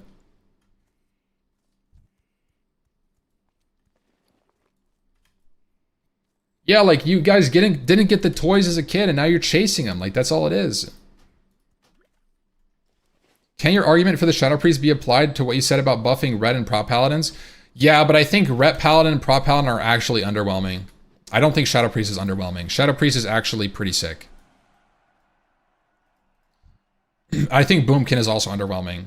Ellie Shaman, of all of those things, probably shouldn't be buffed. But Enhanced can be buffed. Ret is very good in PvP.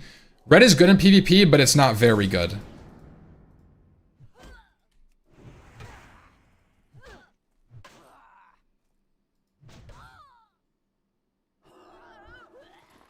Like, okay, let's say Ret is very good in PvP. Why are there not very many Rets in optimal pre-mades? Like, you're playing like one Holy Pally, you're not really playing like Ret. It's kind of a meme spec in PvP, where you like get Reckoning stacks and you like one-shot people. It's kind of niche, right? So like, I'm not gonna say that Rets are like insane, but I'm also not gonna say they're bad.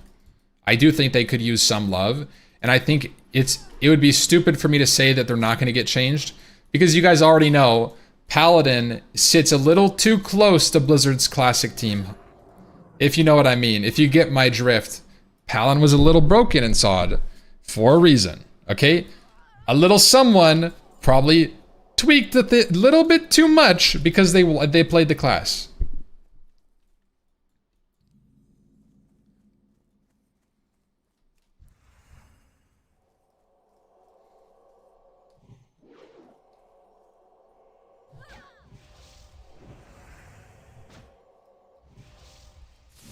I agree with all you say, but at this point, it's such a difference from Classic. I feel like Blizzard will just say, we got Midnight for you. Wait, what do you mean? What am I saying? I haven't said anything that's different from Classic. I've fundamentally, like, embraced only Classic ideas. I don't know why.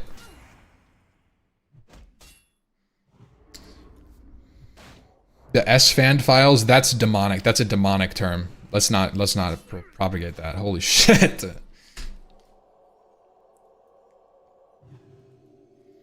Glad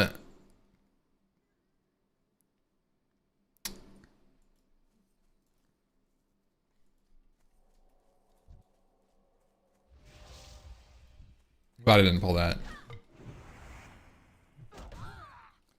Pet battles and neighborhoods to Classic Plus. I actually think neighborhoods are class. What is it called? Like housing, player housing. I think player housing would be okay. I actually think player housing as like a progression like system for players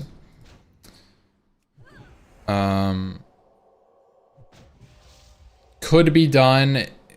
It could be cool, but it has to be done very carefully because like you don't want a garrison situation, right?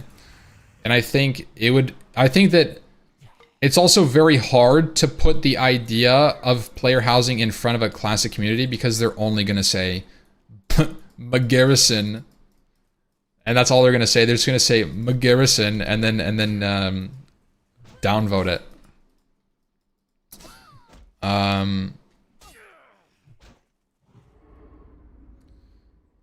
Player housing is such a waste of dev time. I think it could be kind of interesting as a sense of like pseudo progression system for your character. Do I get this? Oof, we got it.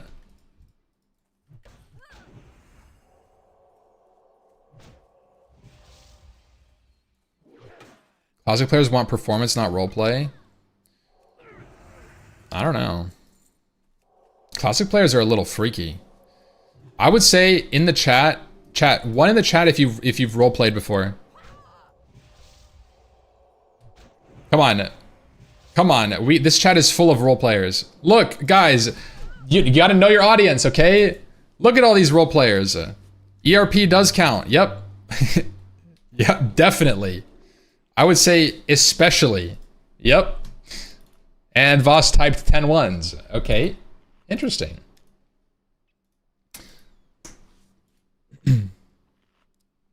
No, I think I'm going to be honest, like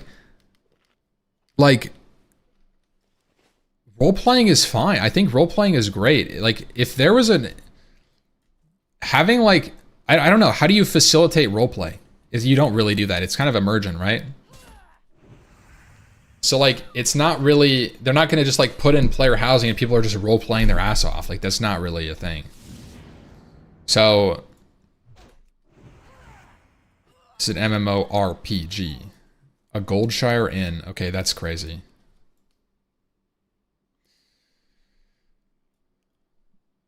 Housing is like transmog. You collect and have fun style. Yeah, that's kind of... Oh. Let's just reset this.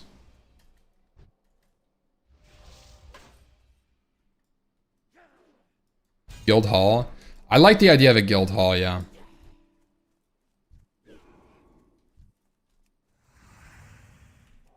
Honestly, I like the idea of a guild hall more than a player housing. And I think having more ways of guild overall progression could be a really cool system to like think about and invest in.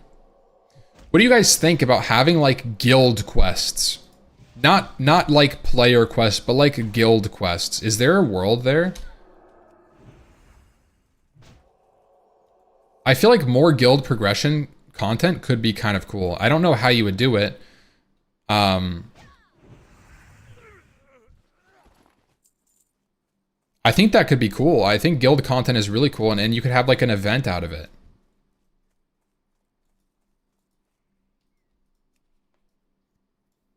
Guild achievements are cool in retail. I kind of agree with that. I know this is something they tried and failed before. Didn't they have, they had guild quests in like Cataclysm, right? When they implemented like the gold reward, didn't they? I feel like those were not very good quests. Those were like collect 10 items, collect 100 herbs. Like those aren't really cool. I'm talking like Scarab Lord kind of like ideas. Like I don't want like some fucking little weekly daily quest bullshit, right? That's not what I'm talking about when I say guild quest. But like what I'm talking about is like how a guild comes together and farms one Scarab Lord quest chain. That's what I'm talking about. I'm not talking about a daily chore quest. So I think there's opportunity to facilitate guild style questing without necessarily putting in a system that's a guild quest. You know what I mean? Like let's say let's say in order to access the new raid, let's say in order, you make a new raid, okay? In Classic Plus, you make a new raid. In order to access it, you need to have one person in the raid with a sigil. And to get that sigil, it's like a process. You do a quest, it's a raid level quest, it's a guild type like event. You have to do like world bosses, like a guild attunement, right? But you just need one person to do it. So you do it once as a guild. And then once you do something, you kind of, like maybe in the raid, you get a sigil once you clear it. Then Pugs are fucked? Good. Fuck the Pugs, play with the guild, man up, and socialize with people in your video game. If you don't have friends and you don't have a group to play with, I'm sorry, you shouldn't raid. Join a fucking guild, man. That's the whole point. Fuck your pug. Guilds require a specific time? Yeah, guilds do require a specific time. And if you can't commit to playing World of Warcraft at any day of the week, any specific time, I'm sorry, play Candy Crush, man. This is a social game. It's supposed to be social where you can rely on people to show up at a specific time so you all raid together in a big event. Oh wait, have you ever had a fucking dinner with your friend? You ever had dinner with your family? You can't schedule dinner with your family because you just don't know when you're available? You just don't have time to play. That's fine. Don't play.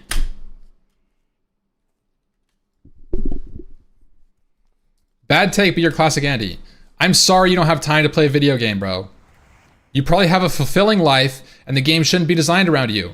Because you don't play the game to escape a fucking real world.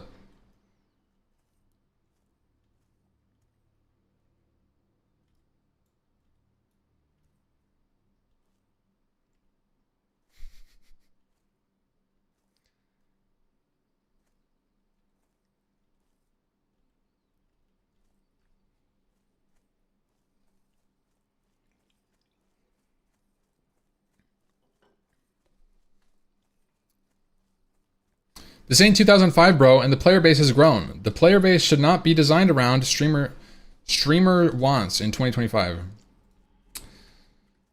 What have I said that's a streamer want? Because I'm going to be completely honest, I haven't said shit from a streamer's perspective. I've designed this as a person who's played World of Warcraft for fucking 20 years. Okay?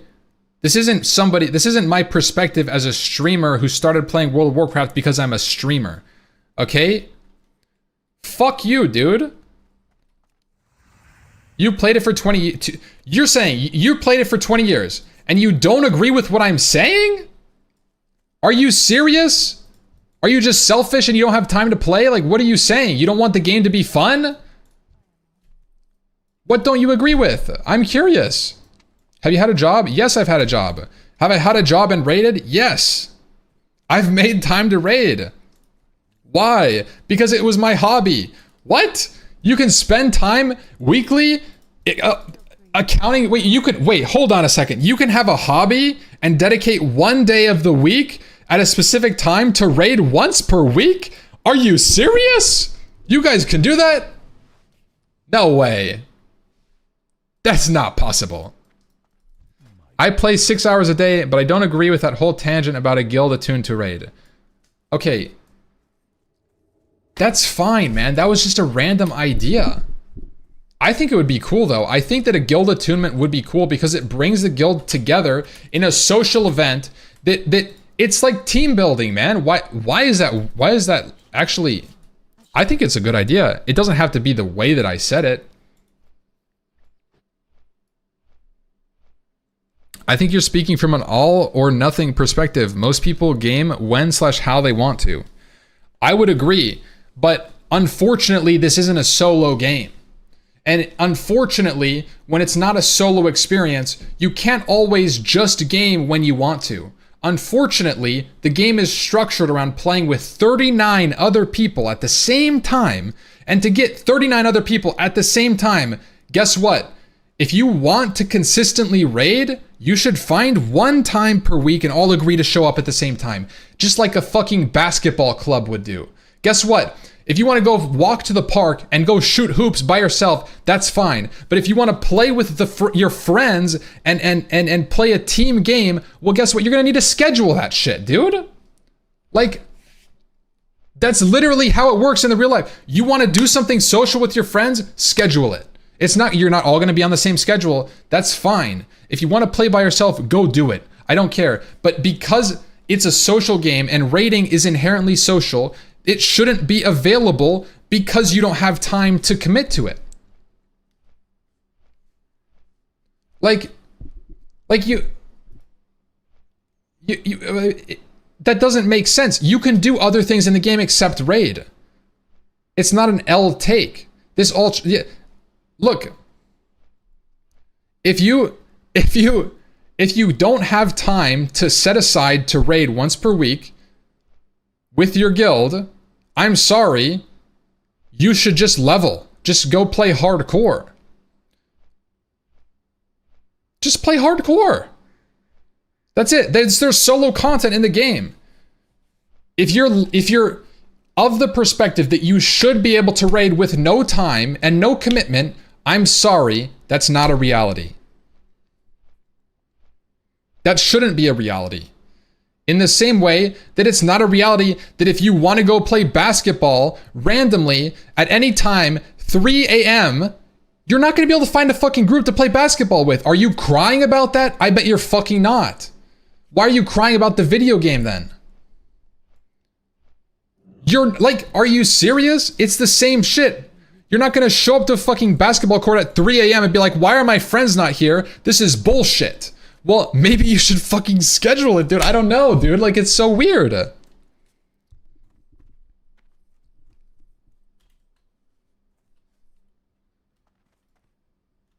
There is pickup basketball and league basketball.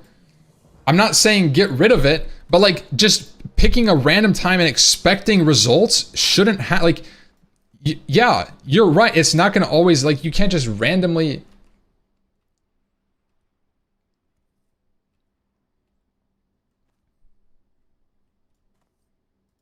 What brings you here?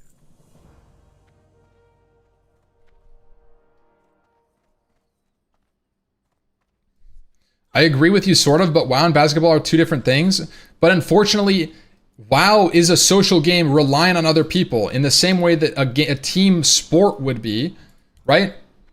Relying on other people. You could go walk to your fucking park and go shoot basketball by yourself in the same way that World of Warcraft, you could log in and go level a character, but it's not going to be a team experience. And if you're looking for a team experience with random people, you can't be entitled to getting all of the content whenever you want it.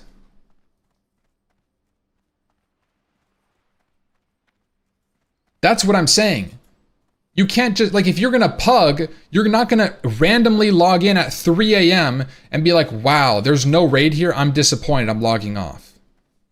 This debate is pointless. If you pug or raid with your guild, it doesn't matter. What I'm saying, I'm not saying that it matters whether you pug or not. What I'm saying is that somebody argued that it wouldn't be pug friendly, and I said, fuck the pug. If you want to consistently raid, you should be able to set a time aside and raid with a guild. And if you can't do that, then you're not going to be consistently raiding as a pug anyways, because people aren't beholden to your schedule. And if you have a bad schedule, well, you're probably not going to raid a lot anyways. So like, who fucking cares? Realistically, like, you're not the audience that it's designed for.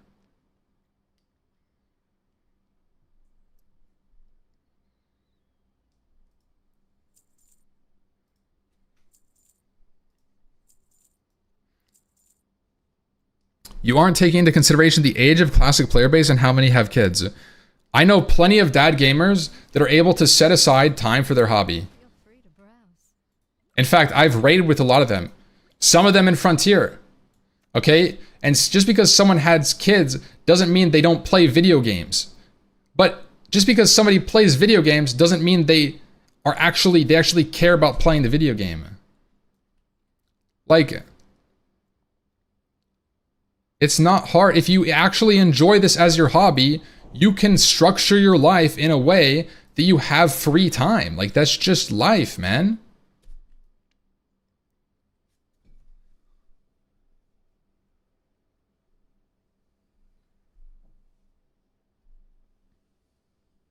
Like, the problem is that if you have a life, okay?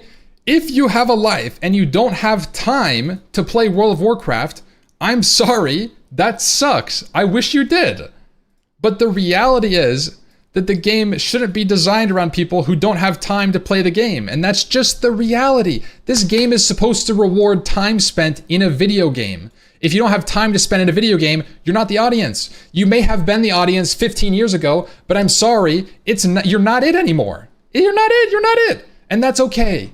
That's fine, man. You don't have to live in the past. That's the problem. So many classic players they present this level of entitlement where they're like, I used to do this, I want this, I can't do this anymore, I'm unhappy. It's like, that's fine. You don't have to do this.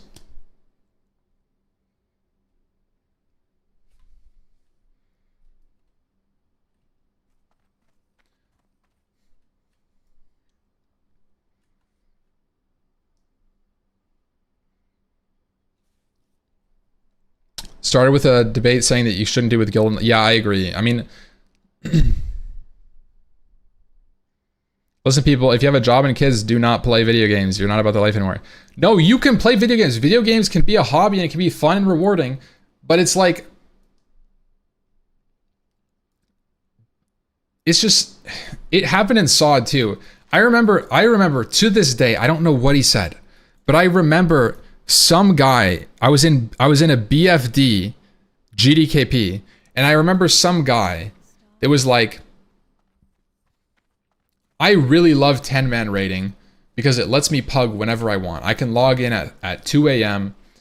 and find a raid. And I said, that's great. Unfortunately, I think 10-man raids degrade the social structure and guild structures that exist in World of Warcraft. Mainly, they were founded upon large communities of people coming together at the same time and raiding. So that's why I like 40-man raids. And he got really pissed at me because I said, you shouldn't be able to have that experience in Classic WoW. You just should not be able to log in at 2 a.m. and find a fully functional raid. That means that the social friction isn't there, to be completely honest. And that means that the meaning behind the raid has disappeared, in my opinion. I think 10-man raid was too low.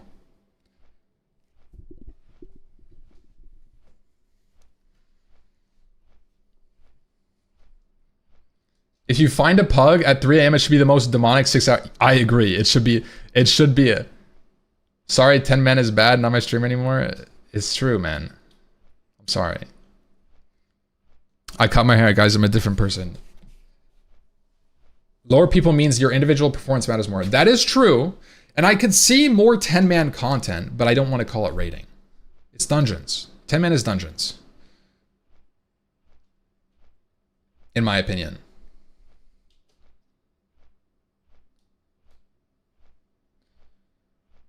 I think I actually really do want more smaller form content in the game. I really do. I want more 10-mans and more 20-mans in a Classic Plus experience. I want a BWL scaled difficulty 10-man. I want a Nax scaled 20-man.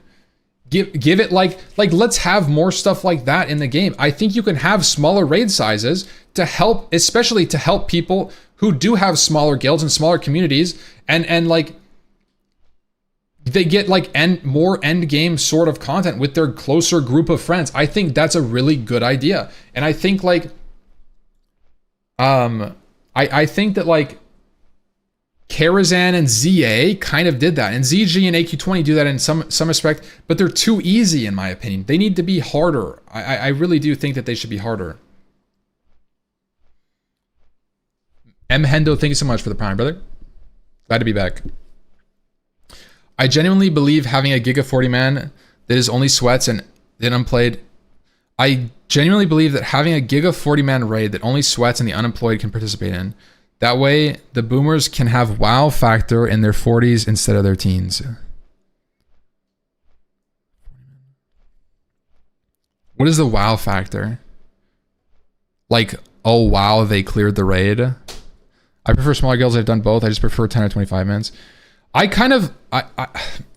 don't mind 25-man guilds, and they can be tighter knit communities. But there's something special, in my opinion, about 40-man raids. There's something special about 40-man raids where, like, when you have a 40-man raid,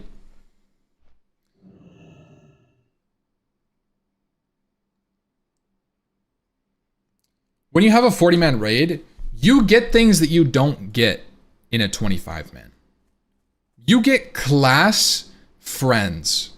You make friends with your class. You identify as part of your warlock core. You identify as part of your hunter core, and you start colluding with each other on what items you're gonna get.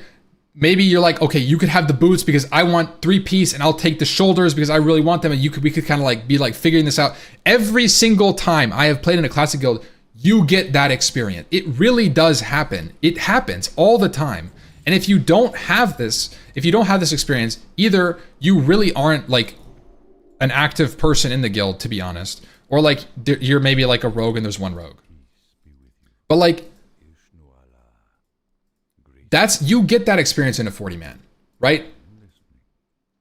And I like that experience. I think that's very special, and that's what happens in 40-man. In 25-man, you kind of lose it. In TBC, you don't get class identity, you get party identity, right? So like in a 40-man raid guild, in a raid, if you're a 40-man, okay, you're a hunter. Okay? This is your identity. You talk to the other hunters, you have like an identity or whatever. In a 25-man raid, okay, you're group 3. And you're friends with a cat, a feral druid, your stupid idiot warrior,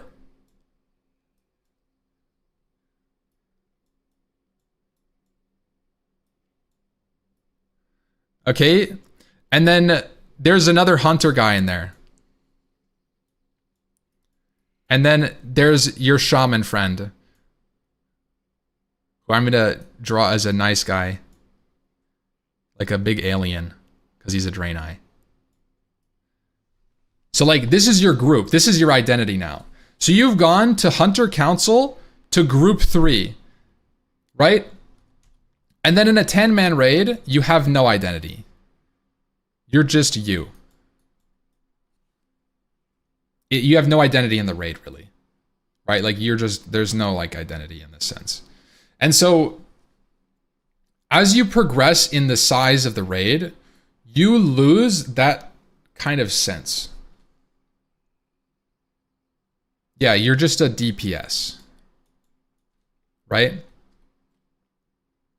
This is kind of what I'm saying. And it's kind of cool. There's different experiences. I like the 25-man. I think that it provides some sense of identity.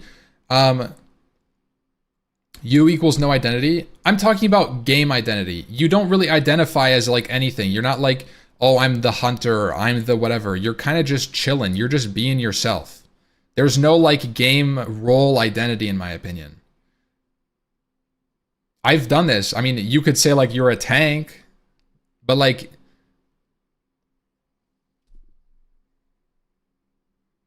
it's just like a dungeon. Yeah, you kind of just like chilling.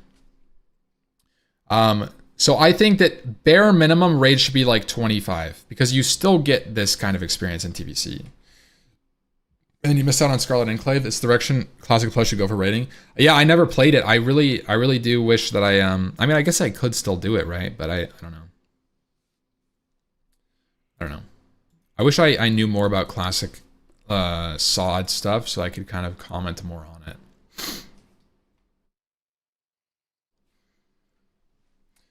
Chat, do I go Pursuit of Justice or Conviction for crit?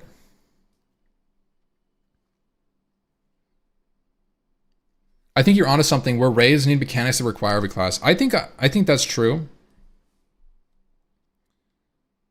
Pursuit of Justice or crit. Ooh. I kind of like the idea of crit. But movement speed is also kind of nice. 4% is a good amount.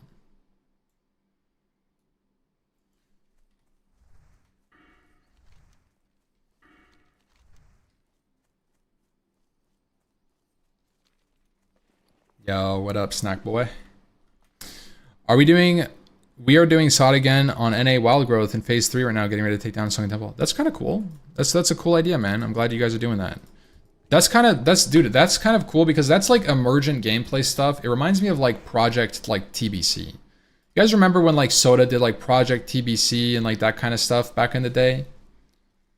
I guess Soda's always been about running those kind of events that I like look back on it. I was a humble viewer back then. I didn't even stream.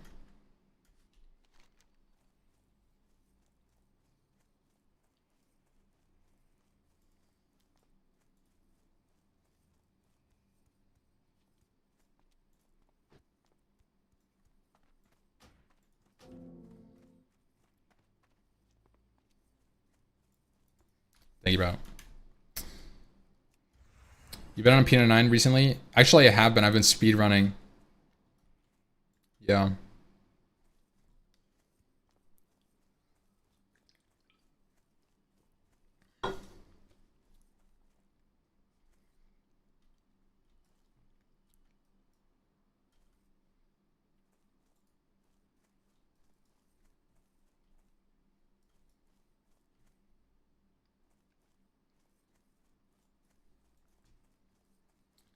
Is that a skinny can of Monster? Yes, it's actually sick.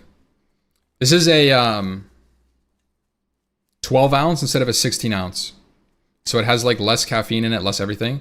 But it's like enough to be like a boost without being too much. Because I find that the big Monster is a little too much. And so...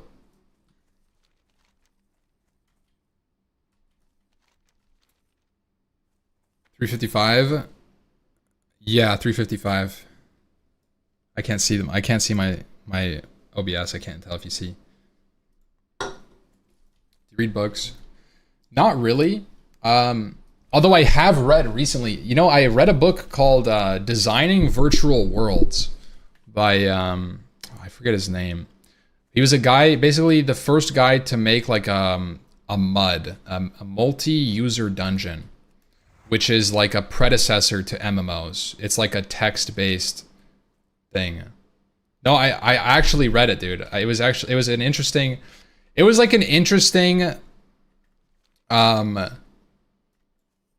Richard Bartle, yep. It was like an interesting read. And it's interesting because it was designed in 2003.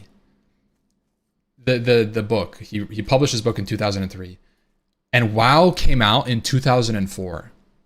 And I'm just thinking, because he doesn't reference WoW at all. And I think if WoW was out, he would have had a field day. And it's kind of it was kind of like an interesting thought. Like, dude, he made this like book, and one of the most influential MMOs hadn't come out yet. It's obviously not. I would say like it's not the first MMO. I don't know if I would say WoW is the most influential MMO, but like it's definitely like a big hitter, and it hit right after his book. So that kind of.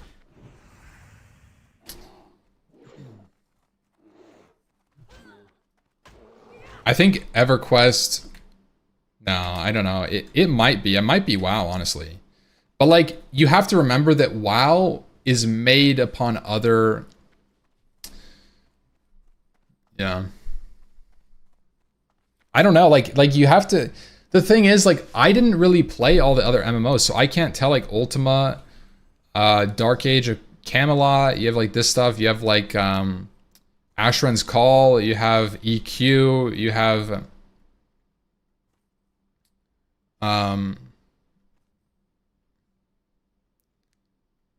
Ultima Online, like, WoW took from a lot of things, and it wasn't necessarily a completely independent or new MMO idea for everything. It was like a more casual take on general MMO, as far as I am aware. It's like a softer version of it, right? And I think in that way it is very innovative and influential, because I don't think that, I think it started, I would say that WoW probably started like this more soft era of like MMOs.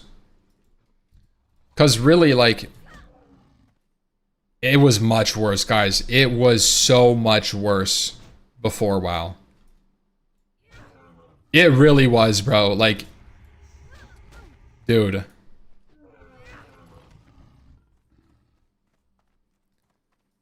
The only reason I know this is because I played EQ after playing Classic WoW. I played EQ, started like 4 years ago, I started playing it. And it's a really fun experience. If you haven't played it, I would definitely recommend. It's super fun. But dude, it's fucking brutal. You'll play, and sometimes you'll log in and you'll die and you will lose time. You will negatively progress your character in a day. You'll spend 4 hours, you'll play, and you'll end up further behind than you started. Like, you can deprogress in the game, right? And it's like, it could just happen.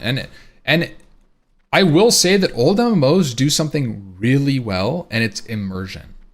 And it's something that's almost, I would say, missing. I think that one of the biggest things that's missing from Classic, in my opinion, nowadays, is a sense of connection and engagement with the overall world. You know, Classic WoW, moreover than any, I don't know. It's like you're playing for a specific part of the game, and you're not playing because of the world, really.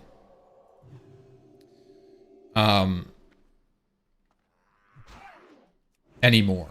I feel like it might have started that way, but like for me, I mean, you know, like recently I've been playing just to raid, just to do specific things in raids. So like the leveling part is lost on me, and then like outside of it, like I just don't really want to do dungeons with the friends, you know, like I think that the modern way, that's a good example you said in the chat. Modern way of playing causes people not to experience it. And I think that that's true. I think people get funneled into this mindset that the game is the end game. That there isn't meaningful content on the way from 1 to 60. The content starts at MC. And I think that couldn't be further from the truth.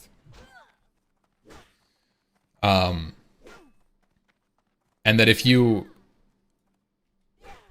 didn't want to skip it, you would have a better time. And I think that's why hardcore WoW has such a pull right now. Because hardcore WoW, it isn't about the endgame. It really isn't. The people that play hardcore endgame are fucking freaky, you know, no life losers, and it's probably like a 2% of the population. Like, it's not accessible, it's not engaging, and it's not fun for most people. So it's not appealing, right? It's not like, you know, you're not seeing Zaryu run it back so he could go raid, right? No, he's gonna hit 60 and then he logs off and makes a new character. There's a reason, right? It's not about the end game. It's more about the journey. And it's like, you know, that I think that's why hardcore is so popular right now. Did you just call me a freaky no life loser? I did, and you love it.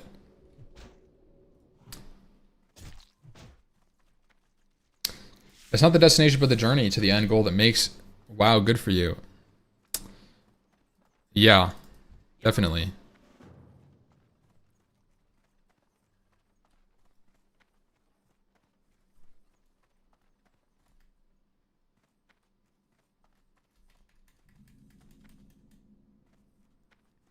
Revis with the prime. Thank you, bro.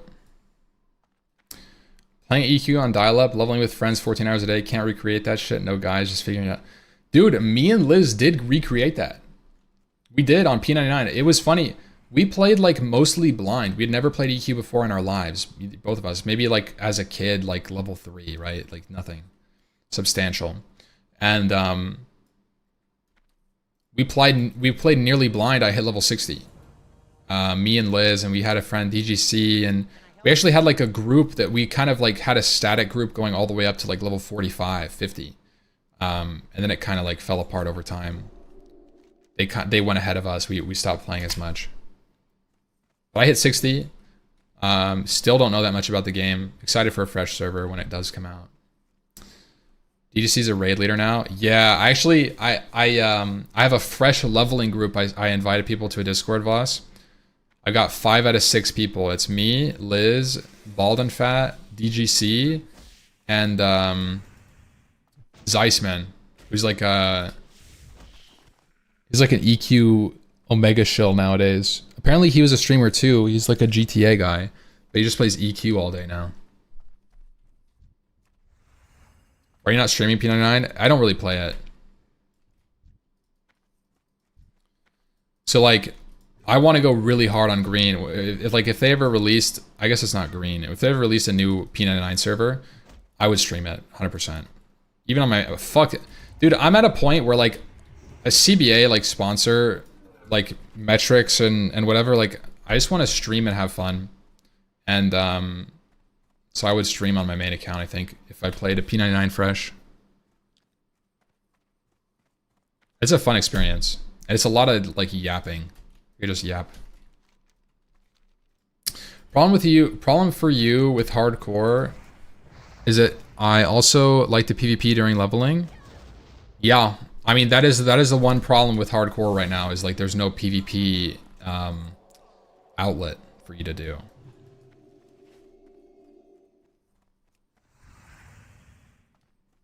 Liz does not approve of this take.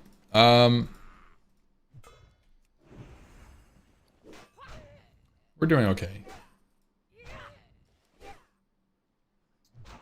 Maybe like 2 weeks, 3 weeks, max.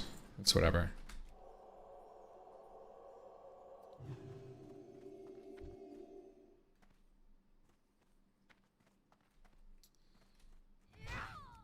I feel like BG should have been non-hardcore on the hardcore servers. Yeah, I think that not having a PvP outlet in on hardcore servers is kind of rough for people that do like it.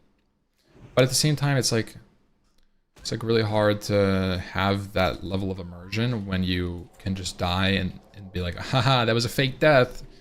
Like, it doesn't feel as real if you can die in PvP and then you come back and you can't die in the world.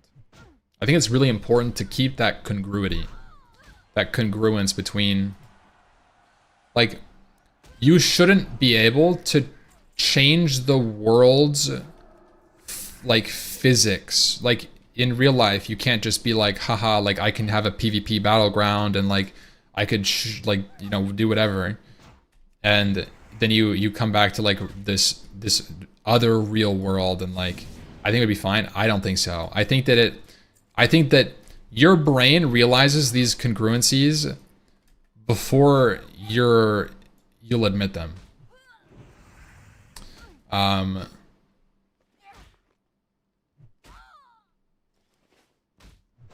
I really do. I think that when you guys have that sort of system happen, it happens in the back of your mind and it's not something you're like aware of, I don't think.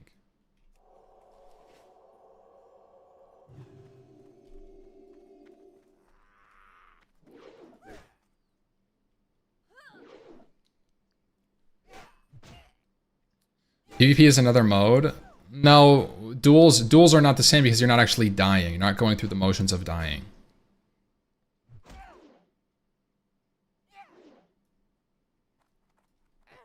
When you're dueling, you get to 1 HP, and if you die from the duel, you do die. Trust me, people have done it. It's happened in Frontier where people duel for fun and they die. And there's no coming back from it, right? And that's real. That's very fucking real. And it's not like a haha for fun.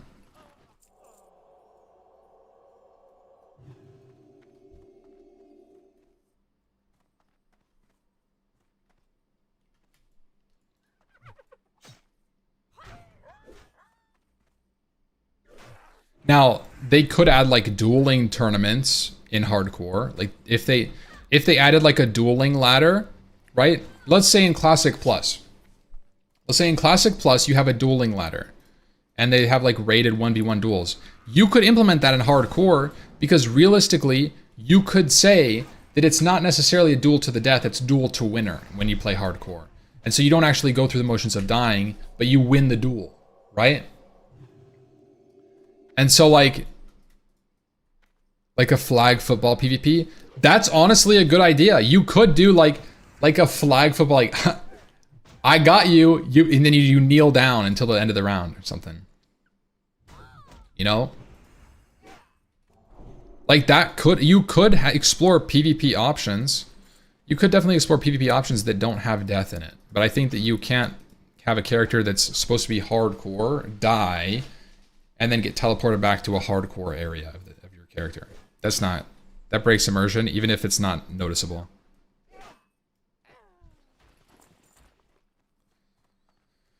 Yo, what up, Daydreams? I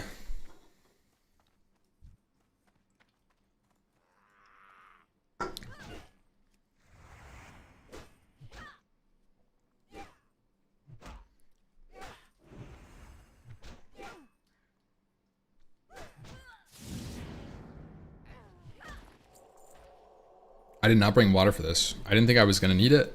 Oh, I was wrong. But then you shouldn't be rewarded for PvPing if you can't die.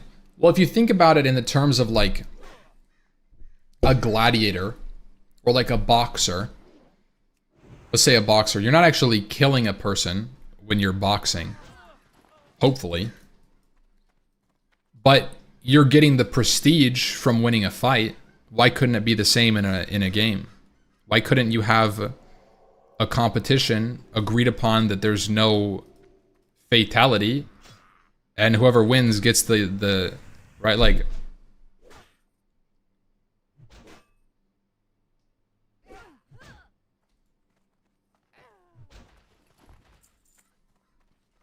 death chess.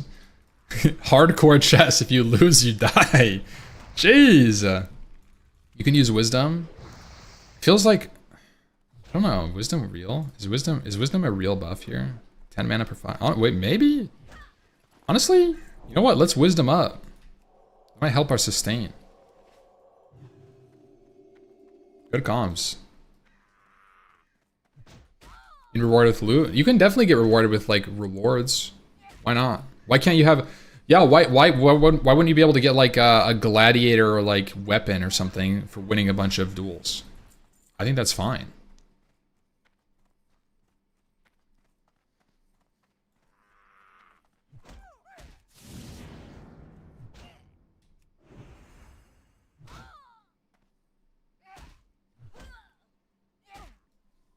Dual trading? I mean, yeah, but you'd have to have like a rating to it, and like if somebody's win trading in arenas, that happens already.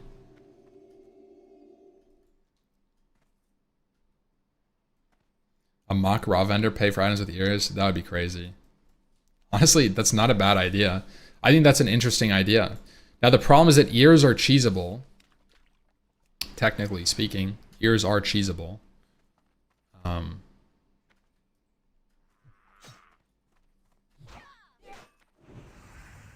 I think you have to be like level 10 or 15 to give an ear. I don't know how it works.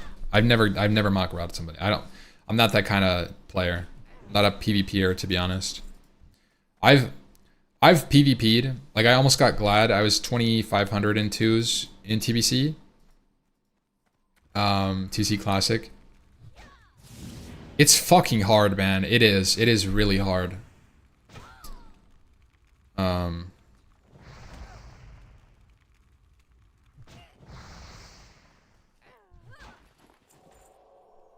Oh yeah, Nozgov. And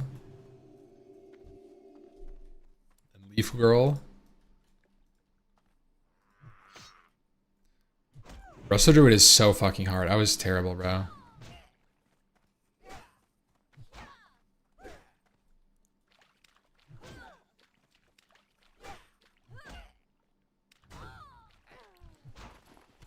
I played Resto Druid, Marksman Hunter. 2v2. Rusted Druid, Marksman, Hunter. And I learned a lot. I feel like since I PvP'd then, I learned a lot about PvP because I'd never really pushed for like skill in PvP before. And it was pretty eye-opening. Like, I feel like I fundamentally understand PvP, generally speaking, better. Just because like you need so many, especially playing Hunter Druid, it was like 15 minute, probably 15 minute average game duration. So like I think we had like 9 or like 700 games or something by the end of the season. So like I had put some hours in. And I kind of liked it. I kind of liked learning in like a longer game format. Because it lets you get more exposure to it. When you're playing like Rogue Mage, something like that, I imagine. I haven't played it, but when you're playing Rogue Mage, it's more like a formula where like you have a plan and then you like open on one guy with a sap, try to kill the other guy, blind polymorph, sheep, sap, whatever, the other guy, and that's just your game. GG. You either win or you lose in the opener, and you go again and you try it again. And you try to master your opener, and if you get the opener down well, you just win games. And obviously, like, it's not always like that. Things go wrong, and so you learn, but I liked the longer game format because it exposed me to lots of different like playstyles. It was almost always off script. Even though it should have been on script, it's because we didn't know the script. We were making the script as we went. Because both me and Nava didn't know the like the formula.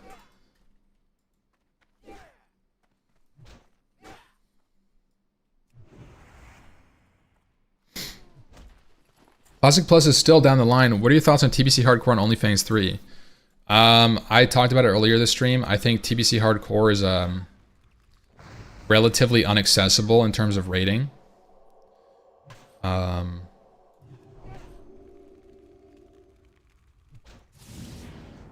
I would be excited to do it. I would be willing to try.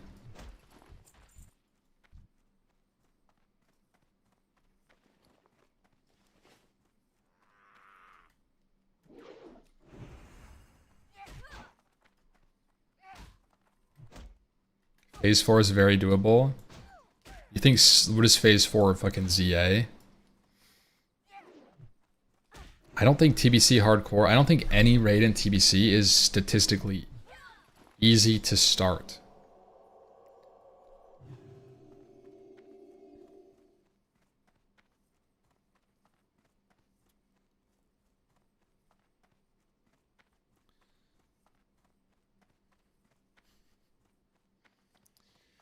Like, I was talking about this with Liz. Do you guys understand how hard Karazhan is early on when you don't have gear? You guys understand that, like, you like pull 2 mobs after the chess event and like your tank just dies to the massive bleed damage that they take from the fucking big monster thingies?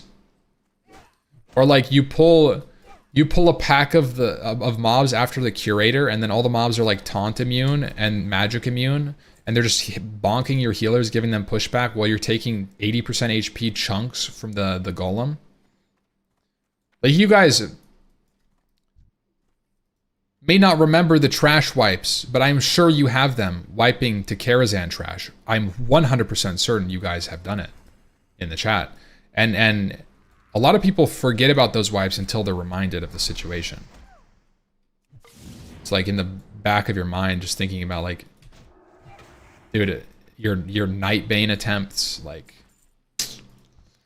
that shit hits hard, man. Your Nightbane, your tank just goes 100 to 0 when Nightbane lands, and you're just like, well, we're wiping, let's go again. And it's pretty bad.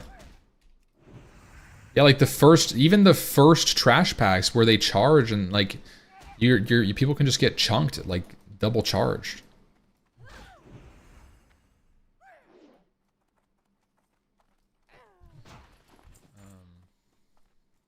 Yeah. I mean, it's not impossible. Like Liz was saying this, and I think this is true. Where like, it's also true that there wasn't as much stakes when we were playing TBC. So like we were willing to take more risk, and so like things might have been more hard than they should have been. Like maybe, you know, we're like, hey, make sure we're pre-healing the tank on this mob. It fucks, right, on some trash. We're like, you know, we have a soulstone on the tank, whatever, it doesn't matter. Normally.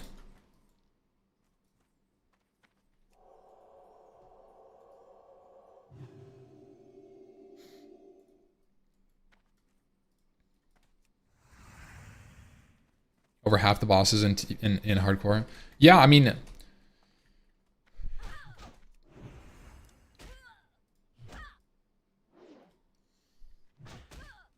it's doable. I'm not going to sit here and say that it can't be cleared. In fact, I would say that it's probably very likely that TBC hardcore Karazhan gets cleared relatively quick. It's not that hard. It really isn't that hard. But like, for most people, they'll never clear it. And especially once you get into 25 mans, the risk to reward ratio from doing the raids is like pretty fucking grim. Like you're spending the amount of risk you take to try to clear Magtheridon for like 2 pieces of tier chest is ridiculous. Like you kill, let's say you kill Magtheridon, you get 2 pieces of tier 4 chest, and then fucking I don't know, I don't even remember. Eye of Magtheridon, best case. And then you get the bag, and you get a ring for somebody. So you get 4 items, and then 1 person died to a cave-in. You're down a person. Assuming that nobody died to the trash, and assuming nobody died to the boss, you're up. Very likely 1 person is dead. Possibly your whole raid wiped.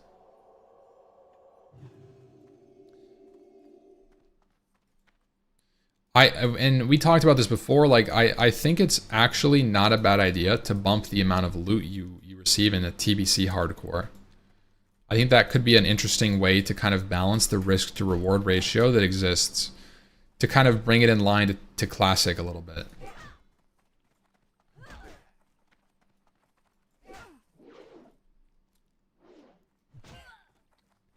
The biggest issue is probably the rep grind. I don't think so. What rep grind?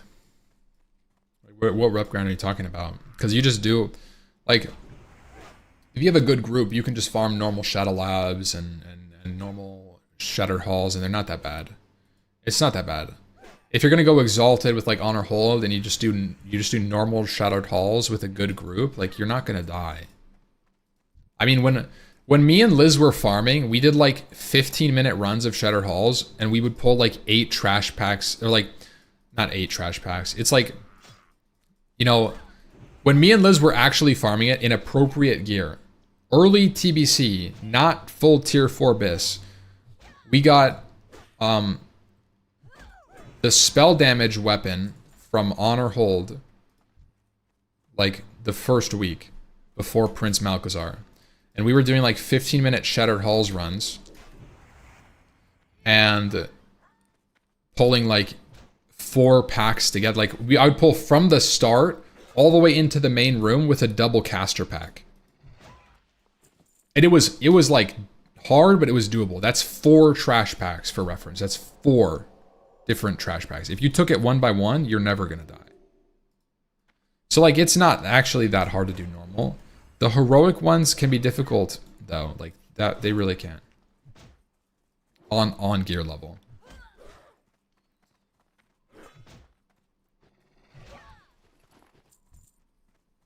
What if Classic Plus raids are on a quick seasonal rotation, Nax and a few other raids?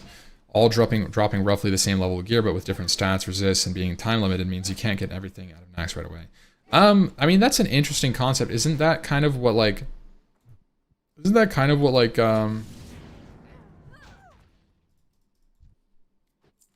the Titan Forging servers are?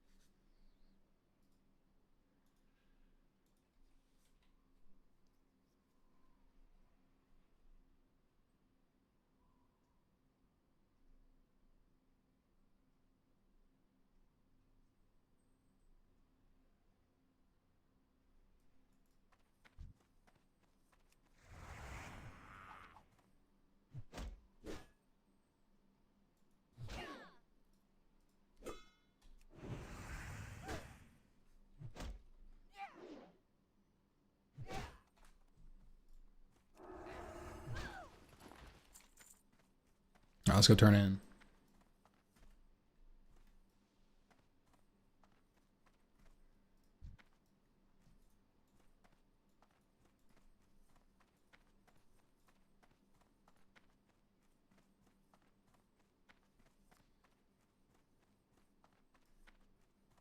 Powell with the prime. Thank you, brother. Yeah, that was yeah, that was my reaction, Lufa. I was like, what the fuck did I just read it?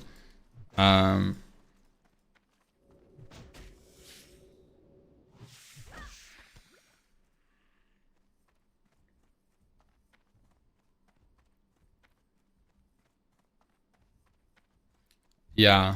I swear it wasn't the Thunderforge server. Um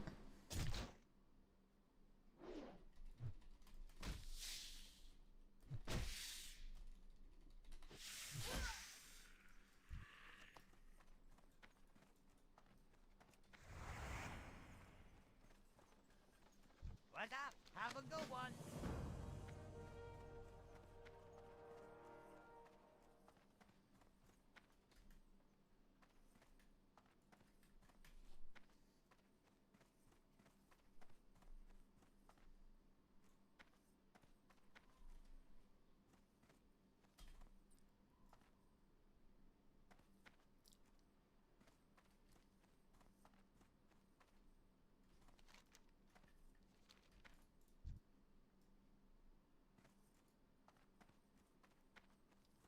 unsequential raids. Yeah. Hi, how are you? Oh.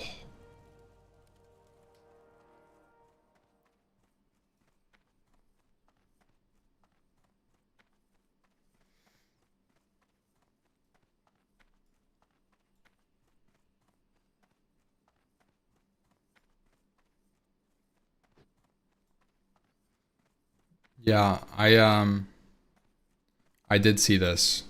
I'm actually yeah, you're right. It's not a rotation. It's actually just a randomized.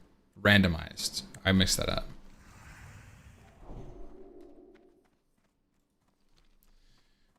Have you tried the MMO Pantheon? No. Is Pantheon out? My friend referred to Pantheon when it was in development like 10 years ago. So I remember the name. Is it out? Are people actually playing it? I have not heard the word Pantheon in a long time.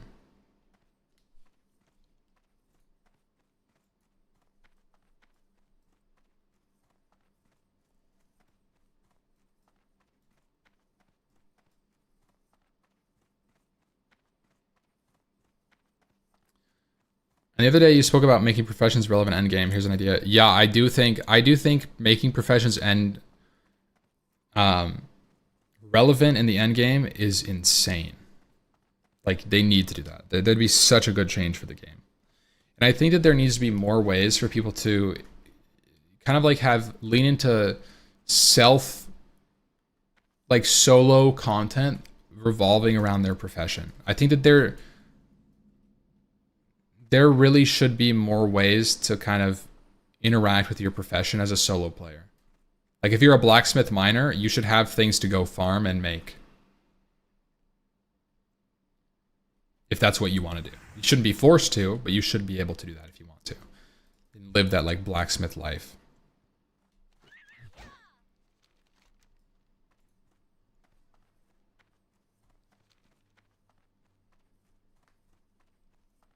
I would say professions are criminally underdeveloped in classic World of Warcraft.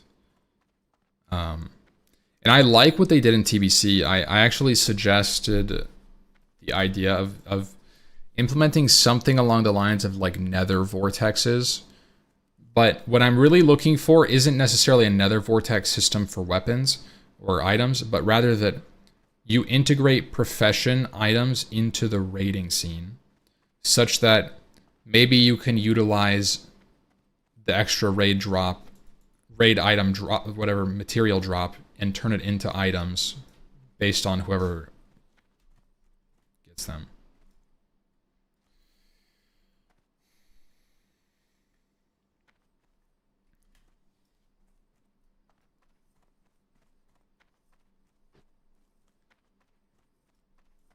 Random secondary professions. Interesting. Like a bard, musician. Interesting. More set bonuses for low level crafted items, which makes them more worthwhile to craft for leveling.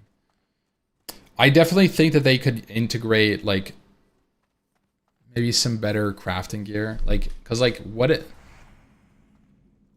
like I don't really know. I mean, the problem is that the material requirements are usually much higher than the item level of the item. Like you're gonna make an iron item, so you need iron, but that means you're gonna be like in your level 30s, or you have to like farm above level zones. So you have to go out of your way to go farm in zones you shouldn't be in yet to make items that are on level.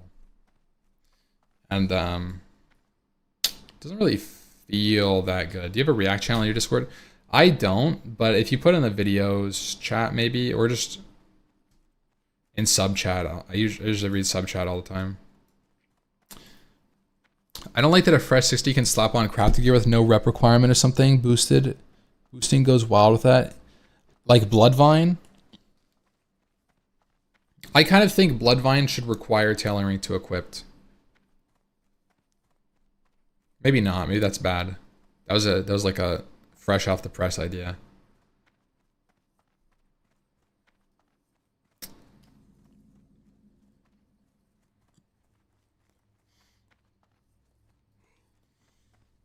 Professions convert bis gear into pristine gear. Opens one gem slot, adds a very little amount of stats. More maybe.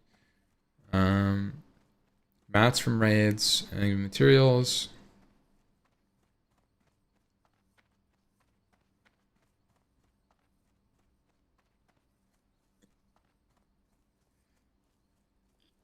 Is it personal materials? So everybody gets a pristine after 16. I think the idea of like committing long term to a piece of item could be a good way of integrating a more longer term like. I think that the idea is actually kind of interesting now that I think about it. So like you're saying, what this makes me think isn't necessarily about longer term progression for me. I understand that's what this is. And I understand that's kind of the idea, but it makes me think of a different concept entirely. Where you can kind of pick an item that you want to keep going into next couple phases. And I think that like if you assume like this is like the different level like power spike, you can go like, you know, say this is like how powerful like AQ gear is like this one, it'll do orange for AQ, and then you have like BWL gear down here, and you have like Nax gear and purple up here. And so like, what if you had a system that allowed you to pick an item, let's say like, I don't know, maybe this doesn't make sense, but we'll keep talking about it for now, where you can kind of like pick one item from the tier and then kind of like bump it up stats to be in line with the next tier. So that you kind of get to keep this item, whether this is like, whatever. I don't know what item it would be, but it's like an interesting concept.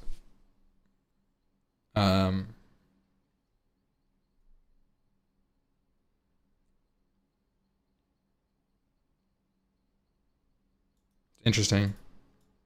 I like the idea of jewel crafting. I actually think that jewel crafting is a way that they can add an additional progression after Nax. Right? And I think that you can do something like, you have your Nax gear, like is this level, right? And you have the gear, like literally you have it like right here, but the only reason it's better is because of gems. And then you add like rare, like epic gems from raiding. And you would only get gems on specific slots, right? So like, if it doesn't have a gem, it's here, but if it has a gem, maybe this piece is better, and then like this piece is better. So like, you're still using your Nax gear, but you're replacing some of it with like this like gem stuff. And they could be meaningful, right? They could be like meaningful gems.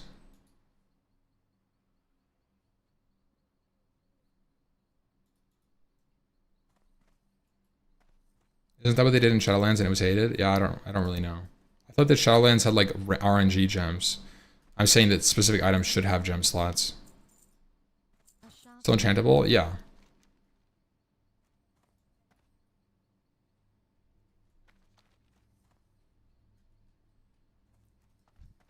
Alone light your path.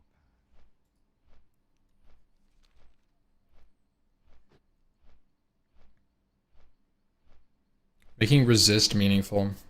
I think resist is already meaningful.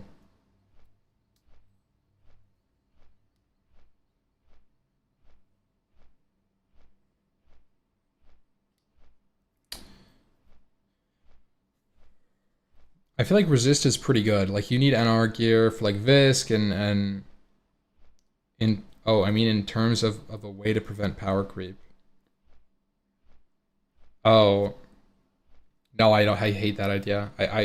I don't like the idea that you should have like an MC gear set and a BWL gear set and an AQ gear set and like a Frost Res Nax gear set. I think that's bullshit. I think having to have an NR or like a resist like number that you need to complete the raid just to make like your gear meaningful for longer because it's, oh, that's my fire res set, that's my XYZ set. I don't really like it.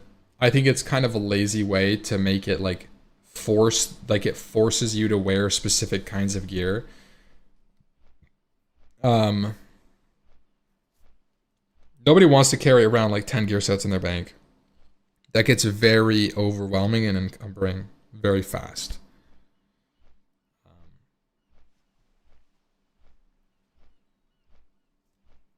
You don't need NR for Visk? No, but like people do run it. Like NR, they used to at least. NR for Visk or Hoo-Hoo. It depends on your guild. I mean, realistically, I don't think... guys, what do we think about world buffs? I think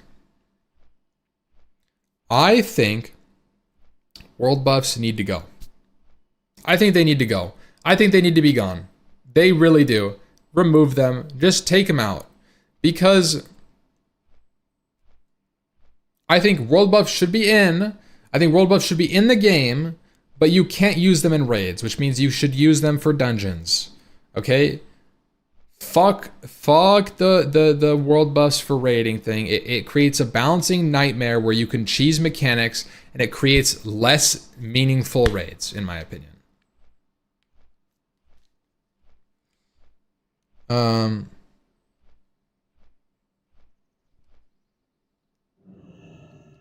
But you can use them in the open world. I think that's fine. I think it's an interesting way to like have like a community come together and be like, we're dropping a world buff right now, and you should come out here and you'll be strong for 2 hours. I think that's cool. I think that's fine.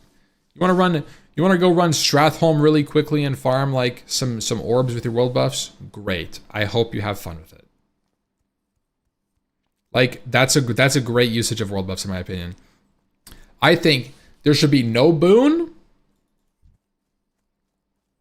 and no world buffs in raids to normalize just using the buff when you get it, and it's not super important, to be honest.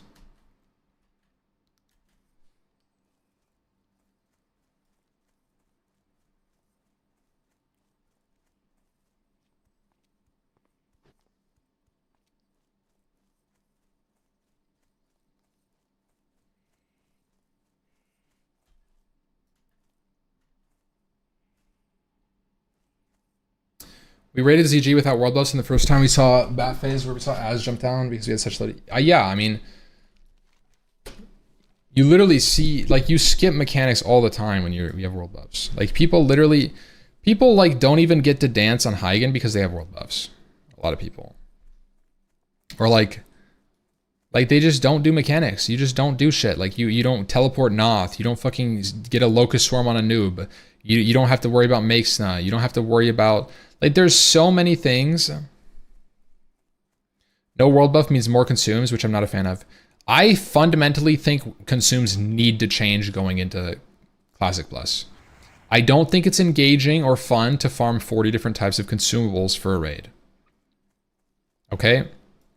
I think consume should be moved to a TBC Plus system of combat, battle elixir, and guardian elixir. and you pick 2 consumes, and you get either a flask, which counts as both, or 2 consumes, guardian and elixir, whatever. Because like raid bosses are too weak then. What are you saying? Raid bosses are too weak because you have less consumes? It makes no sense. It would make them stronger. Trust me? What are you saying? World buff wonder. What are you saying, bro? You're saying the opposite of what makes sense. It makes no sense. I feel like we're changing so much of the game then. The whole game is preparing for combat is the skill.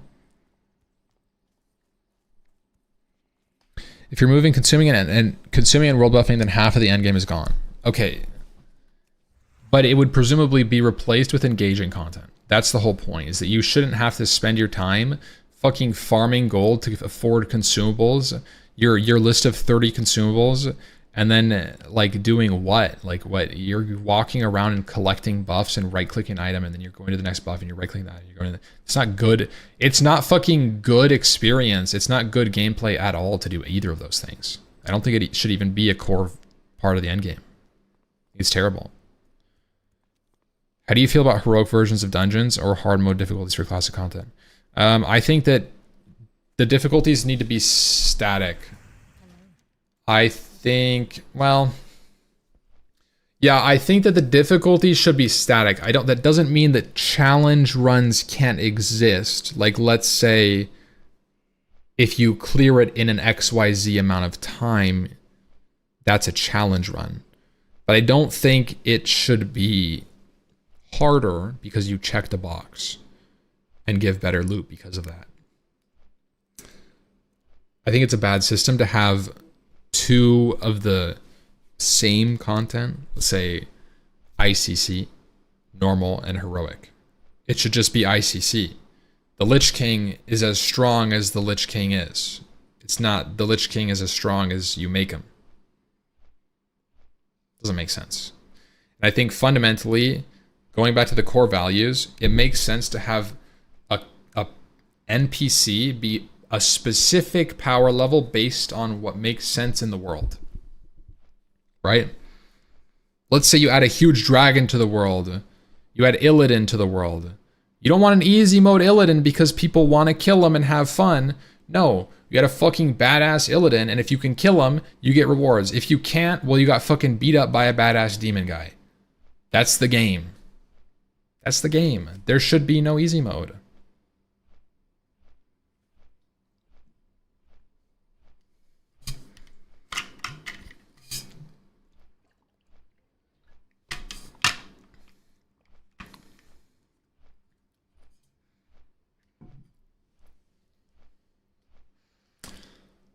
Are people against the idea of letting people have all gathering professions on a single character? I actually thought about that. I think that I've experimented with the idea of expanding how many professions you can have. But I don't know if the game can fundamentally support that.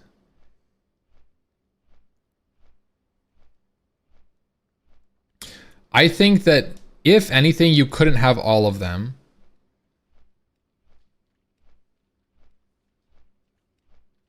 Like, you obviously shouldn't be able to have all professions unless you're maybe having like a solo self-found challenge mode that can do that. I think that would be interesting. I think that is an interesting challenge. A solo self-found character that has access to every profession. Okay? Once you go, you can de-solo self-found, but you lose all professions. You can only go back to 2. I think that could be an interesting... That could be an interesting, like, almost RuneScape solo kind of experience. That could be really cool. An Iron Man WoW.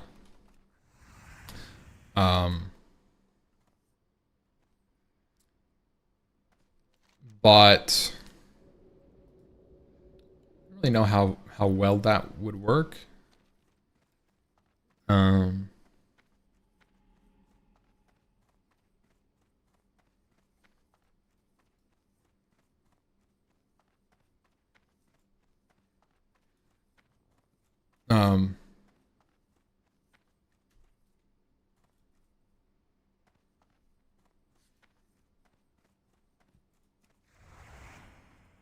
It would almost have to be like a solo server.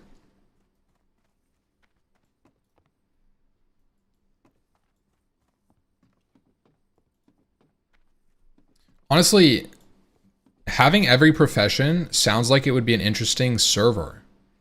Like, what if you know how League, or what is it called? They do leagues in RuneScape. You know, they do leagues in RuneScape where they like think of an idea like it was Tile Man or whatever. And it's just like an interesting idea. Like, what if they just did a solo server? They scaled all the content to solo, and you had access to every profession, and it was solo self-found. There was no economy, and it was just purely a solo WoW experience league. And you had every profession. You would be able to solo MC. You'd be able to solo BWL, ZG, AQ, whatever, and it was just a solo server, and that would be kind of interesting. It would be an interesting experience. How do you balance the classes that can heal? You don't. You just say have fun. It doesn't matter. You don't need to balance it. It's a fucking for fun experience. Main focus should be social content. Solo stuff should be secondary. I agree, but this is kind of like an idea for like a league.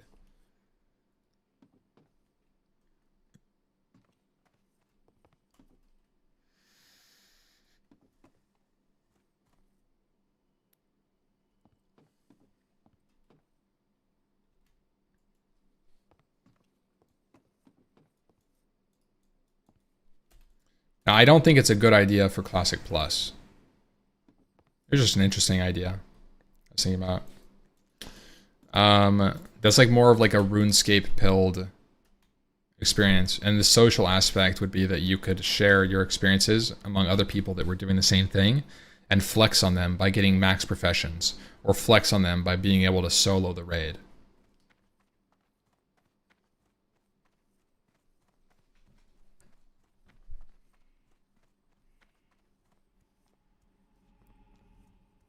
That is like a seasony thing, right?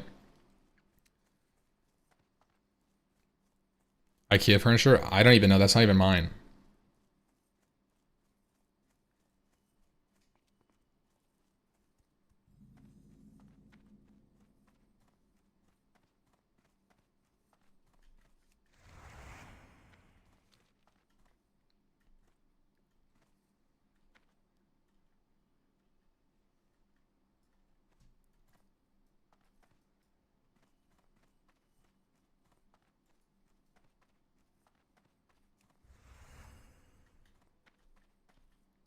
We play hardcore TBC Soda? Yeah, definitely. Oh yeah, I kind of wanted to watch the video. Chad, have you guys seen that? Is it worth a watch? You gonna do a little listen in?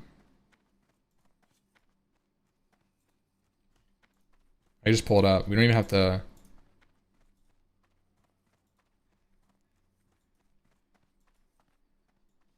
Put this over here.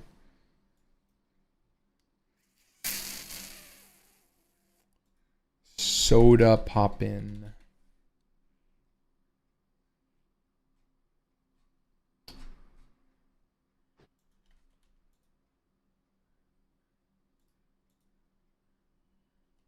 Maybe I can do a little. Bear with me, chat. Let's see what I got here. What is this? No. What is...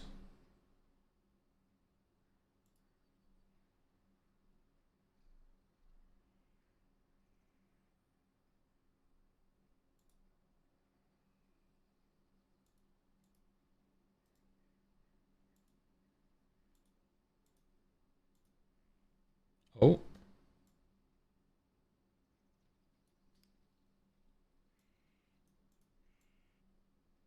Ah.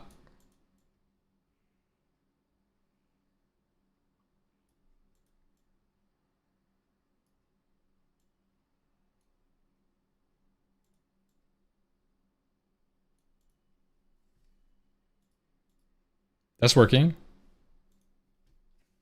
That's working. That is working.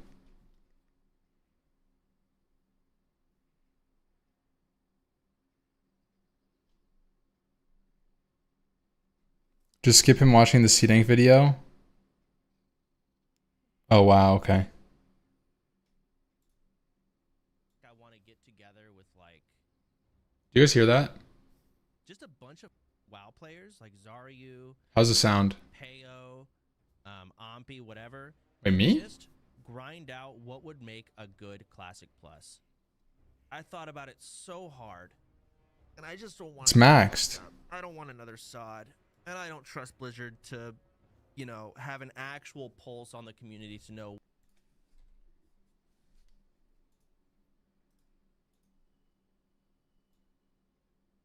Oh wow, I see why. Oh god.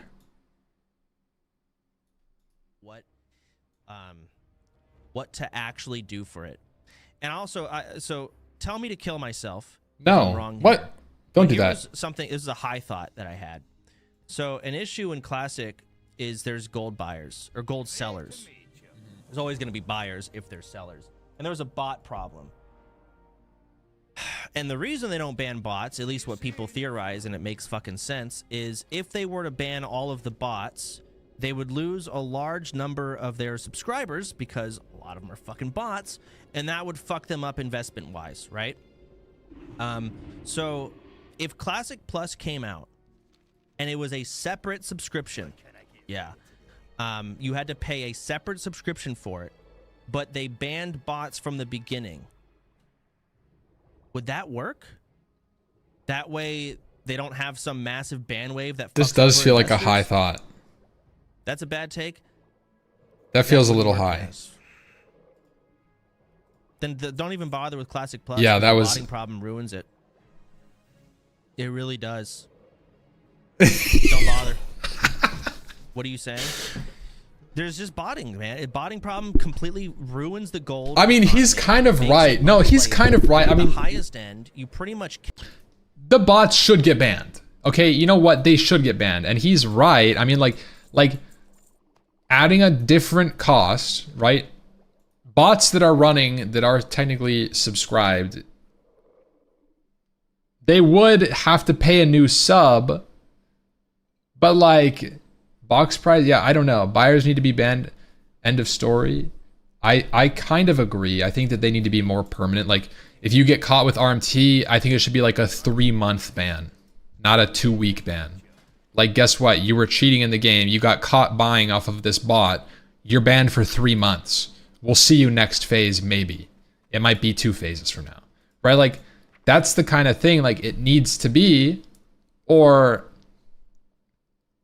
it should be perma. Well, they're not going to permaban. I want it to be permaban. I agree with the permaban on I agree. Don't get me wrong, guys. I would love to permanently ban all the buyers, and I think that that would solve the issue. But Blizzard doesn't have the fucking balls to do that, okay? They don't. They don't have the balls to go to their investor and say, guys, our investment, your investment, I know, look, I know we're Microsoft now, but we banned everybody. And our profits are down 70%. But don't you worry, our integrity is way up. Okay? They're not going to do that. Are you kidding me? Like, trust me, they know it would be good for the game to buy everybody, to ban everybody who buys gold, right? They know it would be good. But what are they going to do? Ban everybody? cannot compete with people that are buying gold. And there are people that don't buy gold and compete. However, they inadvertently receive, example, GDKPs. I think they banned them, but people would just do GDKPs. And they That's would right. invite gold buyers to Yeah, the you GDKPs. you So milk the receive cheaters bought for their gold. cheat That way, juice. the whole economy is now fucked. Everyone has bought gold. It's just awful because of the botting problem. So Yeah. how do you, in a perfect world, Blizzard just bans all the bots. That's perfect. Yeah. That would be great. And then you ban the Ban all buyers. the bots. Yeah, that'd be awesome. But they're not fucking going to. Remove gold? Well, then what's the currency? WoW tokens? I don't know. But, you know, on my break, I just sat there. I played WoW the whole time. I just realized how much I'm an addicted WoW player. And I just don't want it to fucking suck, man. I really don't want it to suck. If they end up even doing it. Fuck. He has to do trying that. to He has to bots. say that. when the game is just ass. I mean, dude, I played it my whole break. I leveled on Ascension to like 55. Not even 60? Epoch to like 50. Actually, I leveled to 55. You're saying this guy took a 2-month break and didn't hit 60? I just leveled alts with Viki the whole time. What did he do? Characters like autists. That was months of the break gone. That was it. So I care. I care a lot. I really do. Fucking high as shit, man. Didn't even hit 60. To suck. I don't want Classic Plus to come out and it turns to another SOD and it's like, well, great. Now fucking what? SOD was just such a misplay, such a miss.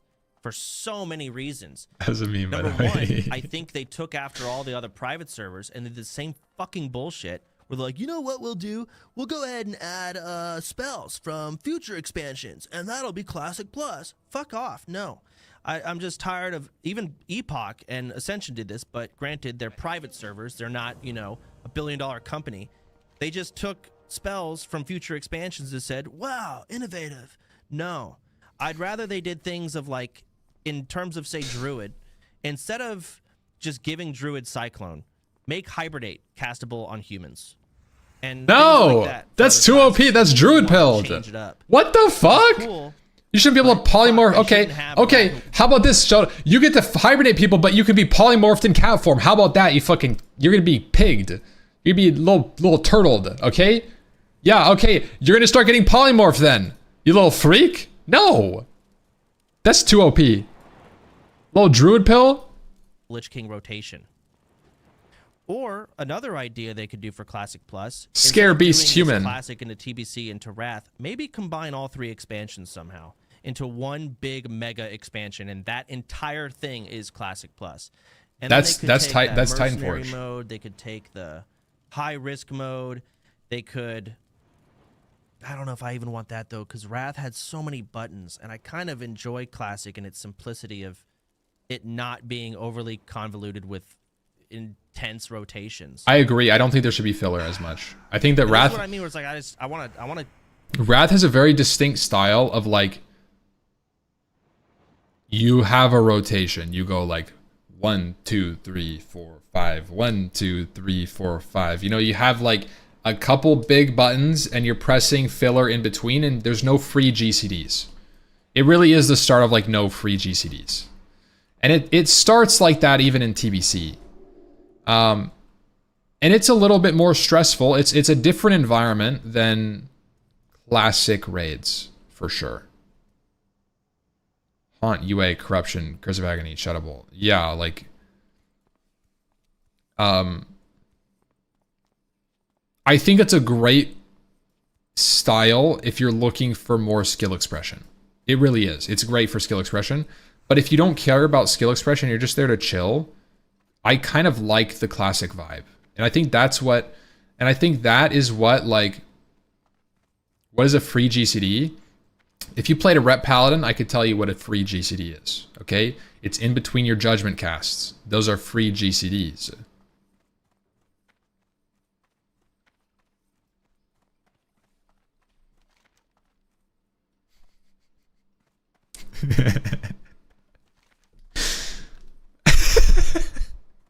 No, but it like when you have less to do, it creates more impact with what you did.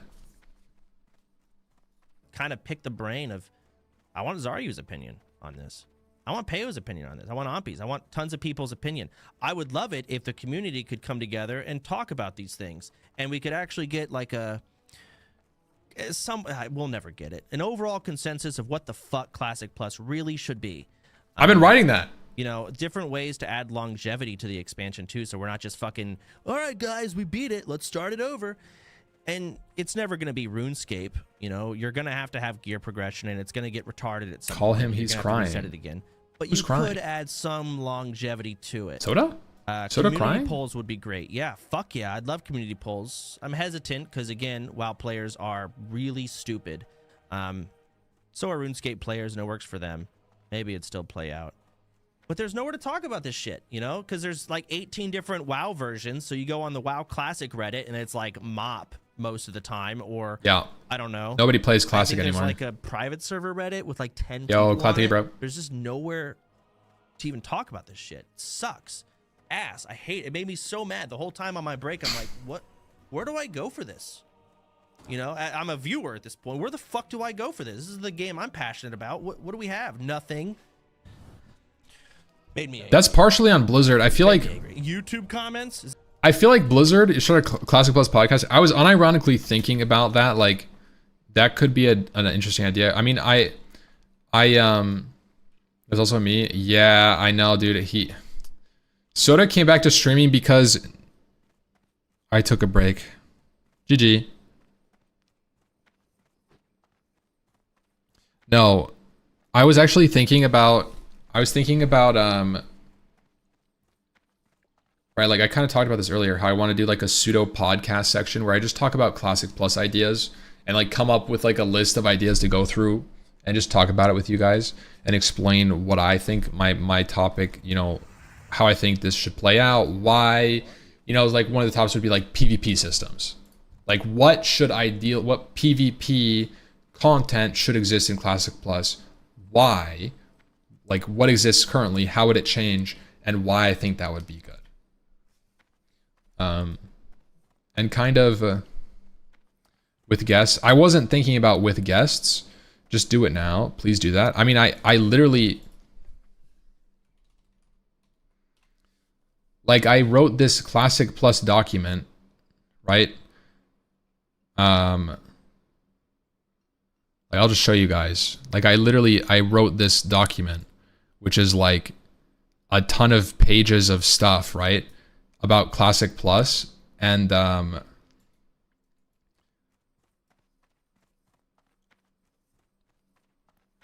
it's just like my thoughts on it all, and it's like super just like rambly,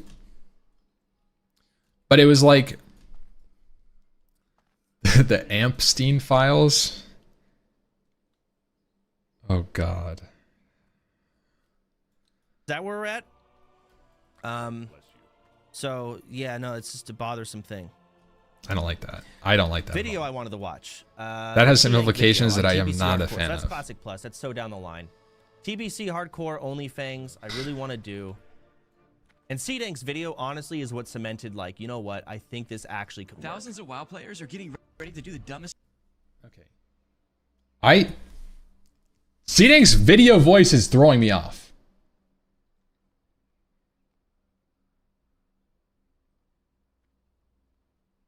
What is he saying here? Wait, I'm curious. And you don't know where they're going to spawn. He's talking For about all you know, Infernals. you tank the boss right here, and then you get a meteor right here. And then so you move the boss here. Well, then you get a meteor. Oh, here. This isn't that big of a deal, right? And then you get trapped. A meteor here. And Yep. you're like, oh, shit. Yep. And then you get a meteor here. And Yeah, he's that can gone. happen. That's very real. Like, what do you do? I guess what you could Move maybe out be more early. preemptive. Like, oh, shit. If we get a meteor right here, we're fucked. So let's Start pivot kiting and a let's little bit. go, Yeah. you know, here and give ourselves more open bullshit. But yeah, Toms. And there's That's my other- raid leader. I do. Awesome. Okay, dual talents, 94%. Are you going to share the document? More than Yeah, I mean, two it's not really like professions? very good. It's People just don't like want that. World buff changes. The document that I wrote is more for me to understand what ideas I'm thinking about and why. It's more of like a self-reflection on my kind of like ideas. Oh, Classic Plus. Fuck yeah. Okay, world buff changes. Let's watch like this. People want that. Okay. Remove world buffs from raids, 70%. Rework over removal. I don't know what does that that means. Wait, okay, yeah, he doesn't know either. Nobody knows what that means. So that's a Flying horizontal. mounts. Yeah, no one wants that. Transmog, no, fuck that. Rated battlegrounds. Yeah, I think so. 1v1 arenas, 69, nice. 2v2, people want arena. with Why is stars. 69 I yellow? agree, but he's got a very PvP community. Optimized flight paths. Why It's like not? pretty Of course, majority. They're so dumb. Additional flight paths, summoning stones, no. Warlock summon closets. Oh, where you can like mass summon people. I know. Lower mana cost buffs. Okay. Longer buffs, yeah. Guild Bank, yes. Achievements, I like Gilbank. Dungeon Finder, no. Minor class changes and balancing, 95%. Interesting. Better quest rewards, new raids, of Let's look course. for a weapon. Updates on old raids, yeah. Classic, new races, new class race combos, So yeah. expensive. Raid-wide buffs, yeah. Remove combat items, mounts at level 20. No one wants that. Instant mail, yeah. Fuck Shaman Tank. Horde, Pally, and Alliance Shaman. That Wait, has it's to ass. happen. I don't want it to happen for like roleplay, but that would happen. No, it can't happen. It can't happen. They don't need it. You don't need it. It's not that big of a deal. Or at the very least, it'd have to be really balanced out. No, Like, to the they're point where balanced. It's like fine. They're both competitive equally, but I They don't are. know how you really do that They're fine. when they're just so unbelievably different. It's fine. Remove combat add-ons, new zones, of course. A lot of these are just like, of course, yeah. Just don't make Paladin really strong as a tank, and then it's fine. No, like, they just can't make Paladin really, like, a really good tank. If they don't make Paladin a really good tank, then it doesn't matter.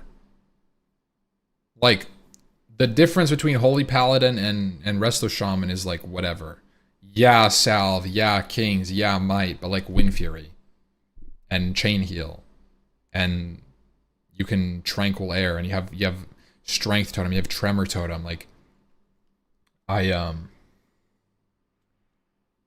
just make Paladin able to tank. Right, yeah, exactly. Like, you don't need... I don't want useless specs, but, like, you don't have to keep Paladin useless, prop Paladin useless, for it to make not a huge dent in, like, the raiding scene. It's like, oh, like a prop where it can just do what the Paladin is doing with, like, a little bit worse. It's like, whatever. That'd be great. Yeah, add that. Heroism / bloodlust.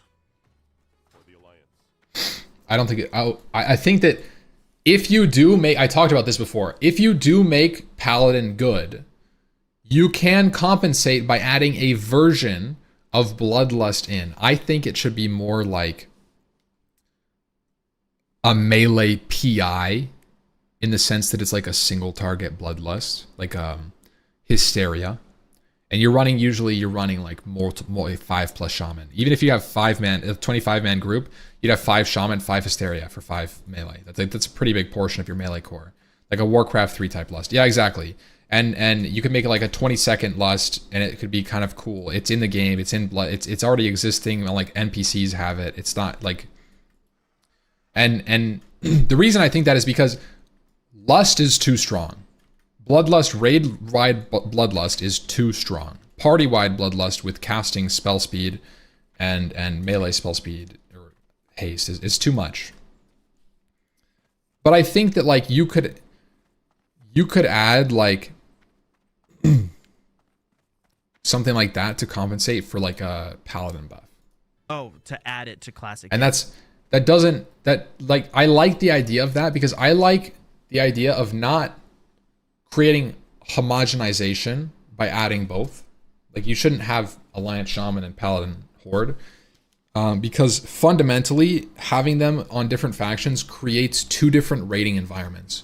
Horde inherently being more risky but more reward, and Alliance being much more of a safer, controlled route. And I think it fits. It fits. You don't have to worry. You don't have to worry about balancing the DPS around Bloodlust because it's not supposed to be balanced around Bloodlust, right? The Bloodlust should be a benefit for the Horde. It's okay if they have moments of glory and they're popping the fuck off. A shitty Bloodlust isn't comparable to a 3rd tank for ally. It's not even close. Well, let's assume you have 5 shaman and it's a 25-man raid. And you get warriors who are popping wreck with Bloodlust. And they're doing 30% more damage on top of wreck, which is making them do twice as much damage almost. And if you think about the way that cooldowns stack, calling it shitty Bloodlust is quite crazy in my opinion. Because that would be the impact of like an extra player for like 20 seconds. Like that's a fucking huge impact. And like as much as a good tank can exist, usually as long as the content isn't designed such that you need it, it's a preference thing. It's about grouping. Yeah, but I don't think paladin tanks should be so strong that you need it, which means that horde need it. Like you shouldn't. That's not how it should be. Like you shouldn't be designing Morgrim Tidewalker, and then don't give horde paladin. No, it doesn't need to be in there. Level cap increase? No. Mythic plus 17%.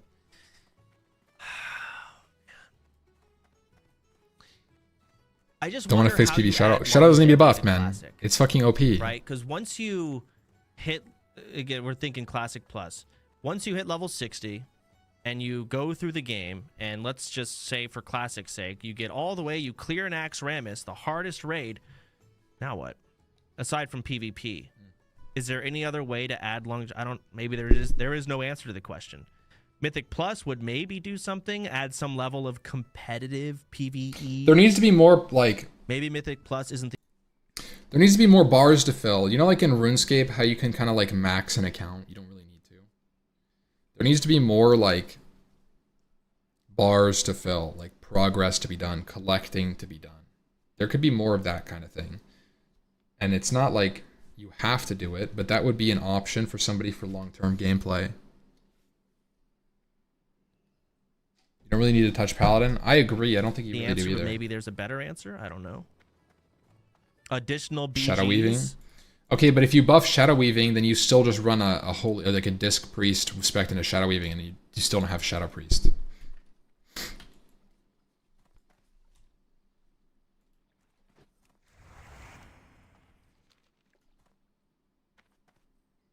You scratch your glasses. I was using a cloth, not a t-shirt.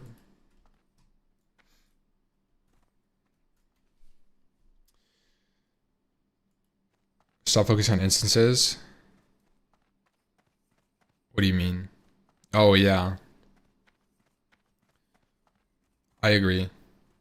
I've said that before. I think that like they need to develop the world and like alternate means of progression, where it's like, let's break the mold at this game. I think that really Classic Plus should try to break the mold that this is a game that's a raiding simulator. I think that should be the ultimate goal. I really do. I think that the goal of Classic Plus should be to break the concept that it's a raiding simulator. Get people back in the world doing things. Get people exploring the world. Get people walking around the world and interacting with each other. Like, that's why WoW is good. It's not good because the raiding content was compelling. Like, that's not really, like, yeah, you want to be, yeah, you want to like, the game should make you feel like when you log in, you're happy to be there.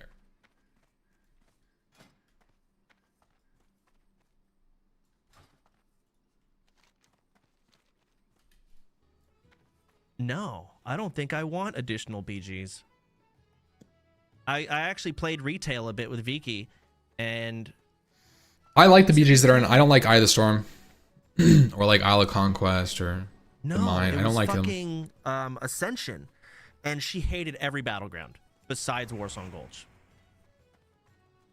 Just hated all of them. But maybe with RBGs, I think like a MOBA. Are so boring. I think honestly they could look into something like mini games. Like, what's to say they can't add like the MOBA version of Ashara Crater in, and it's just like a mini game. Like, what mini games can be fun and engaging. Even like Plunderstorm, I played Plunderstorm for like a long fucking time, and it doesn't have to be like super crazy. I don't think I would like pet battles. I think the pet battle mini game is like a little cumbersome. Like, I don't know, I don't like it. But I think like mini games are cool, and I think that's kind of what RuneScape does. It adds a bunch of mini games, and it's like it added a bunch of mini games. You know, it added like Guardians of the Rift, and you added this thing, and you had like stuff, right? It probably sucked. Yeah, I mean, I don't think they finished it. Mini bosses, yeah. Like, let's create some stuff. I would like a BG where your individual skill comes into play more, rather than just being another body, right? Where it's like, hey, two people are coming. Like, some places where you actually have to go 1v1, and that's your best option because there's just so many nodes to handle, rather than just 5, right? And they're farther away. So more of an arena-ish type battleground. So sure, it's 10 people, but what if it's 7 nodes and a bigger map? Maybe that's why I like Warsong Gulch so much, is your individual skill can come into play a little bit more.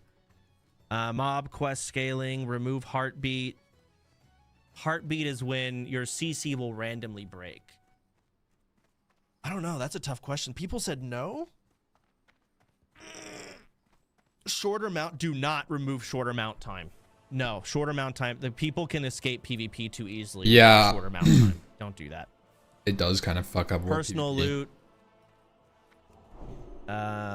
No. Linkable professions. Sure. Increase quest cap to 30. Quest. Oh, I see.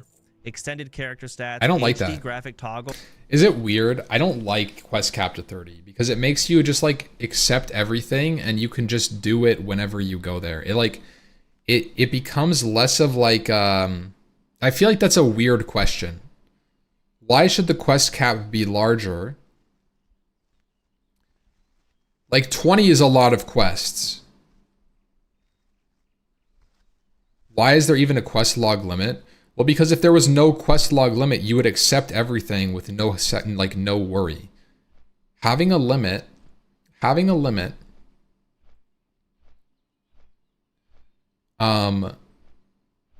means that you're not just accepting every quest and randomly completing quests. Like, imagine if I could just accept every quest and then there's no like thought about it. You're just like, oh, a quest.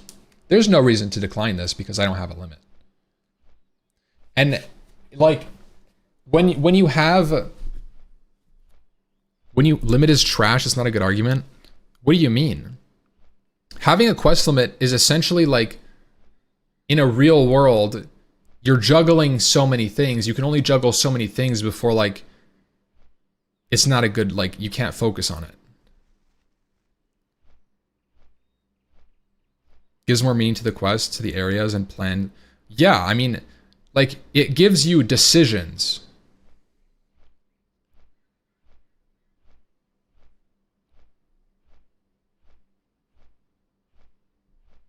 I think that that's what it does ultimately, is it makes you decide. And I think that that's important. You should have to make decisions versus not making them. Any system that should be implemented, in my opinion, shouldn't remove decisions that you're making actively.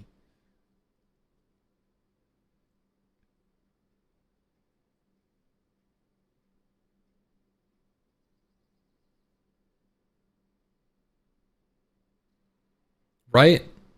Because if you don't have a meaningful quest limit, aka 30, I would walk by this guy and I'd pick up this quest. Even though I don't plan on doing this quest right here. You guys, I don't plan on doing this quest. But if I had a quest cap of 30, I would pick this up. Because then I don't have to come back here. Okay? Now I just magically have this quest for like 6 levels from now.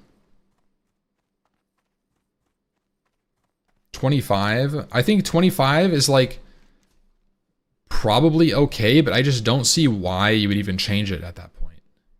Like 20 to 25 happens in TBC, but I think it's only for daily quests because there's a lot of daily quests.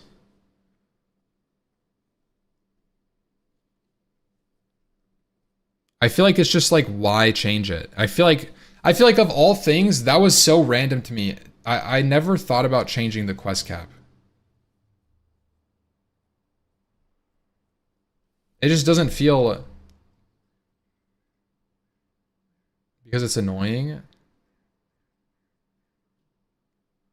Well... I mean, like, so is leveling taking a long time. Are you going to reduce leveling speed? So is it's annoying when your loot doesn't drop. Does that mean you should have higher drop rates? Like... I think like if we just take the idea at its face value and say, it's annoying that my quest log fills up, without considering the fact that your quest log fills up so that you're forced to keep track of meaningful quests, right? It's not that it's annoying. It's like, that's not what the design isn't to be annoying. The design is that You're supposed to know which quests you have so that you are like engaged with those specific quests. It's the same as like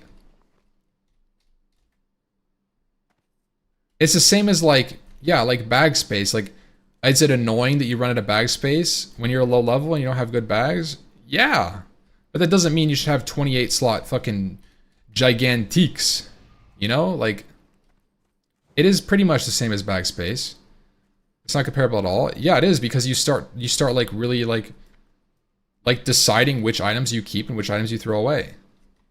Quest items and bag space is literally not the same thing. I mean, I'm not saying it's the same, but it's an idea that's similar. Hard disagree. What do you mean? Are you saying that you don't make like active decisions based on your bag space being smaller? If you apply the same idea to quests, like you make active decisions based on your quest log being small, if you increase the amount of space, you would make less active decisions about those things. Don't die on this hill? I don't understand. I'm not dying on any hill. I'm just trying to explain it.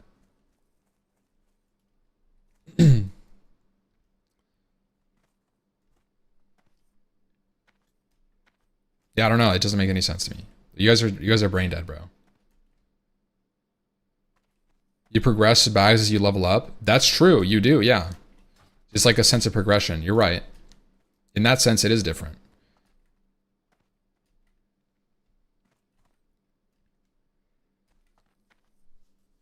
Why do you need to hold more than 20 quests at a time? That's the thing. Like, you really don't. You don't really hit the cap unless you're like hoarding random fucking quests. Also, it's so funny to me that all the quests are still like, because of RuneScape, all my quests are like censored.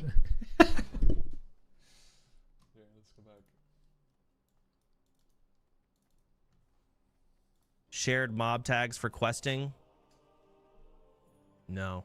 But you should have shared loot for your part. I was gonna say, I think that they can make that change and it would be good. It would promote group leveling more. Like, there's some items that drop as group already. I don't see why they can't all drop as group. Like if a demon named demon can drop their hoof 5 times, you can have a fucking knoll drop 2 spikes, 1 for each person. Who cares?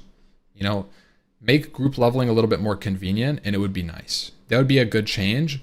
And I think it would be OP, but that's good. You want group content to be OP in an MMO. You want people to interact with each other and say, hey, I see that you're in the same quest area as me. Let's group up because it'll benefit both of us and we'll complete our quest faster. That's good interaction. That's how you make friends, guys. That's how you make friends. And that promotes a community. That's a great change, I think. And maybe you're like, hey, are you going to go to the cave after? It's like, yeah, actually I was. Let's go do Rethban Ore together.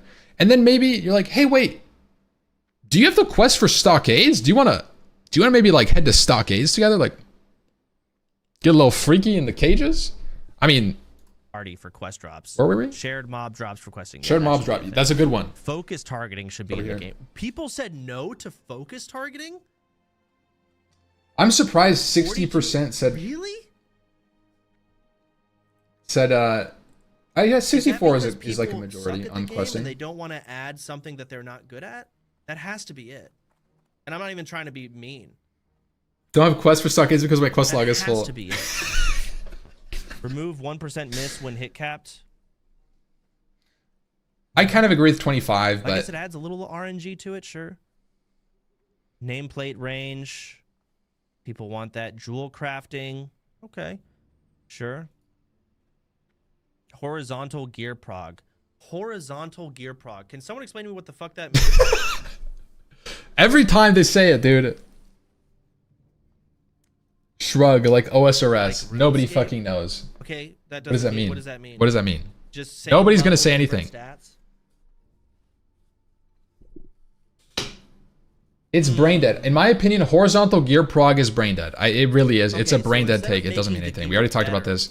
It just it adds doesn't. different gear that might actually just be better. Yeah, sure. Rather than, getting scaling and it getting too stupid. So less power creep. Okay, that makes sense. I understand now. Yeah, Of course, you should add more gear variation. Enchanting vellums. Oh, so basically you can get enchants. No, from the fuck auction that. house. No, I don't think that's. I think that's bad. People can That's make an terrible. enchant and then you just buy it and you put it on rather than go to the trade chat.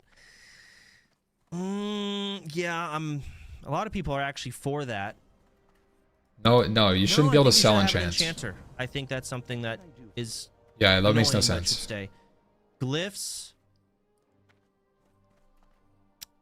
Depends on how it's done. You know, glyphs are like a Wrath of Lich King thing, and I say no. Personally, I say no. Yeah, I kind of. Keep combos on target, swap rogue. I'm kind of iffy on Yes, glyphs. I don't know. love Maybe that. Oh, it fuck could be yeah. maybe. So you don't lose your combo points when you target It's my quest anything log's else. full.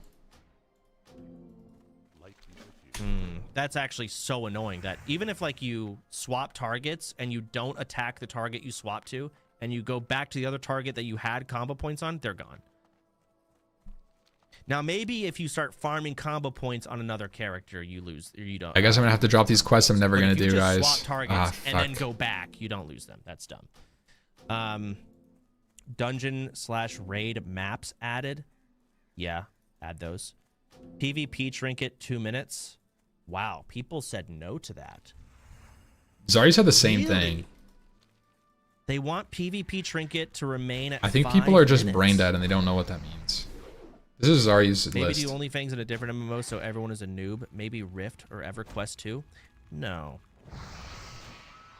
Who cares about PvP and hardcore? I'm not thinking about hardcore right now. I'm thinking about classic. Rogues are Plus. This is voting? Classic Plus. True. And this is something So, that, nah, dude, I should if be I the had only to one bet- with short CDs like that. I can prep it. I would rather see the mad heroic dungeons to classic. Dude, what is this, man? Some Pandaria challenge mode timer stuff. Mythic Plus would ruin the community. Sure, but what's the point of doing heroic? Does it give better gear? Because now what's going to happen is no one's going to do anything but heroics. At that point, Where it's does just, heroic? What are you doing here? Maybe There's this if you make donation it thing. hard enough, but at the same time, it's like offhand hit chance rework, collections tab, war mode instead of PvP servers. Right. So this was super cool on Ascension when I was playing, and I hope Blizzard does something like this. While I was leveling with Viki, we're all on the same server. A lot of people had PvE mode on. A lot of people had war mode on. People had high risk on. People had mercenary mode on. Some people were even doing different challenges where every single mob for them were elites. Viki and I actually tried it. It was fucking impossible. It was so hard because they weren't just elites. They were like turbo elites. And if I tag a mob while I had this challenge mode on, it's an elite for me, right? So you'd think someone else That's could an just help interesting me idea. kill the mob, and it's not an elite for them. But like that, they cannot attack mobs that I have tagged. It says you are not able to attack that target. That's how I you have would do like a challenge solo mode on self-found where all my challenge. mobs are elite, and we're all on the Yeah. same fucking server. I don't know if that's feasible with Blizzard and their, popularity. That'd be a good way to The have server like a might be little, overrun. anti-mob tagging. But it Yeah. was a very That's a really good lively idea. world. You had PvE mode people, you had war mode people, you had high risk, you had people doing hardcore challenges, people doing these elite challenges all together, and it worked. That was awesome. People shit on Ascension because it's pay to win. It fucking was. You could basically buy gold, etc., which I did. But there were some really good fucking ideas from Which it. I did, And I by don't the want way. people to just say the server was pay to win and then not think about the really cool things from Ascension that they did. There was the wagon in Epoch. I never played it. There was this wagon that would basically go. It was also on Ascension. It would go from the starting zones, basically to the next starting zone. Let's use an example of Elwyn to right. So from Aberdeen, there would be a wagon that would travel from Aberdeen all the way to Astronar, but it was pure RNG as to whether or not you saw the wagon. Sometimes you would see it. In fact, I was in a PvP fight at one point, and Viki and I were losing because there was like 5 of them, and the wagon was coming by the road as we're fighting, and we clicked it and we got away. Just riding the wagon. It was fucking awesome. And it's just fun travel. It's immersion. It's just exciting. Oh shit, the wagon's here. Hurry up, turn in the quest. Whoa, come on. We don't want to miss the wagon because we're trying to go to Astronaut. Awesome. Stupid that it's not in Classic. Super cool. Simple, not hard. Not a bad idea. Let me keep reading. Built-in questy. Yeah, shouldn't be doing add-ons for that. Remove rank 14 gear being BIS and PvE. I had a talk with Nick on this. I think it should be in, but it should be hard to get, like really high skill chance. So that you give PvPers an avenue of getting raid level gear without having to PvE. And I don't think it'll, That's I my will opinion. die on this hill. I think PvEers, even when they say they hate it, like it when they have to do some, not an extreme amount, but some amount of PvP to help their PvE grind. Nick agrees. Just something. Now, your best weapon shouldn't be from PvP, but there should be a drive. You're all saying no. Something should make you do it.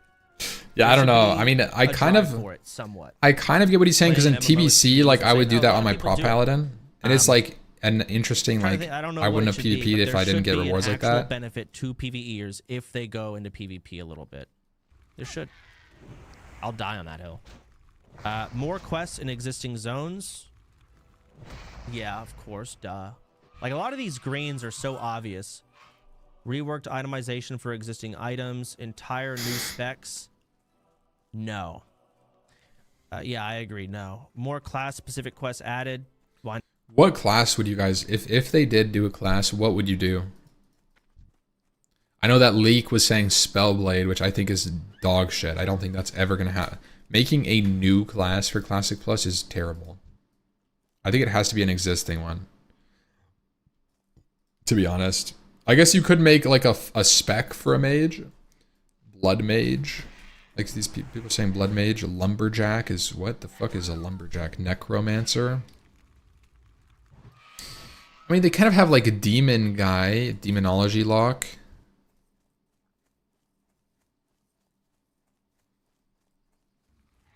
Dark Ranger. A Necromancer Ranger. Interesting. Yeah, I'm not sure. I don't know. I think it could be cool to add new classes or new specs, but I think it would be very hard for the Blizzard team to develop a new class or new spec that meshed coherently with the current existing specializations in the game without standing out like a sore thumb. I think if they did make a new class, it would stand out like a fucking sore thumb, and you'd be like, oh, of course the new class has that. Oh, wow, they've got a movement spell too. What the fuck? Are they playing League of Legends? Not Like, sure, like that doesn't take away I from don't know. anything. A modern auction house, sure. Solo challenges like Mage Tower, yeah. I was thinking, So- dual area. Oh, fuck yeah. I was thinking like, imagine Classic Plus. So you know how you have the ST. it says dual arena with CD reset button, but I remember playing on Stormforge, which was like a arena server, and the duels would reset your cooldowns on dual finish. I think that's how it should be. It shouldn't be a CD reset button. It should just be like whenever you finish a duel, whether you win or lose or forfeit, your CD's reset. Just automatically. It doesn't have to be a button. It just auto reset perma off CD in the area. TV tournament every 3 hours. Why not? There's that. That's what war chest in games the do when you middle. finish on. Imagine every 3 hours, kind of similarly. No, it wouldn't be Ventura. It wouldn't be duels. It would just be in the area, the dueling area only. Not just everywhere. It says a dual area, guys. Dual area with a dueling CD. Like, yeah. There's a dual tournament. So it's like an arena. And it only allows a certain amount of people, and it can take a certain duration. But yeah, at the very end, you could win something. I think that if Blizzard wants, they can facilitate the players to create things themselves. I think that would be a very strong and compelling way to create content with no effort. Like, Blizzard added in tools in Arena, like Arena spectating.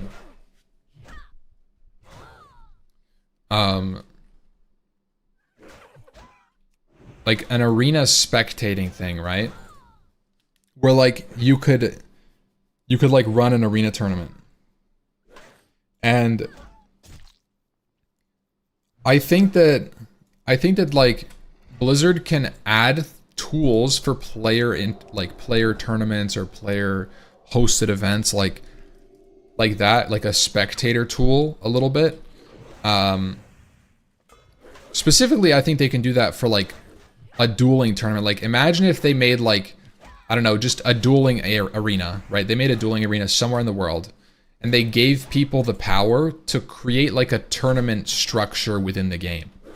They could create their brackets and put people up and host this tournament. And it would be like an instanced arena in the game, but like anybody can zone into the arena at any time and witness the tournament. And there would be like time slots where you could take, right? Like, I think that would be very cool. I think it would be super cool.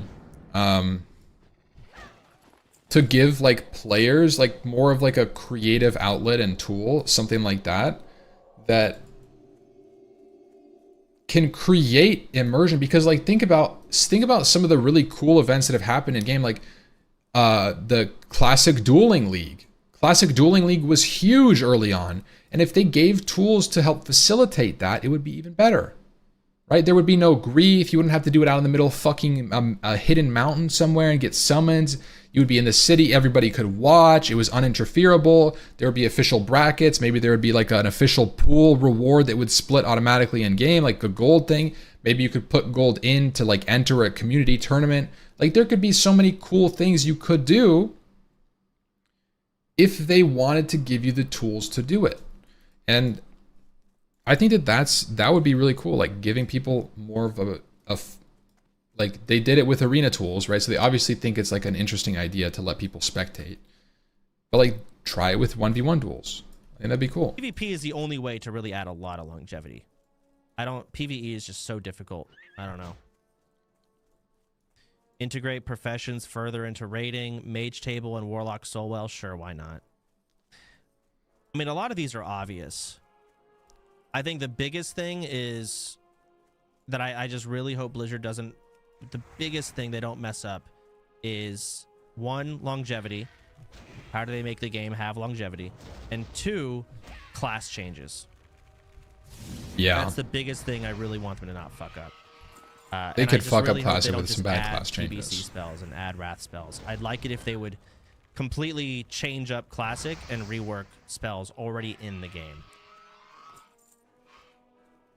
I don't know. Classic Plus isn't even confirmed. Yeah, I fucking know. For all we know, we never. Wink, wink, nudge, nudge. Yeah, okay. Isn't China getting something going on right now? Like some classic to TBC to Wrath server, only China's getting it? The Titan servers? Yeah. What events like the STV Anyway, fishing the extravaganza, maybe not limited to, but drive players to a certain area during a set time? Yeah, I mean, that could be an interesting idea. You could even have like a little, like a specific boss window. Like you could have like a world boss that spawns at a specific time every week. Something like that could be interesting. It doesn't have to be like an event like a fishing tournament. Or you'd have like a weekly dueling tournament. You literally do what I was saying earlier. Like you could just have a Blizzard facilitated dueling tournament once per week, and then people could like put, you know, an amount of gold in to like buy in, and then the gold would get split to the people at the end that were like high placing. Like that could just be a fucking cool. That could just be cool, and you could call it the fucking dueling league, and just have like a system, like you just have that, man. Just put that in. Just put that fucking in, dude. I'm glad that Zara, you did this. This is fucking awesome. I did not see this at all. I'm glad the discussion is at least is happening.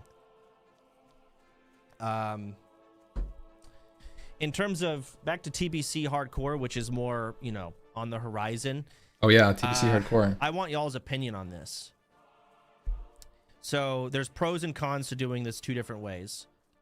TBC only, like hardcore only Fangs could happen right when TBC comes out. Right away.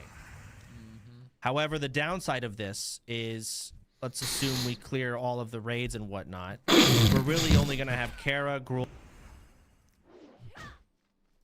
Okay, I'll let him keep talking. and Mag's Lair. Okay, only Kara, Gruul, and Magslayer, by the way. Like half the raid isn't gonna fucking die in hardcore heroic Shadow Labs or Blood Furnace or fucking even Sethic Halls, Arcatraz. Like, they're not even gonna be attuned to Magtheridon. Is there an attunement for Magtheridon? Don't you have to do something? Magtheridon attunement. Don't you have to do something? What do you have to do?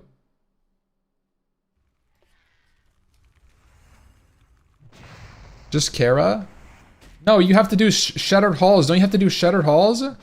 Trial the Naru. Yeah. Yeah. You're telling me.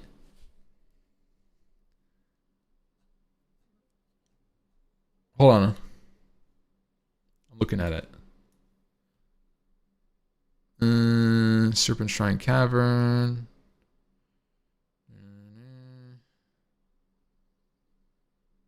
Wait. Is there an attunement? I swear there was an attunement for Mag. TBC WoW Magtheridon attunement.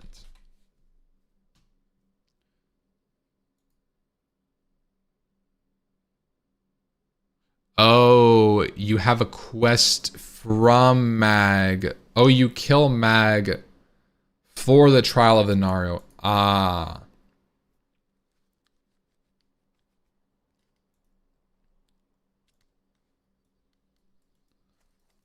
Okay, okay. But even still, there is no way a group of random OnlyFangs players is going to be able to actually consistently clear Karazhan, let alone a group of 25 freaky OnlyFang noobs going to be able to do Magtheridon without dying, and Gruul without shattering people, and or doing enough DPS before the tanks just get one-shot by Gruul hatefuls. There's no way. There's a pipe dream. It would take months. They would probably not get it. I said it earlier today, but I think that if OnlyFangs 3 happened in TBC, that Kara would be the endgame. That's it. But we're also nothing's really figured out. It's not. The other option would be when TBC comes out, I mean, everyone's going to play it, and a lot of people are now, including myself, are going to be looking through it with the lens of like, this is hardcore, or how would this play out in hardcore WoW? And then let's just say we get to the end and SSC is out or Black Temple is out, and we do OnlyFangs then. Not only can we clear Kara, clear Mags, and clear Gruuls. Yeah, right. That is crazy. We can go to the next tier whenever the fuck we want. That was an annoying thing in OnlyFangs Classic last time. I don't think he remembers. Well, it's like, all right, guys, I'm not going to wait 5 months for AQ to come out. I don't think he remembers. That was the end. Nightbane? Right? Yeah, will be Nightbane is really hard. That doesn't really matter for OnlyFangs. You know, by the time Black Temple's out, it doesn't matter, considering it's our own, like, event. Plus, it'll kind of revive it. I think a lot of WoW players that... I'm going to be honest. If TBC Hardcore came out and they didn't do a super long phase 1, like, tier 5 would be coming out, like, pretty much right when we're even just doing, like, early Karazhan. Like, so many people would just be dead to heroics, and they wouldn't even probably make it to Karazhan. It would be like a fucking... Like, it took us so long to be ready for MC. Don't do OnlyFangs, just your average WoW player will love kind of a... What's the word? A revival. Halfway through TBC. So I was thinking, if we do TBC Hardcore, we wait until, say, Black Temple is out. And also, I'll probably play TBC, and I'll be looking at it, and I'm sure everyone else will. Like, is this possible? And for all we know, we find out it's not. And then I don't do OnlyFangs TBC because I don't want to waste people's time. I think it would be fun on TBC. It doesn't work. It would just be really hard. And we'll find that out. And it could be like just like a for fun thing. So It doesn't have OnlyFangs to be 2026, serious. it might be a long-ass time, man. You see the video about Turtle WoW, about features in the project that could be taken in Classic Plus? No. I saw Turtle WoW reach or do some tweet or something. I think it was a Reddit post.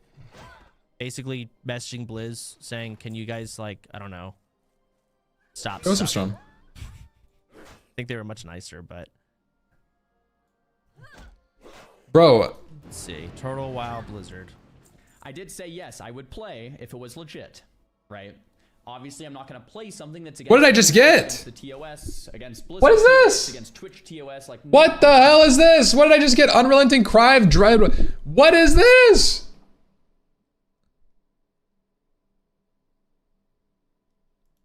What the frick is that?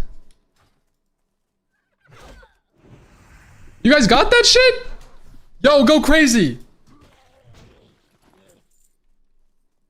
Wait, it was at 10 a.m. I clicked it off! God damn it! Fuck!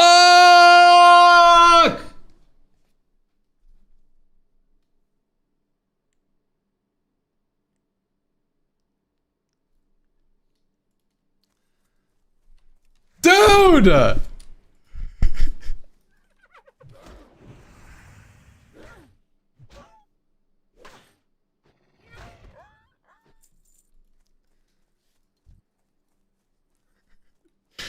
Dude!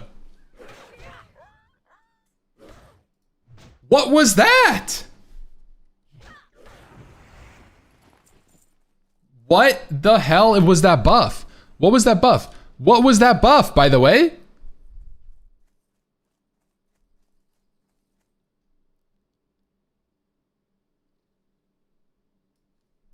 but if it's legit, I think that's a classic plus change that leaked through.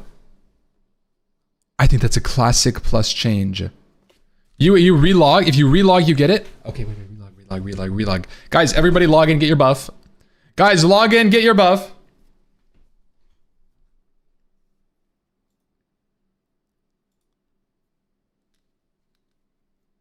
It's TBC pre-patch? Pre-patch for leveling? Pre-patch? Wait, TBC pre-patch. No, it's not TBC pre-patch, man. Oh my god, I got it. Ooh. Oh my god, guys, it's pre-patch time. Oh, I'm lagging. Check it, it's pre-patch.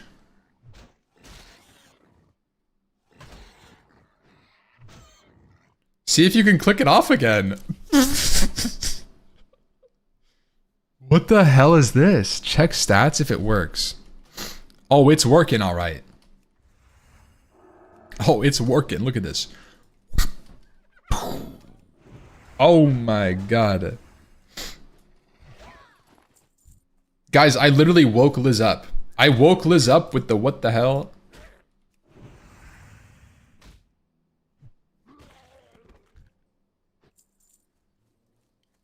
Oh my god. You guys got it? Guys, log in, get your buffs. It's a permanent buff. It will never go away. Dude, I'm telling you guys, this is a Classic Plus leak. They're developing Classic Plus right now, and they leaked this through, and this is confirmation of our suspicions that they're working on it.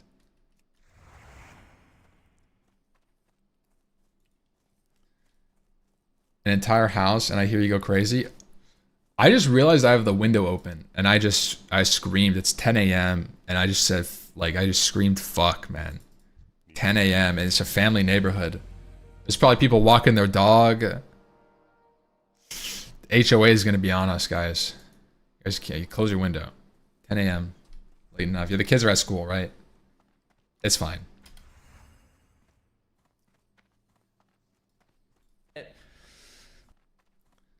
Wait, Zaryu looks tweaked right now. Look at this video. What is going on? What is going on? You been streaming? Yeah, I've been up. I've been up for a while. Check the name of the buff. There's a clue hidden in it. Increases chance of spells, critical chance of spells, spell critical strike chance. This is weird. Increases critical chance of spells, critical strike chance of spells. Why does it say critical chance of spells instead of spell critical chance? Chance criticals. Critical chance, huh? 10%. Melee and ranged by 5%. That doesn't make any sense. Grants 140 attack power but no spell power. Does not stack with the rallying cry of the Dragon Slayer and cannot be chrono booned. I'm going to go ahead and say it. That's a clue. Unrelenting. It'll never go away. People say, you know what? Let's have some fun. Enjoy this buff, guys. It's just you're gonna have a permanent Dragon Slayer. You know why? Because you can. Thank you, Blizzy. Yeah, if it's backed by Blizzard saying like, hey, we're gonna license this to you, and we can have basically fan-run private servers, and that's fine, then yeah, I would play, of course.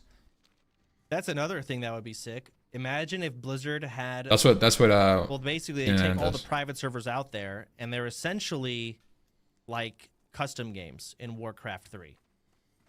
How would that play out? Would there be too many That'd be cool. servers? They'd obviously They would have to. like this. But if they wouldn't anything be able really to cool make happened, they would themselves claim it and then like put it in their they main normally server. do. But now, how would they have up? That's what they would do. Right? They say, sorry, that's a good idea. You're coming. There'd With be me. way too many. Would they be split? They probably would be. But you'd get some really fucking good ideas. For sure. I don't know. I think it'd be cool. So many directions to go, and I don't think any of them are going to happen. Can't have another Dota escape. Let's take a look at Yeah. what they actually said. We're Total WoW, a group of fans who love WoW and share a lifelong dream of contributing to its development. Mysteries of Azeroth, our content expansion is Wait, that Zarya face should be an emote. Hold on, let me just get the. He's doing like a little. I can't even do it. He's doing like a Unfortunately, wide unlike other pog. studios, Blizzard does not have a framework that allows projects like ours to operate without risking legal conflict. With that in mind, we respectfully ask that Blizzard consider establishing a formal ecosystem for licensing fan-run community servers. Out to the end, I you can mean, yeah, disable that'd it. be I don't sick. want to. But what other studios have? Yeah, right. I don't know. WoW is in such a unique place. It really is. I don't know what to even compare it to. Minecraft? Minecraft. I guess. What? Minecraft has servers. Rockstar. Okay. Counter-Strike and Minecraft have it. Next page has examples. Okay. I don't need to hear Czar. You go to the next page, bro. Come on. Why didn't he just This pull up guy the wins. tweet? Why is he watching a Zaryu video of the tweet instead of just pulling the tweet up? Just pull the tweet up, man. There you Let's go. open this. Here we go. All right, here we are. Daybreak. Project 1999. That's the what I fuck played on. That is Rockstar. There it is. NC Soft. Granted license to the homecoming private server project of City of Heroes. Never heard of that. Bethesda has long supported Skyrim mods. That's a little different. Yeah. Like Baldur's Gate does that too. It's different. Modding is not the same Valve for solo opened play. the Solo source engine to game. the public. Counter-Strike and Team Fortress 2. Maybe that's a thing. I don't know any. Maybe. Epic Games introduced creative mode in Fortnite. A little bit different. Okay. Minecraft makes sense. I think Minecraft might be the best example. EA, Star Wars Battlefront 2. But then again, none of them have like subscriptions. The thing is, he just doesn't know, but Daybreak actually does this where like they work with the private server company, the private people behind the private server, and they're like, hey, this is like the terms, and like you can run your private server, just like don't make money off of it. Just you can't make money off of it. That's it. You can't sell things, you can't do this. As long as you're just offering a free service for the people, then like you're good. That's the agreement they come to, basically. That's what they say. So like there's no pay to win. It's just like that would never happen. Not even donations. No. I mean, you can't really do anything. Like you cannot make money from it. That's like part of the agreement. At least from my understanding is like they recently actually they just sued Daybreak just sued a different private server called the Hero's Journey. If you want to look it up, it's called the Hero's Journey THJ. Look up like lawsuit or something. You'll get the whole story. But basically, there was a huge like private server that was up and coming on EverQuest like Classic, where like you kind of like it was kind of like Ascension, where you like didn't play a class, you kind of like got different spells. So it was like a fun server, but they were like pretty pay to win, and they made like like $3 million or something, and Daybreak was like, nah, bro, like shut this shit down, like that's not okay. And so they like sued them and won, I think, and so the server got shut down. But yeah, so like that's like the agreement, at least with Daybreak. That's the agreement. And I think if WoW had the same thing, I think that they would be okay with that. I don't know, maybe not. Ascension's breaking away. Oh, I'm sure, bro. Private servers are obviously money-making machines. Otherwise, you wouldn't have like conglomerates like Elysium converting to like, you know, like they make like different servers and like Turtle WoW. Aren't the people who make Turtle WoW like directly involved in like Lights Hope, like old like classic-y private servers? At the same time. Yeah, like So, there's I mean, a reason. I want them to do it. I'd love that. Roblox is entirely based. Yeah. I agree. Either way, I'm just very passionate about it, and it's been on my mind. I'm still trying to figure out the details of how to do TBC. This is something I'm excited about. If we do TBC hardcore, lots of PvP. A lot of PvP, especially if we do it through an add-on. Again, now we can have like only Fangs Warsong Gulch. We could do like, because it's going to be me versus Tyler. I get to pick a person for my team, and I get to pick one person on Tyler's team. And then Tyler does the same, picks one person for his team. And he basically, half the people on my team are picked by Tyler, and half the people on Tyler's team are picked by me. So dumb fucks get in, and good players get in, and we have like a sick-ass Warsong Gulch 10v10. Horde versus Alliance. So there's some cool-ass What's up, Buff? PvP doors Dude, that they are just open randomly in TBC dropped. hardcore only things. And of course, you know, arena could be a thing. We could do, I mean, basically the same thing I'm gonna be honest, that doesn't with arena. So like, I think it's a good idea for very content, excited. I want to but do it, but that doesn't I mean, TBC's sound not even out yet. it doesn't sound like it would People be level 1 to 7. good for the people who aren't either the top 5 best players or the top 5 worst players. Like if you're just like a dude playing an OnlyFans, you're not gonna have fun in that system that he described. Which I guess is fine, right? But like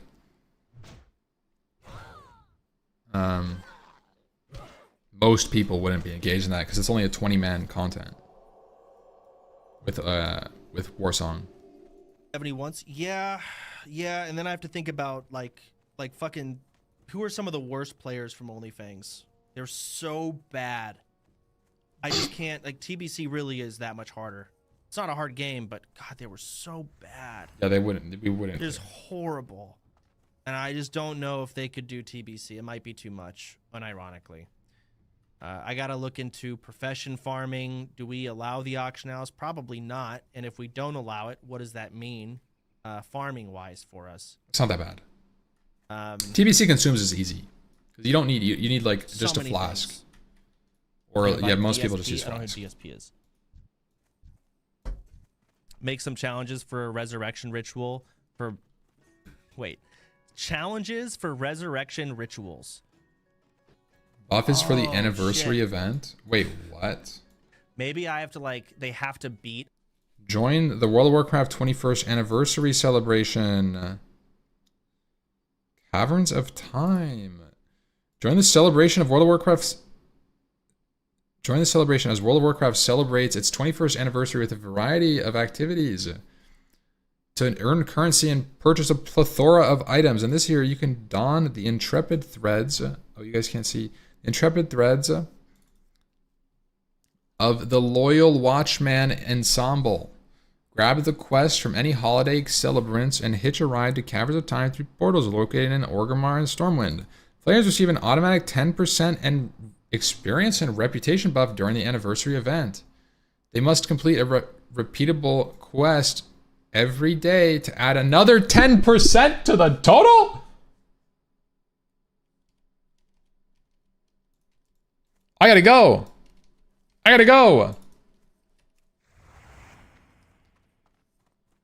That's retail?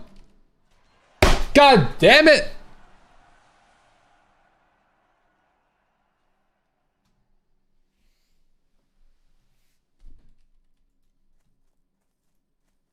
a game to res their character of some sort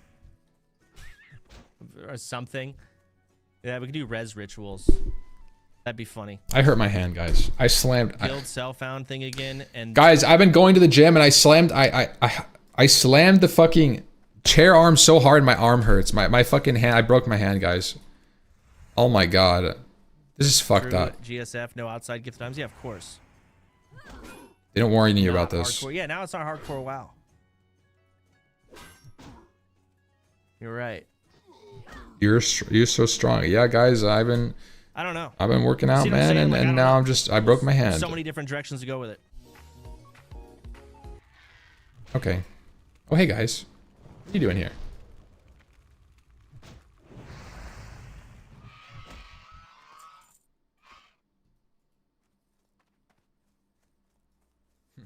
That guy died. Noob.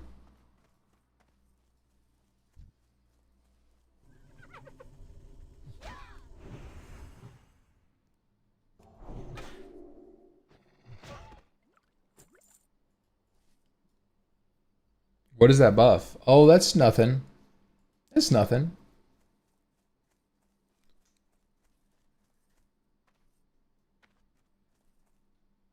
It's not a bug. I think it's, I don't think it's a bug. It happened exactly at 10 a.m. You know, exactly at 10 a.m. Also, where the frick are the brutes, man? Exactly at 10 a.m. the day of like...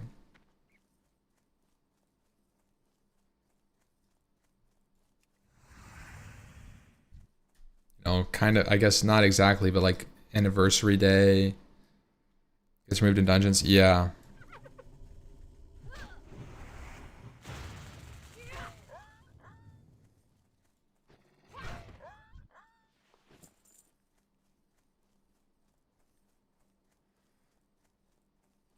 There's more stuff in place. I don't think it's accidental at all. What is the Katarina of classic WoW? Like, probably a melee weaving hunter.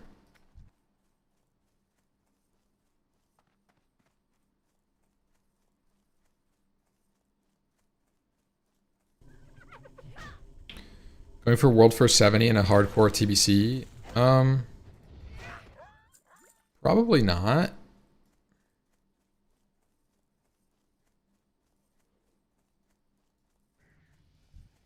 But I would go for like...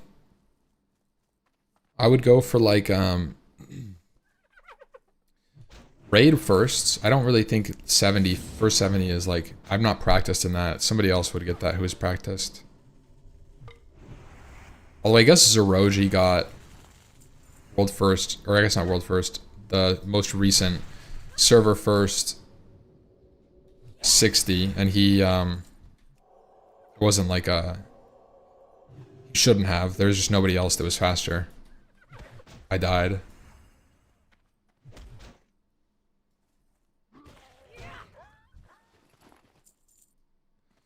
Yeah, it's not accidental. It must be part of the event.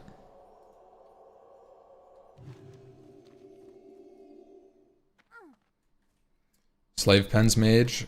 Yeah, maybe then. I guess I do have some experience on Slave Pens Mage. Looking fresh. Yo, what's up, man? Well met. Yeah, I've been working on that. Slave Pens is kind of nerfed, but it's still playable. I don't know, like, doing Slave Pens early is, like, not easy.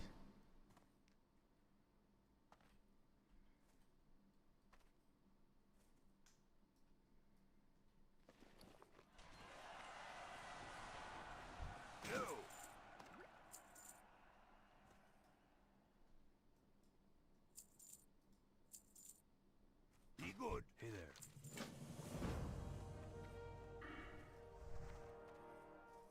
You need something? What is this? Yeah, this WoW head post is meaningless, bro. Safe travels. I think it's just...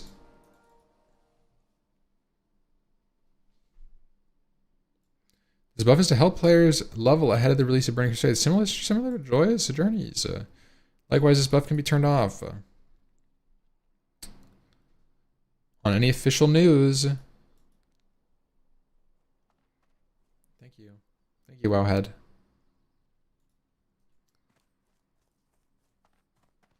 Hello, I'm new. Is this buff a sign of a new update? Yes.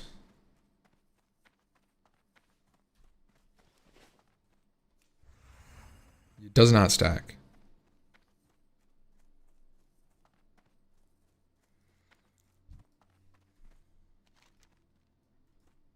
Buff isn't in hardcore? Yes, it is. I'm playing on the hardcore server right now. Ride me out.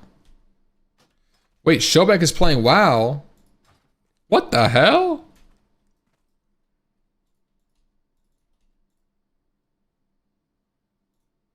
He is playing WoW.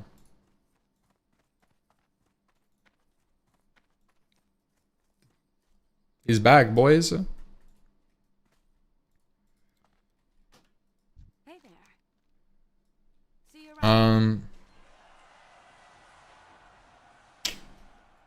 You know what? Let's go do the Murloc quest. I wasn't going to, but I feel like I'm kind of behind on XP a little bit. I guess I'm not. Like, I still have... I haven't even touched... Actually, no, I haven't even touched Duskwood, and I'm 22. So that's pretty good.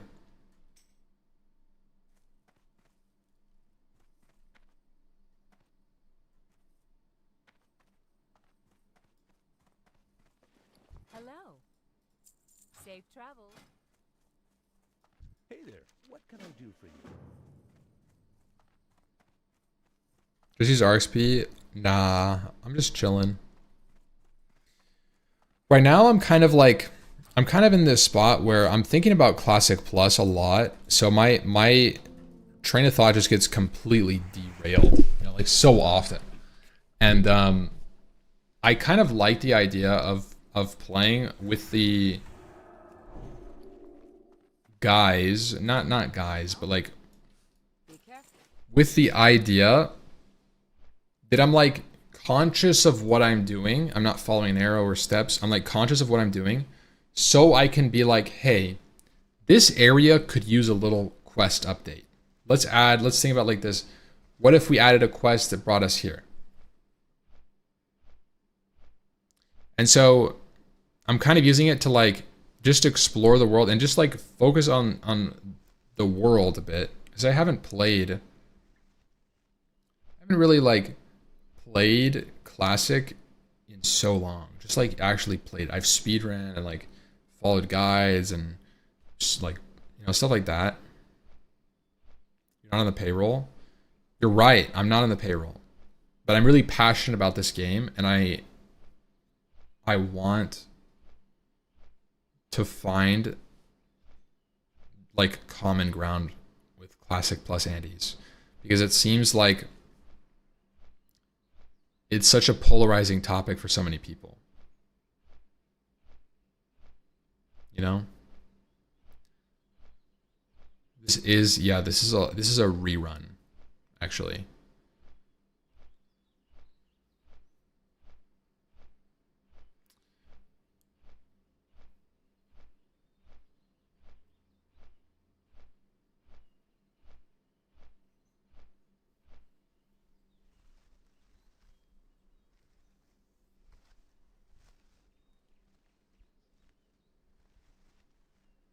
Yo, late TPK, think about.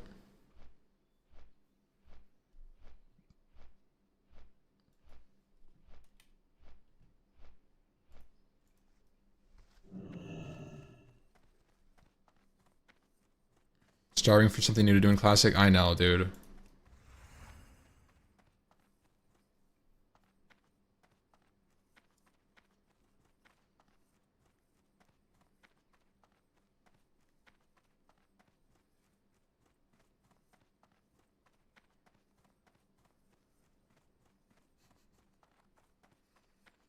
Yeah, I mean, that could happen, bro. It probably will happen at some point. I think in Classic Plus, they should change the timeline, either back in time or the future. I kind of thought about that. Like, would it be cool to have a Classic Plus concept that was like before Classic? It's like more orcs all over the place, and it's like maybe like a Warcraft 1, Warcraft 2 kind of story. But it's so much work that it's like not realistic to see. Like that's like a literal remake of the entire game. And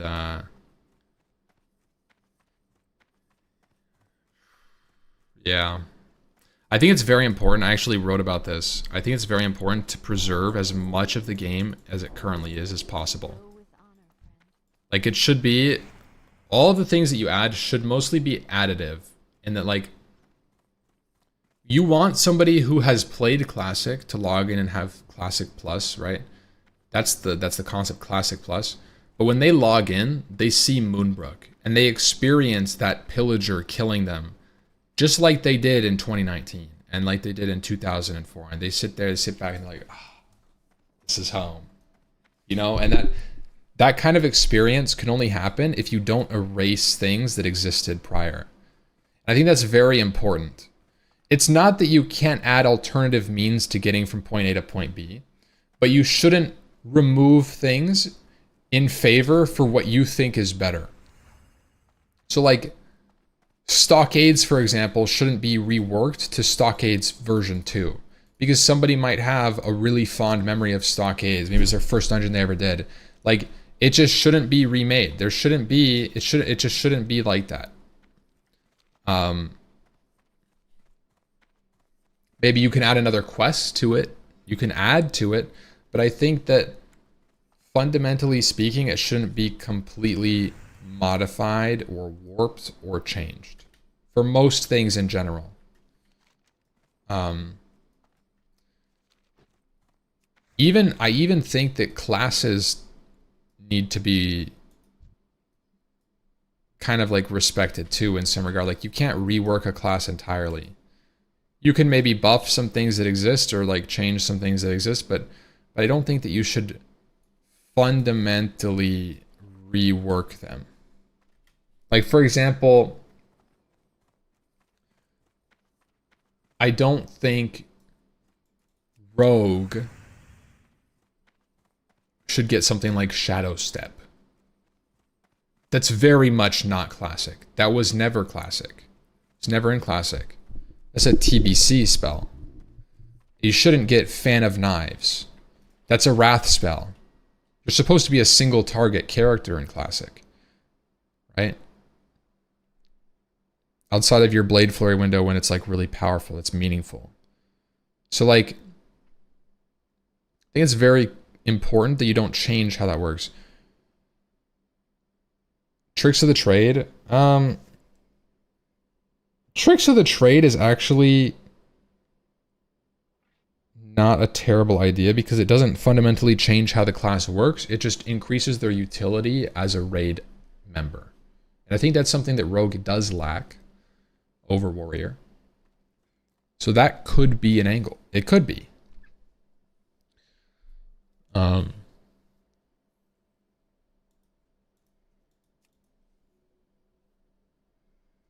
No new mace at 22. When's the next new mace, man? 23. Oh, wow. That is just 2.4 speed, bro. What the hell, man?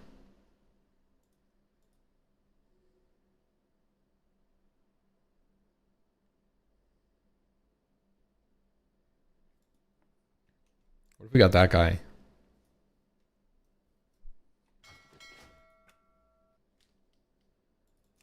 If you want Classic Plus to succeed, they have to balance classes. There's no way you think 30 warriors and 10 priests is the move. I mean, I said that they should do it a little bit, but you can do that without changing the classes fundamentally, you know?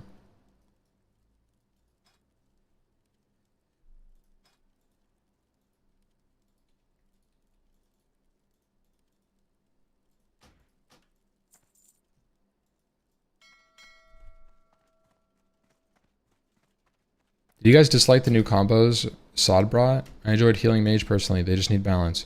No, I think it broke my immersion. Having healing mages and tank warlocks and fucking tank rogues and healing mages it completely fucked with my perception, and it warped my perception of like what classes are.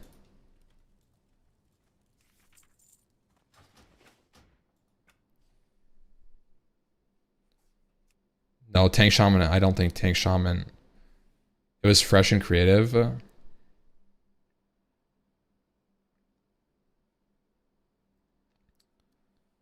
I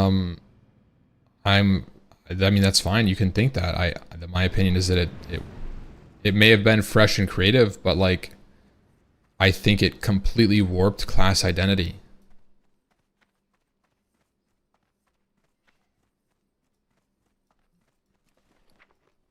It also felt janky. Like, I'm gonna be honest, the way that it existed in SOD was jank. Because the systems that they used were like, let's take the idea of a spell of a class from Cataclysm and implement not the talents, only the spell, and see how it works. And it feels a little clunky. Hunter felt a little clunky because they fundamentally took concepts of developed classes like that like existed, like Hunter and like Wrath and TBC with like Chimera Shot, but then they changed things to like aspects were still on GCD, which felt fundamentally terrible with Viper for a while, or you know, like they kept some like things that made it feel more like it's like Frankenstein versions of Wrath Cataclysm era characters with like extra clunkiness. That's the way it played for me as Hunter. And it was a little weird.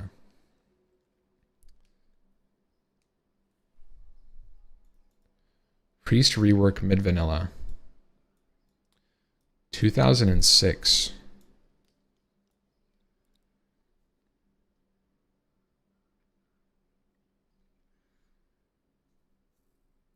The wand specialization has been made a first tier. I do remember that in earlier classic versions, I think you can go to a talent tree that shows there was like more tanky stuff, like attack power from priest inner fire, that kind of thing.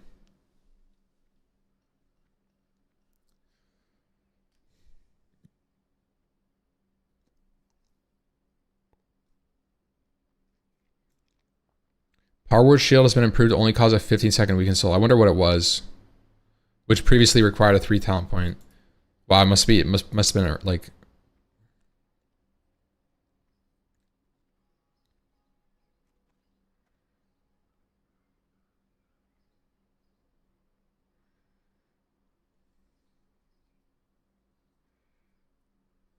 Next patch, inner fire will provide more armor. Duration increased to 10 minutes. Was it 5? That's crazy.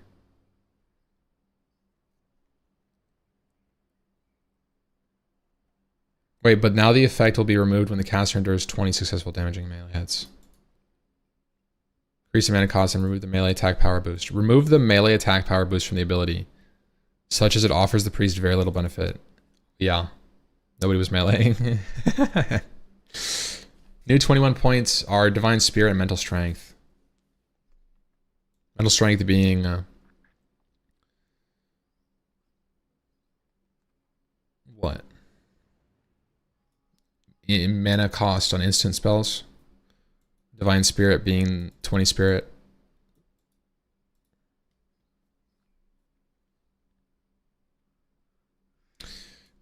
Discipline, Power Infusion introduced. Very similar. I wonder what it was. I wonder what the old one was. That's an interesting change. Curious to see what we've done with the Holy Tree. 2 things. Improved Renew offers the same level of improvement for only 3 points, probably instead of 5. That's good. Healing Focus, Interruption, Spell Reduction. It's pushback reduction. Brand new talent, Spell Warding. I feel like it's underutilized, but it's kind of cool. Now reduces the casting time. This is good. So this wasn't in, so Greater Heal was longer and Heal was longer. That's crazy.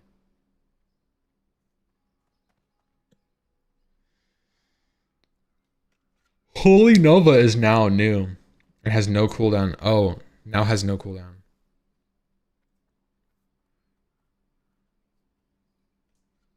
Yeah. It's so interesting to see, like, what is this? This is a priest rework from 2006, yeah.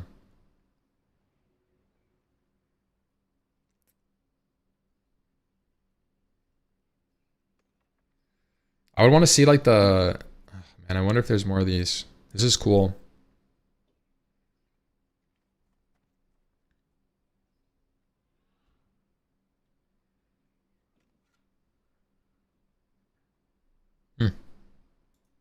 It's super cool.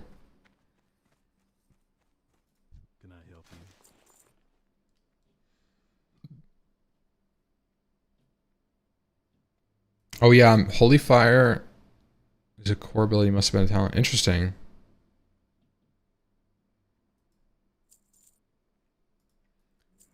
Have a good one. Do a warrior speedrun? Ain't no way, dude. Level 1 worths only. Oh. No, dude, I'm actually getting kind of pooped.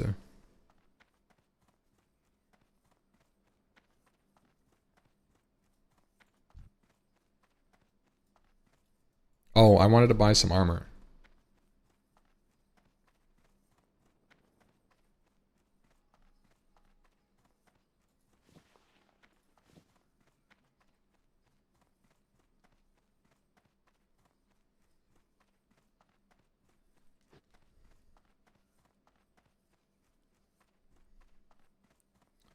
One week ends the 24th. Where's the blue post?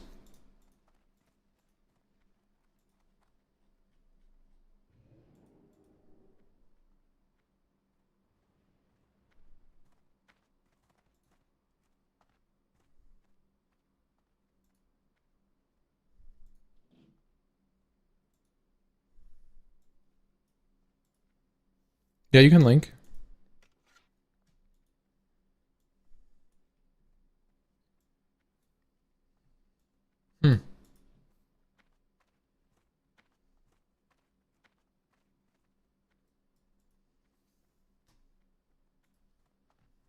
Do you guys think TBC's pre-patch is coming out on the 24th? How many weeks of Nax are we at? Does any chat? How many weeks of Nax are we? Are we like 7 weeks? I don't think it's been that long, right? Fuck. Yeah, it hasn't been that long. Yeah, they're not gonna do that. Well, 8 weeks, 4 weeks pre-patch, 12-week cycle.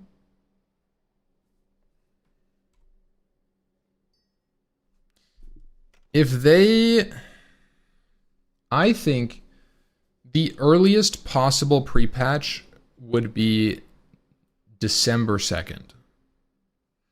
That would be 9 weeks of Nax with a possible 1 month pre-patch, landing it in January 26. January 2nd, 26. But that's unlikely. I still think it's going to be late December pre-patch.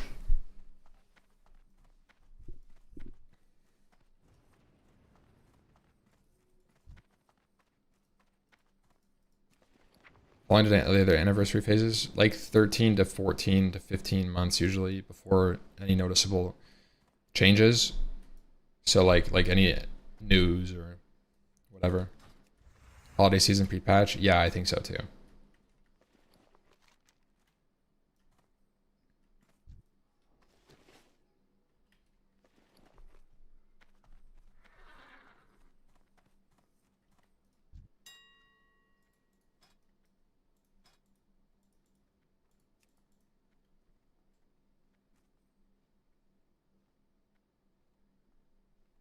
So expensive. Why so expensive?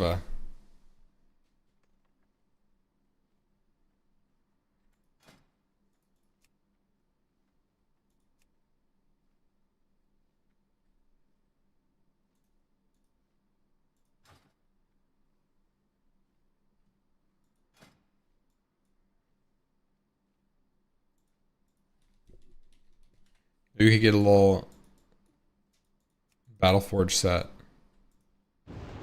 Holy mog, bro. I'll be mogging on the boys. Oh shit.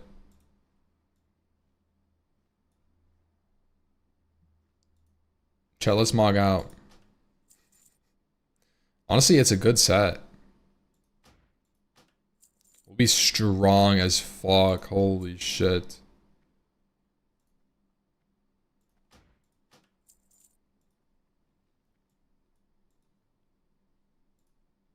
I'll just buy this one.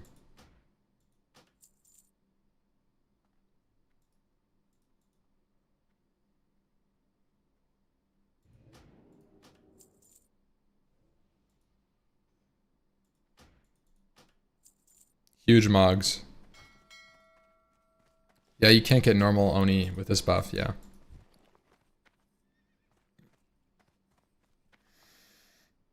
Throne of Thunder is December 11. Okay. I haven't played in forever.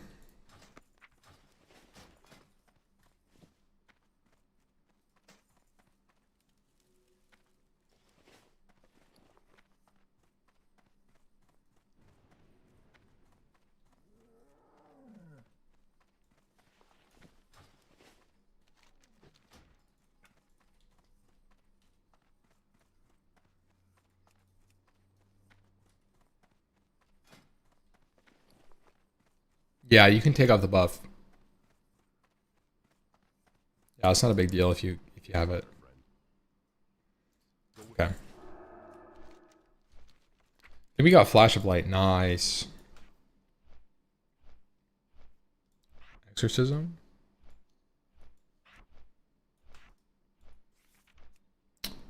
Damn, I still only have rank 1 Red Aura. That feels terrible. Looks like I might though. Boom.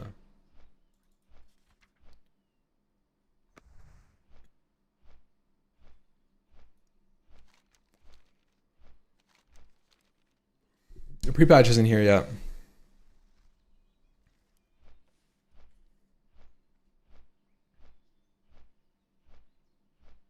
Do you want warriors to be main pumpers in Classic Plus?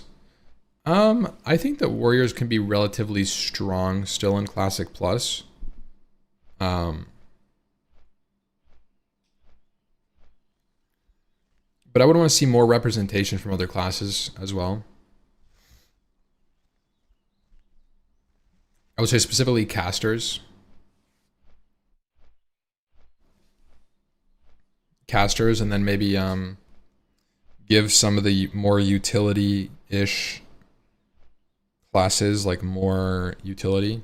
I think like Boomkin, Ellie Shaman, possibly Shadow Priest, like maybe buff. I don't know.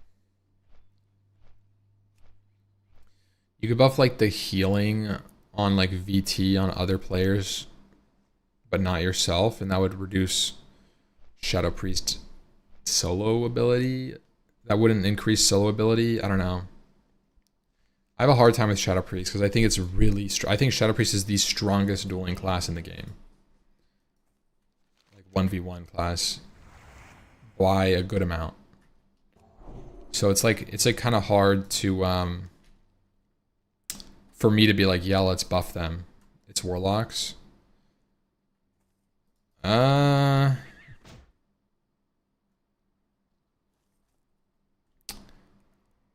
mean, if you constrain it so that Warlock can't use like double sacrifice or like triple sacrifice or something, I'm pretty sure Shadow Priest beats it.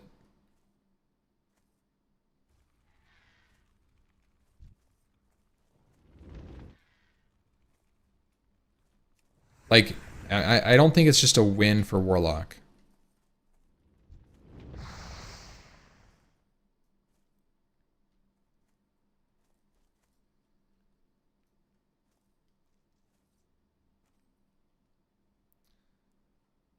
Mages used to have sleep invisibility. Yeah.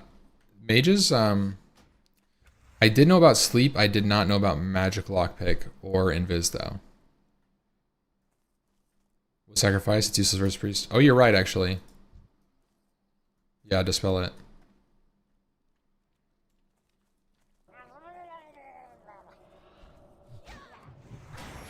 So I'm just gonna man it up.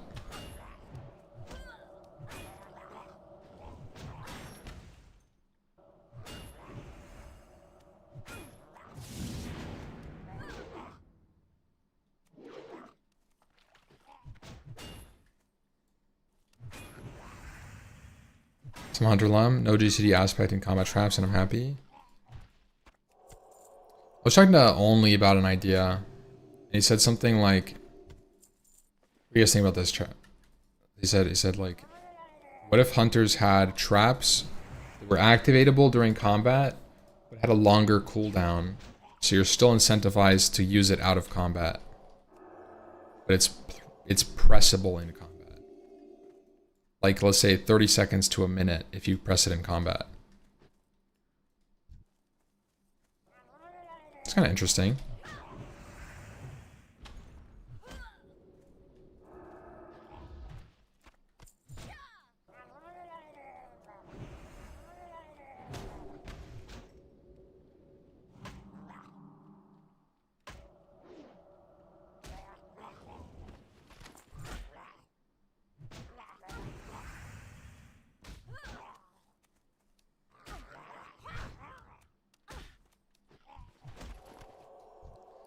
I like the idea of scaling Hunter with attack power on traps to make traps more important to press, and then scaling even possibly Serpent Sting with attack power. And then I think Hunter's in a pretty good position for Classic Plus, to be honest. I don't think it should get anything else. I don't think that it should get Steady Shot or like filler. I think that melee weaving is a nice, intricate gameplay style that isn't mandatory, but is a way for people to min-max their character if they want to.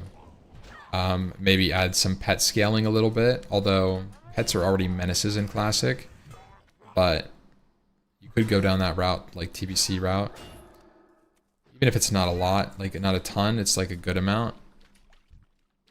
Definitely possible. Would not be super opposed to like some sort of pet scaling as well.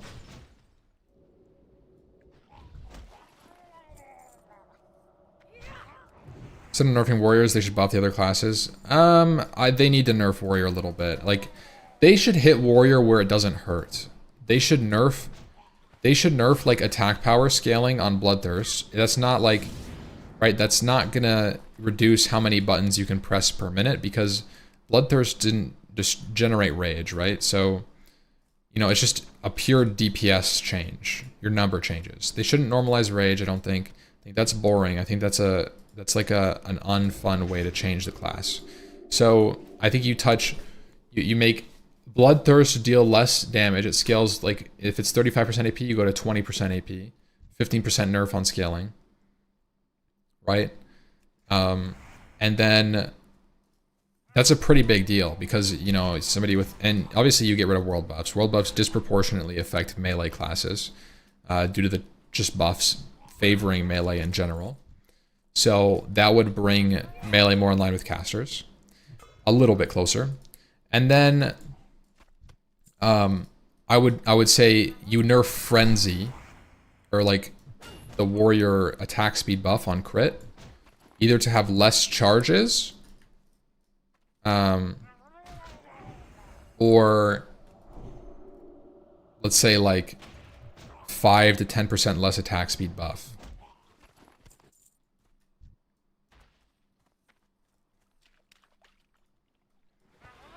I think those would be my changes. And it sounds boring. Yeah, but rage normalization is way worse in terms of fun difference. You still have moments of glory. You can still wreck and have like really high crit chance. You can still have like, right, like that's a minimal fun reduction. If you want to hit the warriors really hard, you would say rage normalization, and then you don't get to press any buttons. Because rage doesn't scale with damage anymore.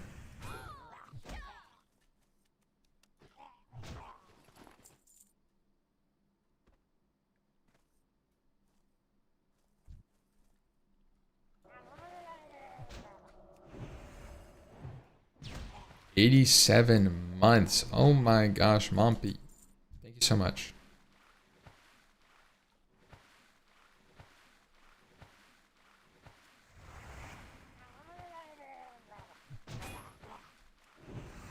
You know what you could do with Bloodthirst? You can increase the healing component.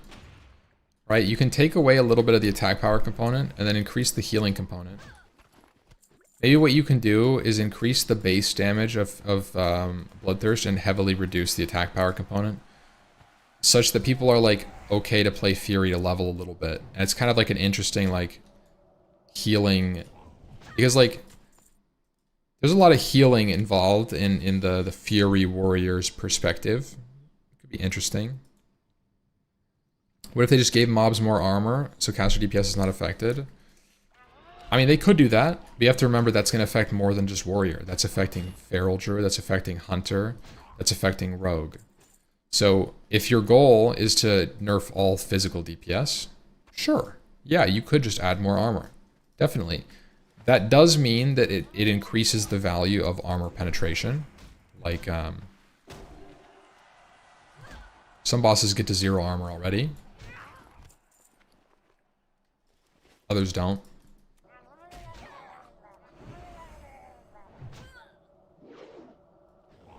They should kill Fury Prot. I actually kind of agree with that take.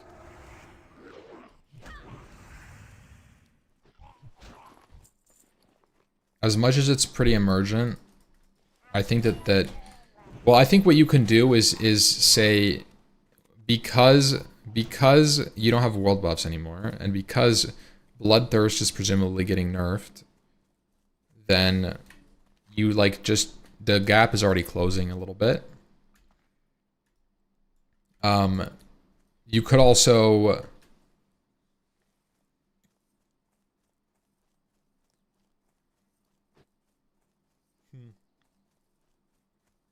you think about a full self-found non-hardcore realm, old classic content to become horizontal since players need to go to Azeroth and farm it.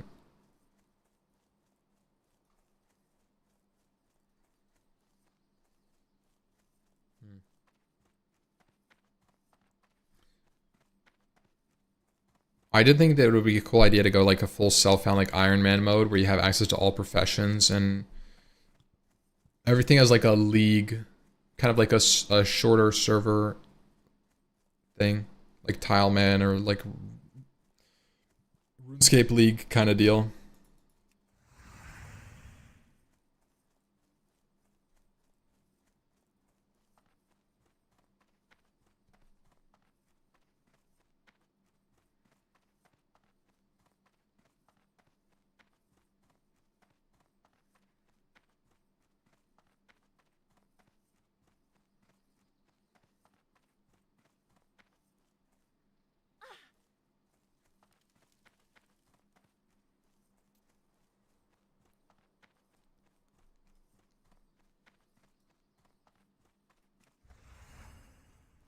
Good day to you. See you around.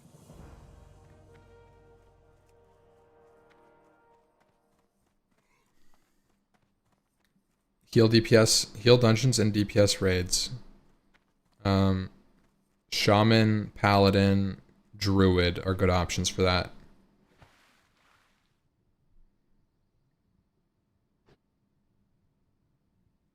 You could even go Priest if you wanted. Although they're going to be in less demand, but Shadow Priest is really nice. It's kind of fun too. I played Shadow Priest. Played Shadow Priest in TBC a little bit, and it was enjoyable. Safe travels.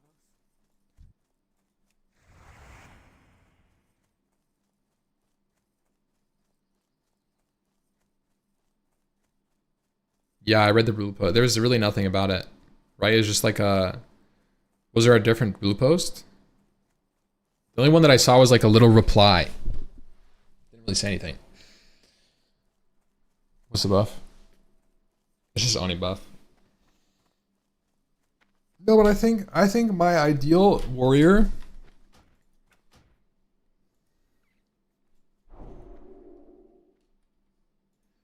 Like, if you look at the talent calculator, number one, if you're going to reduce Fury Prot, you nerf Enrage.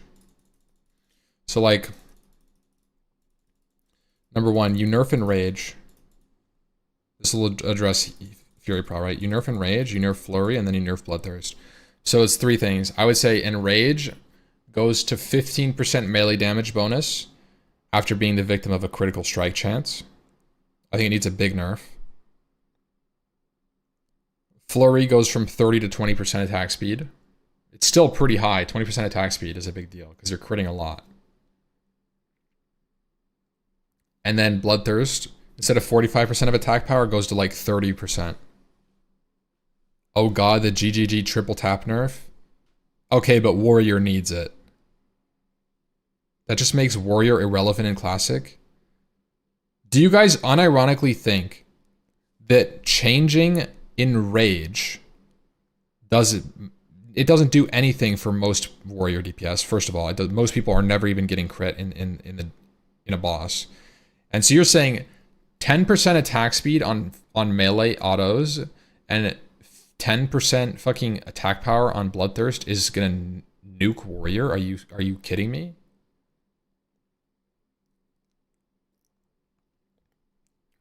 Like, this would make it so much more balanced. This would still be the strongest class, by the way. It would just be worse. Do you think nerfing Warrior will turn some people off of Classic Plus? That hurts a lot. Are you kidding me, Bev? Are you kidding me?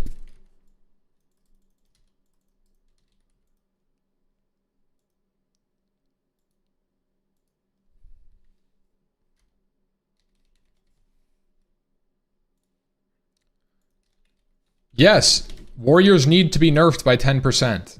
They're that strong. Just so you guys know. Just so you guys know, Warriors are really fucking good. Yes, they are. Let me tell you, Warriors are at the very least 10% better than every other class. Very least. Because if you took all of these Warriors and you reduced 10%, it would still be the best class. And if you look at this, okay, you would reduce attack speed by 10%, which wouldn't be 10% less attacks here because of Wind Fury. It would be like 9%. Because you'd still get Wind Fury a lot of the time on ICD. So that's fine, okay? And then Bloodthirst, reducing the damage on Bloodthirst by like 5%, 10% max. Like, you're not looking at a 10% DPS loss.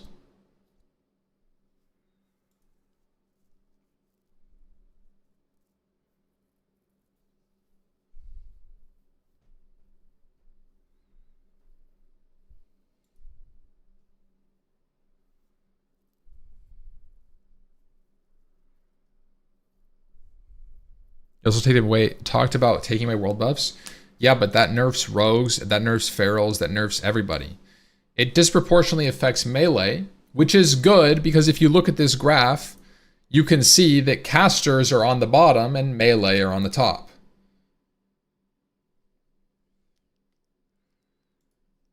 Look, I'm just saying, I think 10% flurry nerf, 10% enrage nerf, 10% Bloodthirst attack power nerf. Stop trying to balance DPS numbers, it's boring. What do you mean? Balance DPS numbers. I don't think it's boring to bring down a clear, verified Omega DPS winner in line with everything else. It doesn't make any sense. Like, this raid comp is not good for the game. You know this. Everybody knows this. This isn't fun for everybody that doesn't want to play a warrior.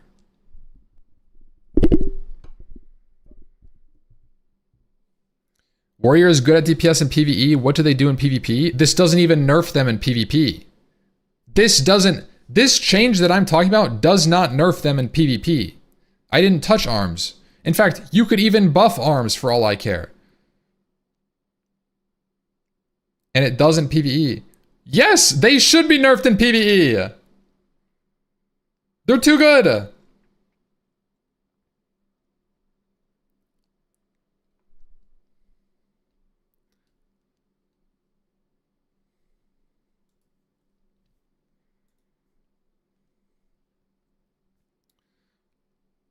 Like, I tanked on this boss and I out DPS'd 3 casters.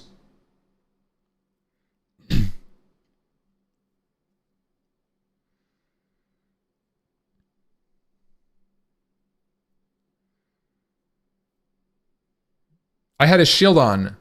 This whole fight, I had a shield on and I almost DPS'd every warlock. If you look at a fight like Saffron, you can see this is the real graph. Okay? Guys, what do we think about nerfing Warrior by 10%? What's gonna happen? Warrior is still gonna fucking go crazy. They're not gonna be nuked. Okay, let's nerf this guy by 10%. Where is he? Okay, he did 900 DPS. That's fucking TBC numbers, bro. Like, Warrior will still be king. It'll be closer. It'll be more viable to bring a rogue instead of a bad warrior. And that's how it should be.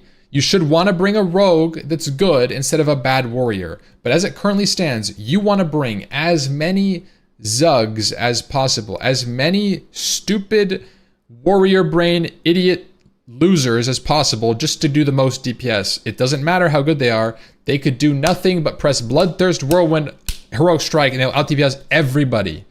And that's the truth, and that shouldn't be the truth. That shouldn't be the truth.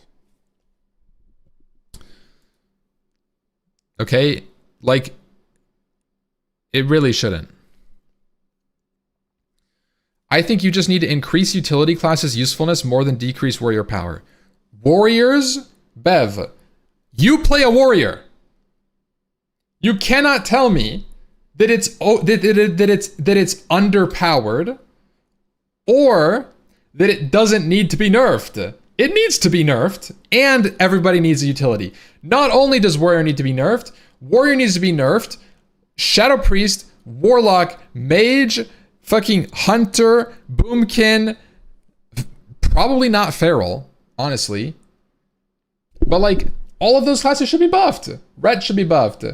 Ellie should be buffed. All of that should be buffed, and you should be nerfed. And you will get a more reasonable product from your raid. It will still be favored to warriors. Why don't you just play TBC or retail? Peter, I know you're rage baiting, but I will time you out the next time you rage bait. This is my line. It's 5 in a row. They got buffed in TBC. That's why they're not good.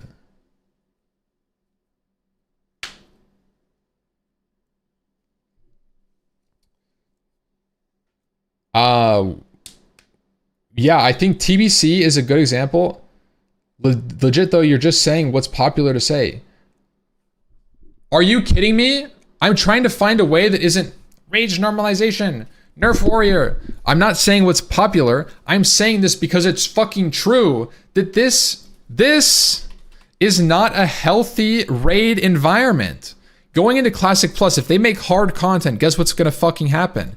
All of these guys will be warriors, and you'll have one fucking warlock, one mage, one hunter, one rogue, and then 30 warriors. Like, that's not a healthy raid environment at all. And that's not a healthy MMO environment either. Why would you want that in the game? Why do you want that in the game? If you really like warrior parsing, you can just play the game that's warrior parsing. It's already in the game. Just go play Classic Era and keep playing the same warrior. But like, if you're going to play a game that's trying to improve on the current game, don't you think it makes sense to try to make the raid scene a little bit more healthy and balanced for the whole game environment?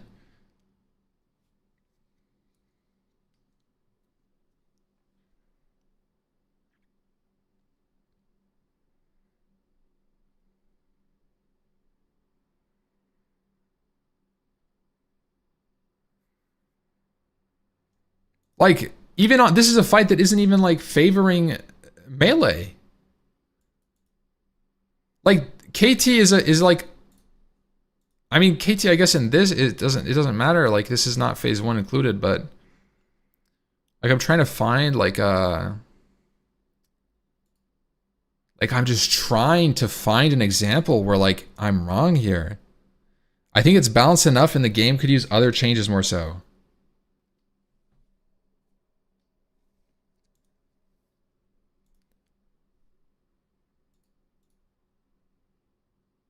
Where is the balance here? Actually, no, I'm curious where the balance stands right here. Actually. This is a form of balance. Yes, this is a form of balance that like you have tipped over and off the scale, but you're balancing off the scale. If you consider the game as a whole and not just bars, I am under the same view, Peter. I think that the game is broken. I think Warrior is broken at high gear levels. It's too good.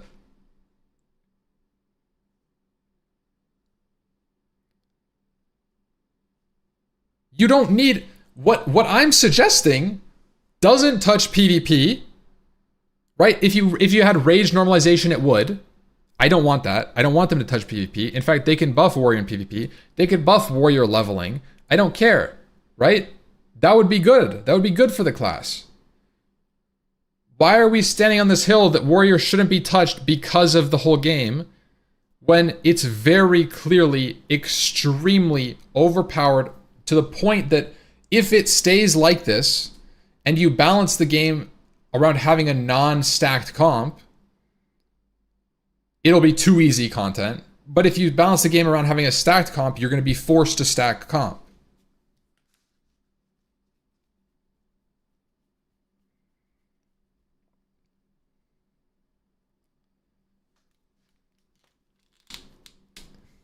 I just think it's delusional to think that Warrior is actually balanced. Like, yes, there's like the argument that like Classic is a relatively balanced game. In fact, okay.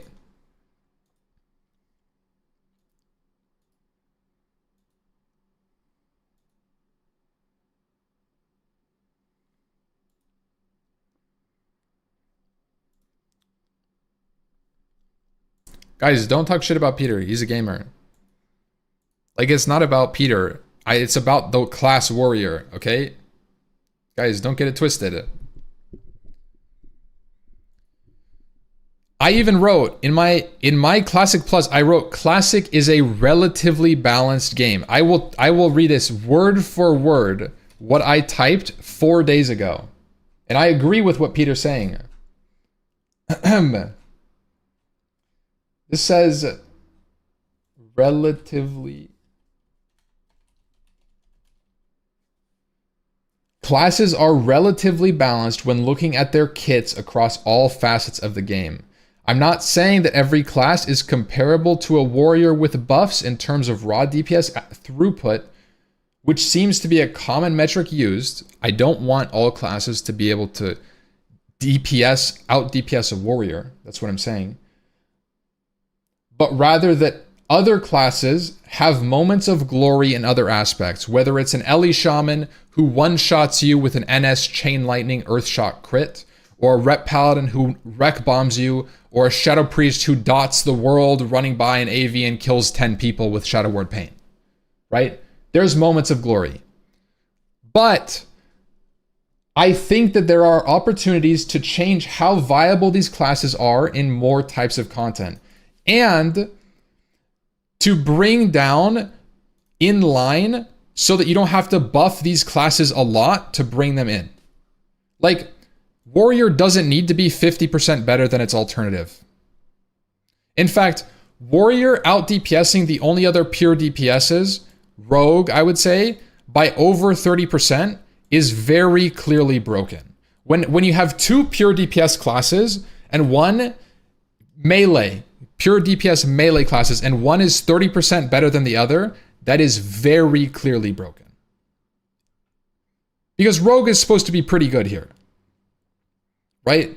Warrior is not pure DPS. Okay, but again, Okay, but Warrior's the best tank as well. And Warrior's not bad in PvP. If you look at like comps on Horde, they run double Warrior. That's 20% of the comp is Warrior. It's not a bad class in PvP. Saying Warrior is bad in PvP is also brain dead. It's one of the only classes with Mortal Strike in the game. You need Warrior in PvP. It's actually required. In any comp you play, in like any PvP, you need a Warrior. That's your kill target. That's your shot caller.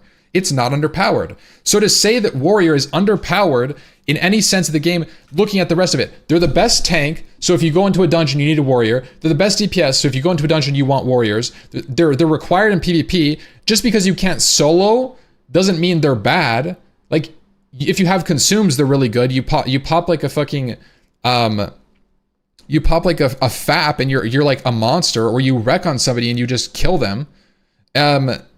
Okay, your farming value, you can just nuke mobs as Fury and you're healing. You're like self-healing with like Blood Craze, and you have like Bloodthirst heal, and you crit like 2-shot mobs. Like, who cares if it's bad at dueling when you're top DPS, you're required in PvP, everybody wants you to tank. Like, you're a wanted class everywhere. It's too much though. It's just too much. It really is.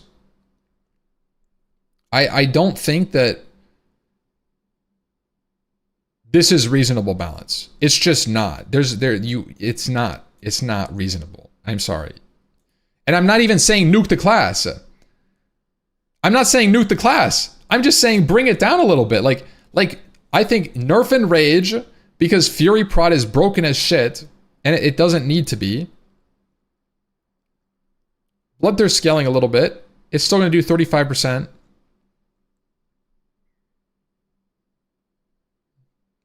So that's like, if you have 2,000 attack power, your Bloodthirst is doing like 200 less damage. So you would hit like, I don't know. It's not that big.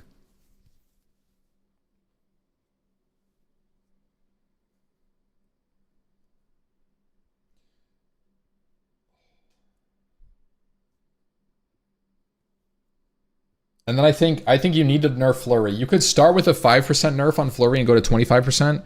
And if you need to, if it's like, okay, yeah, that was like definitely needed, it could go a little further. You could go to 20%. And it's still going to feel good having a 25% attack speed increase. I think fix Heroic Strike queuing. Yeah, you could nerf Heroic Strike queuing. That is an option, but I think that's an interesting mechanic. And I think that keeping that kind of thing in is more important than like passives increasing your DPS.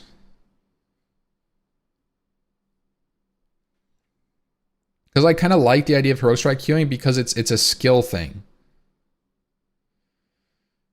It's like, yeah, I don't know. I don't think I like it. I don't think I like the Heroic Strike queuing being removed. Not with world buffs. Well, I'm saying no world buffs. I think no world buffs is an ideal Classic Plus environment because it lets them design content that you can wipe in and feel good, and it's designed around not having world buffs, so it's like you can progress things properly. I don't like the idea that raids should be world buff like pushover, like parse fests that you get to like be an insane character. And like, I think that there's opportunity for world buffs, and I think that there might be some solution to use world buffs. Like, let's say once you clear a raid 10 times, you can use world buffs or something. Or once you clear a raid 5 times, it unlocks world buffs for you, right? Like, and then it would be like, I think that progging with no world buff would be a good balance. And then you still get the, like, let's have fun, like, we just farm gear with world buffs. And I think that could be kind of interesting too, while still preserving some sense of progression that's like relatively balanced. Because the world buffs are fun. They really are.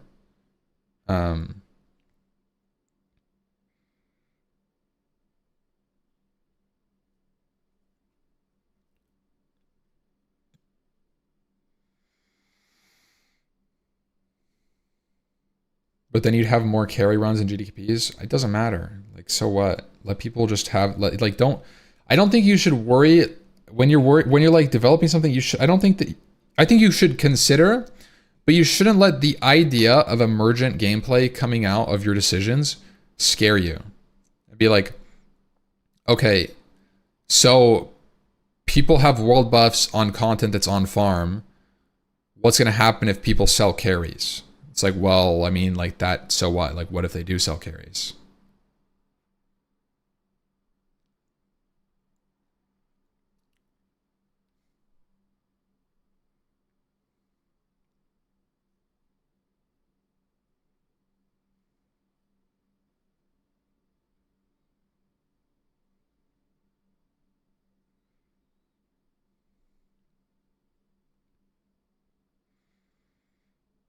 Yeah, I think DMF, honestly, I kind of like the idea of DMF being available more often. I like the SOD version of DMF where it was every week. It actually was good. I think that was a good change.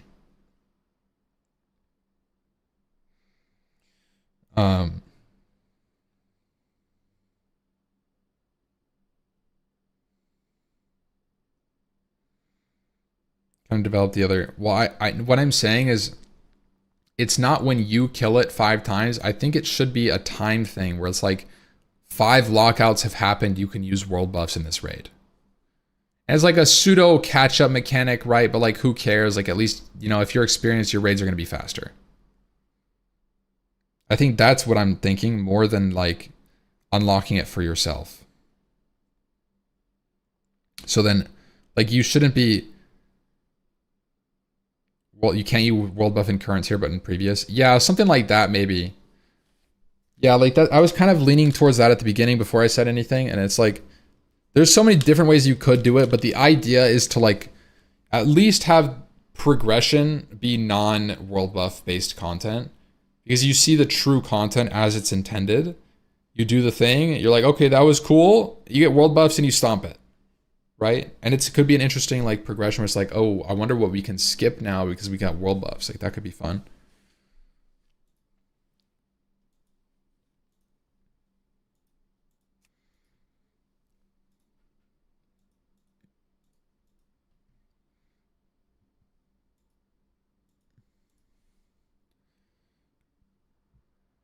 Less world buffs, so they have them.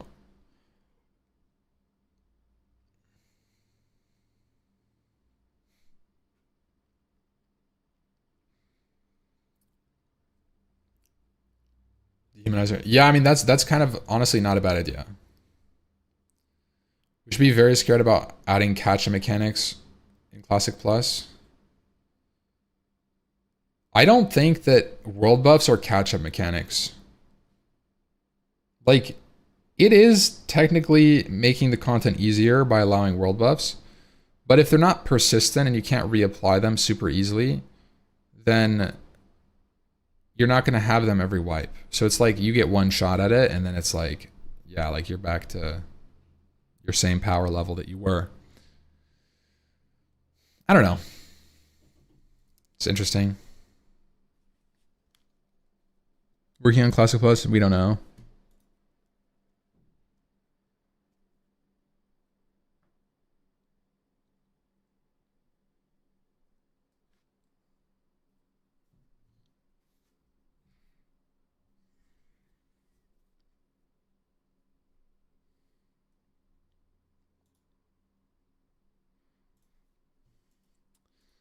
Yeah.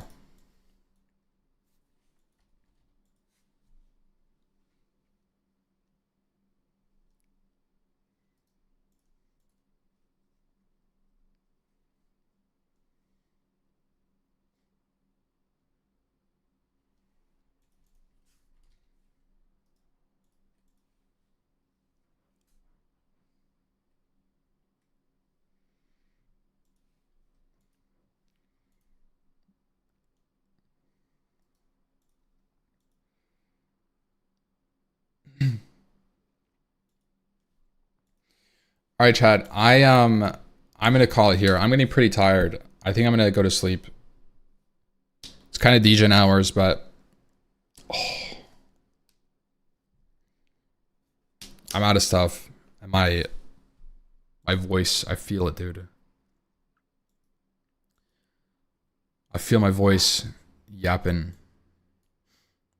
I need to get like some kind of like tea or like something. I've been yapping all day for these streams.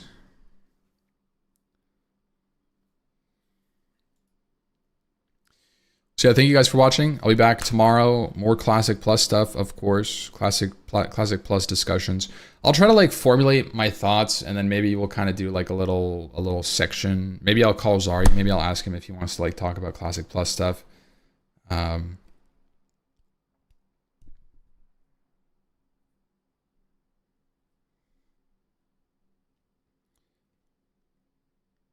Yeah, we'll see what's up. Yo, yes, maybe thank you for the sub. I'm gonna raid Grubby. It's been a long time since I've been able to raid Grubby due to my time zones.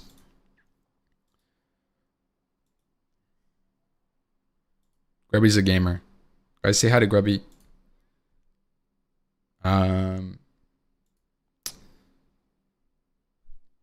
be back tomorrow. Bye, guys.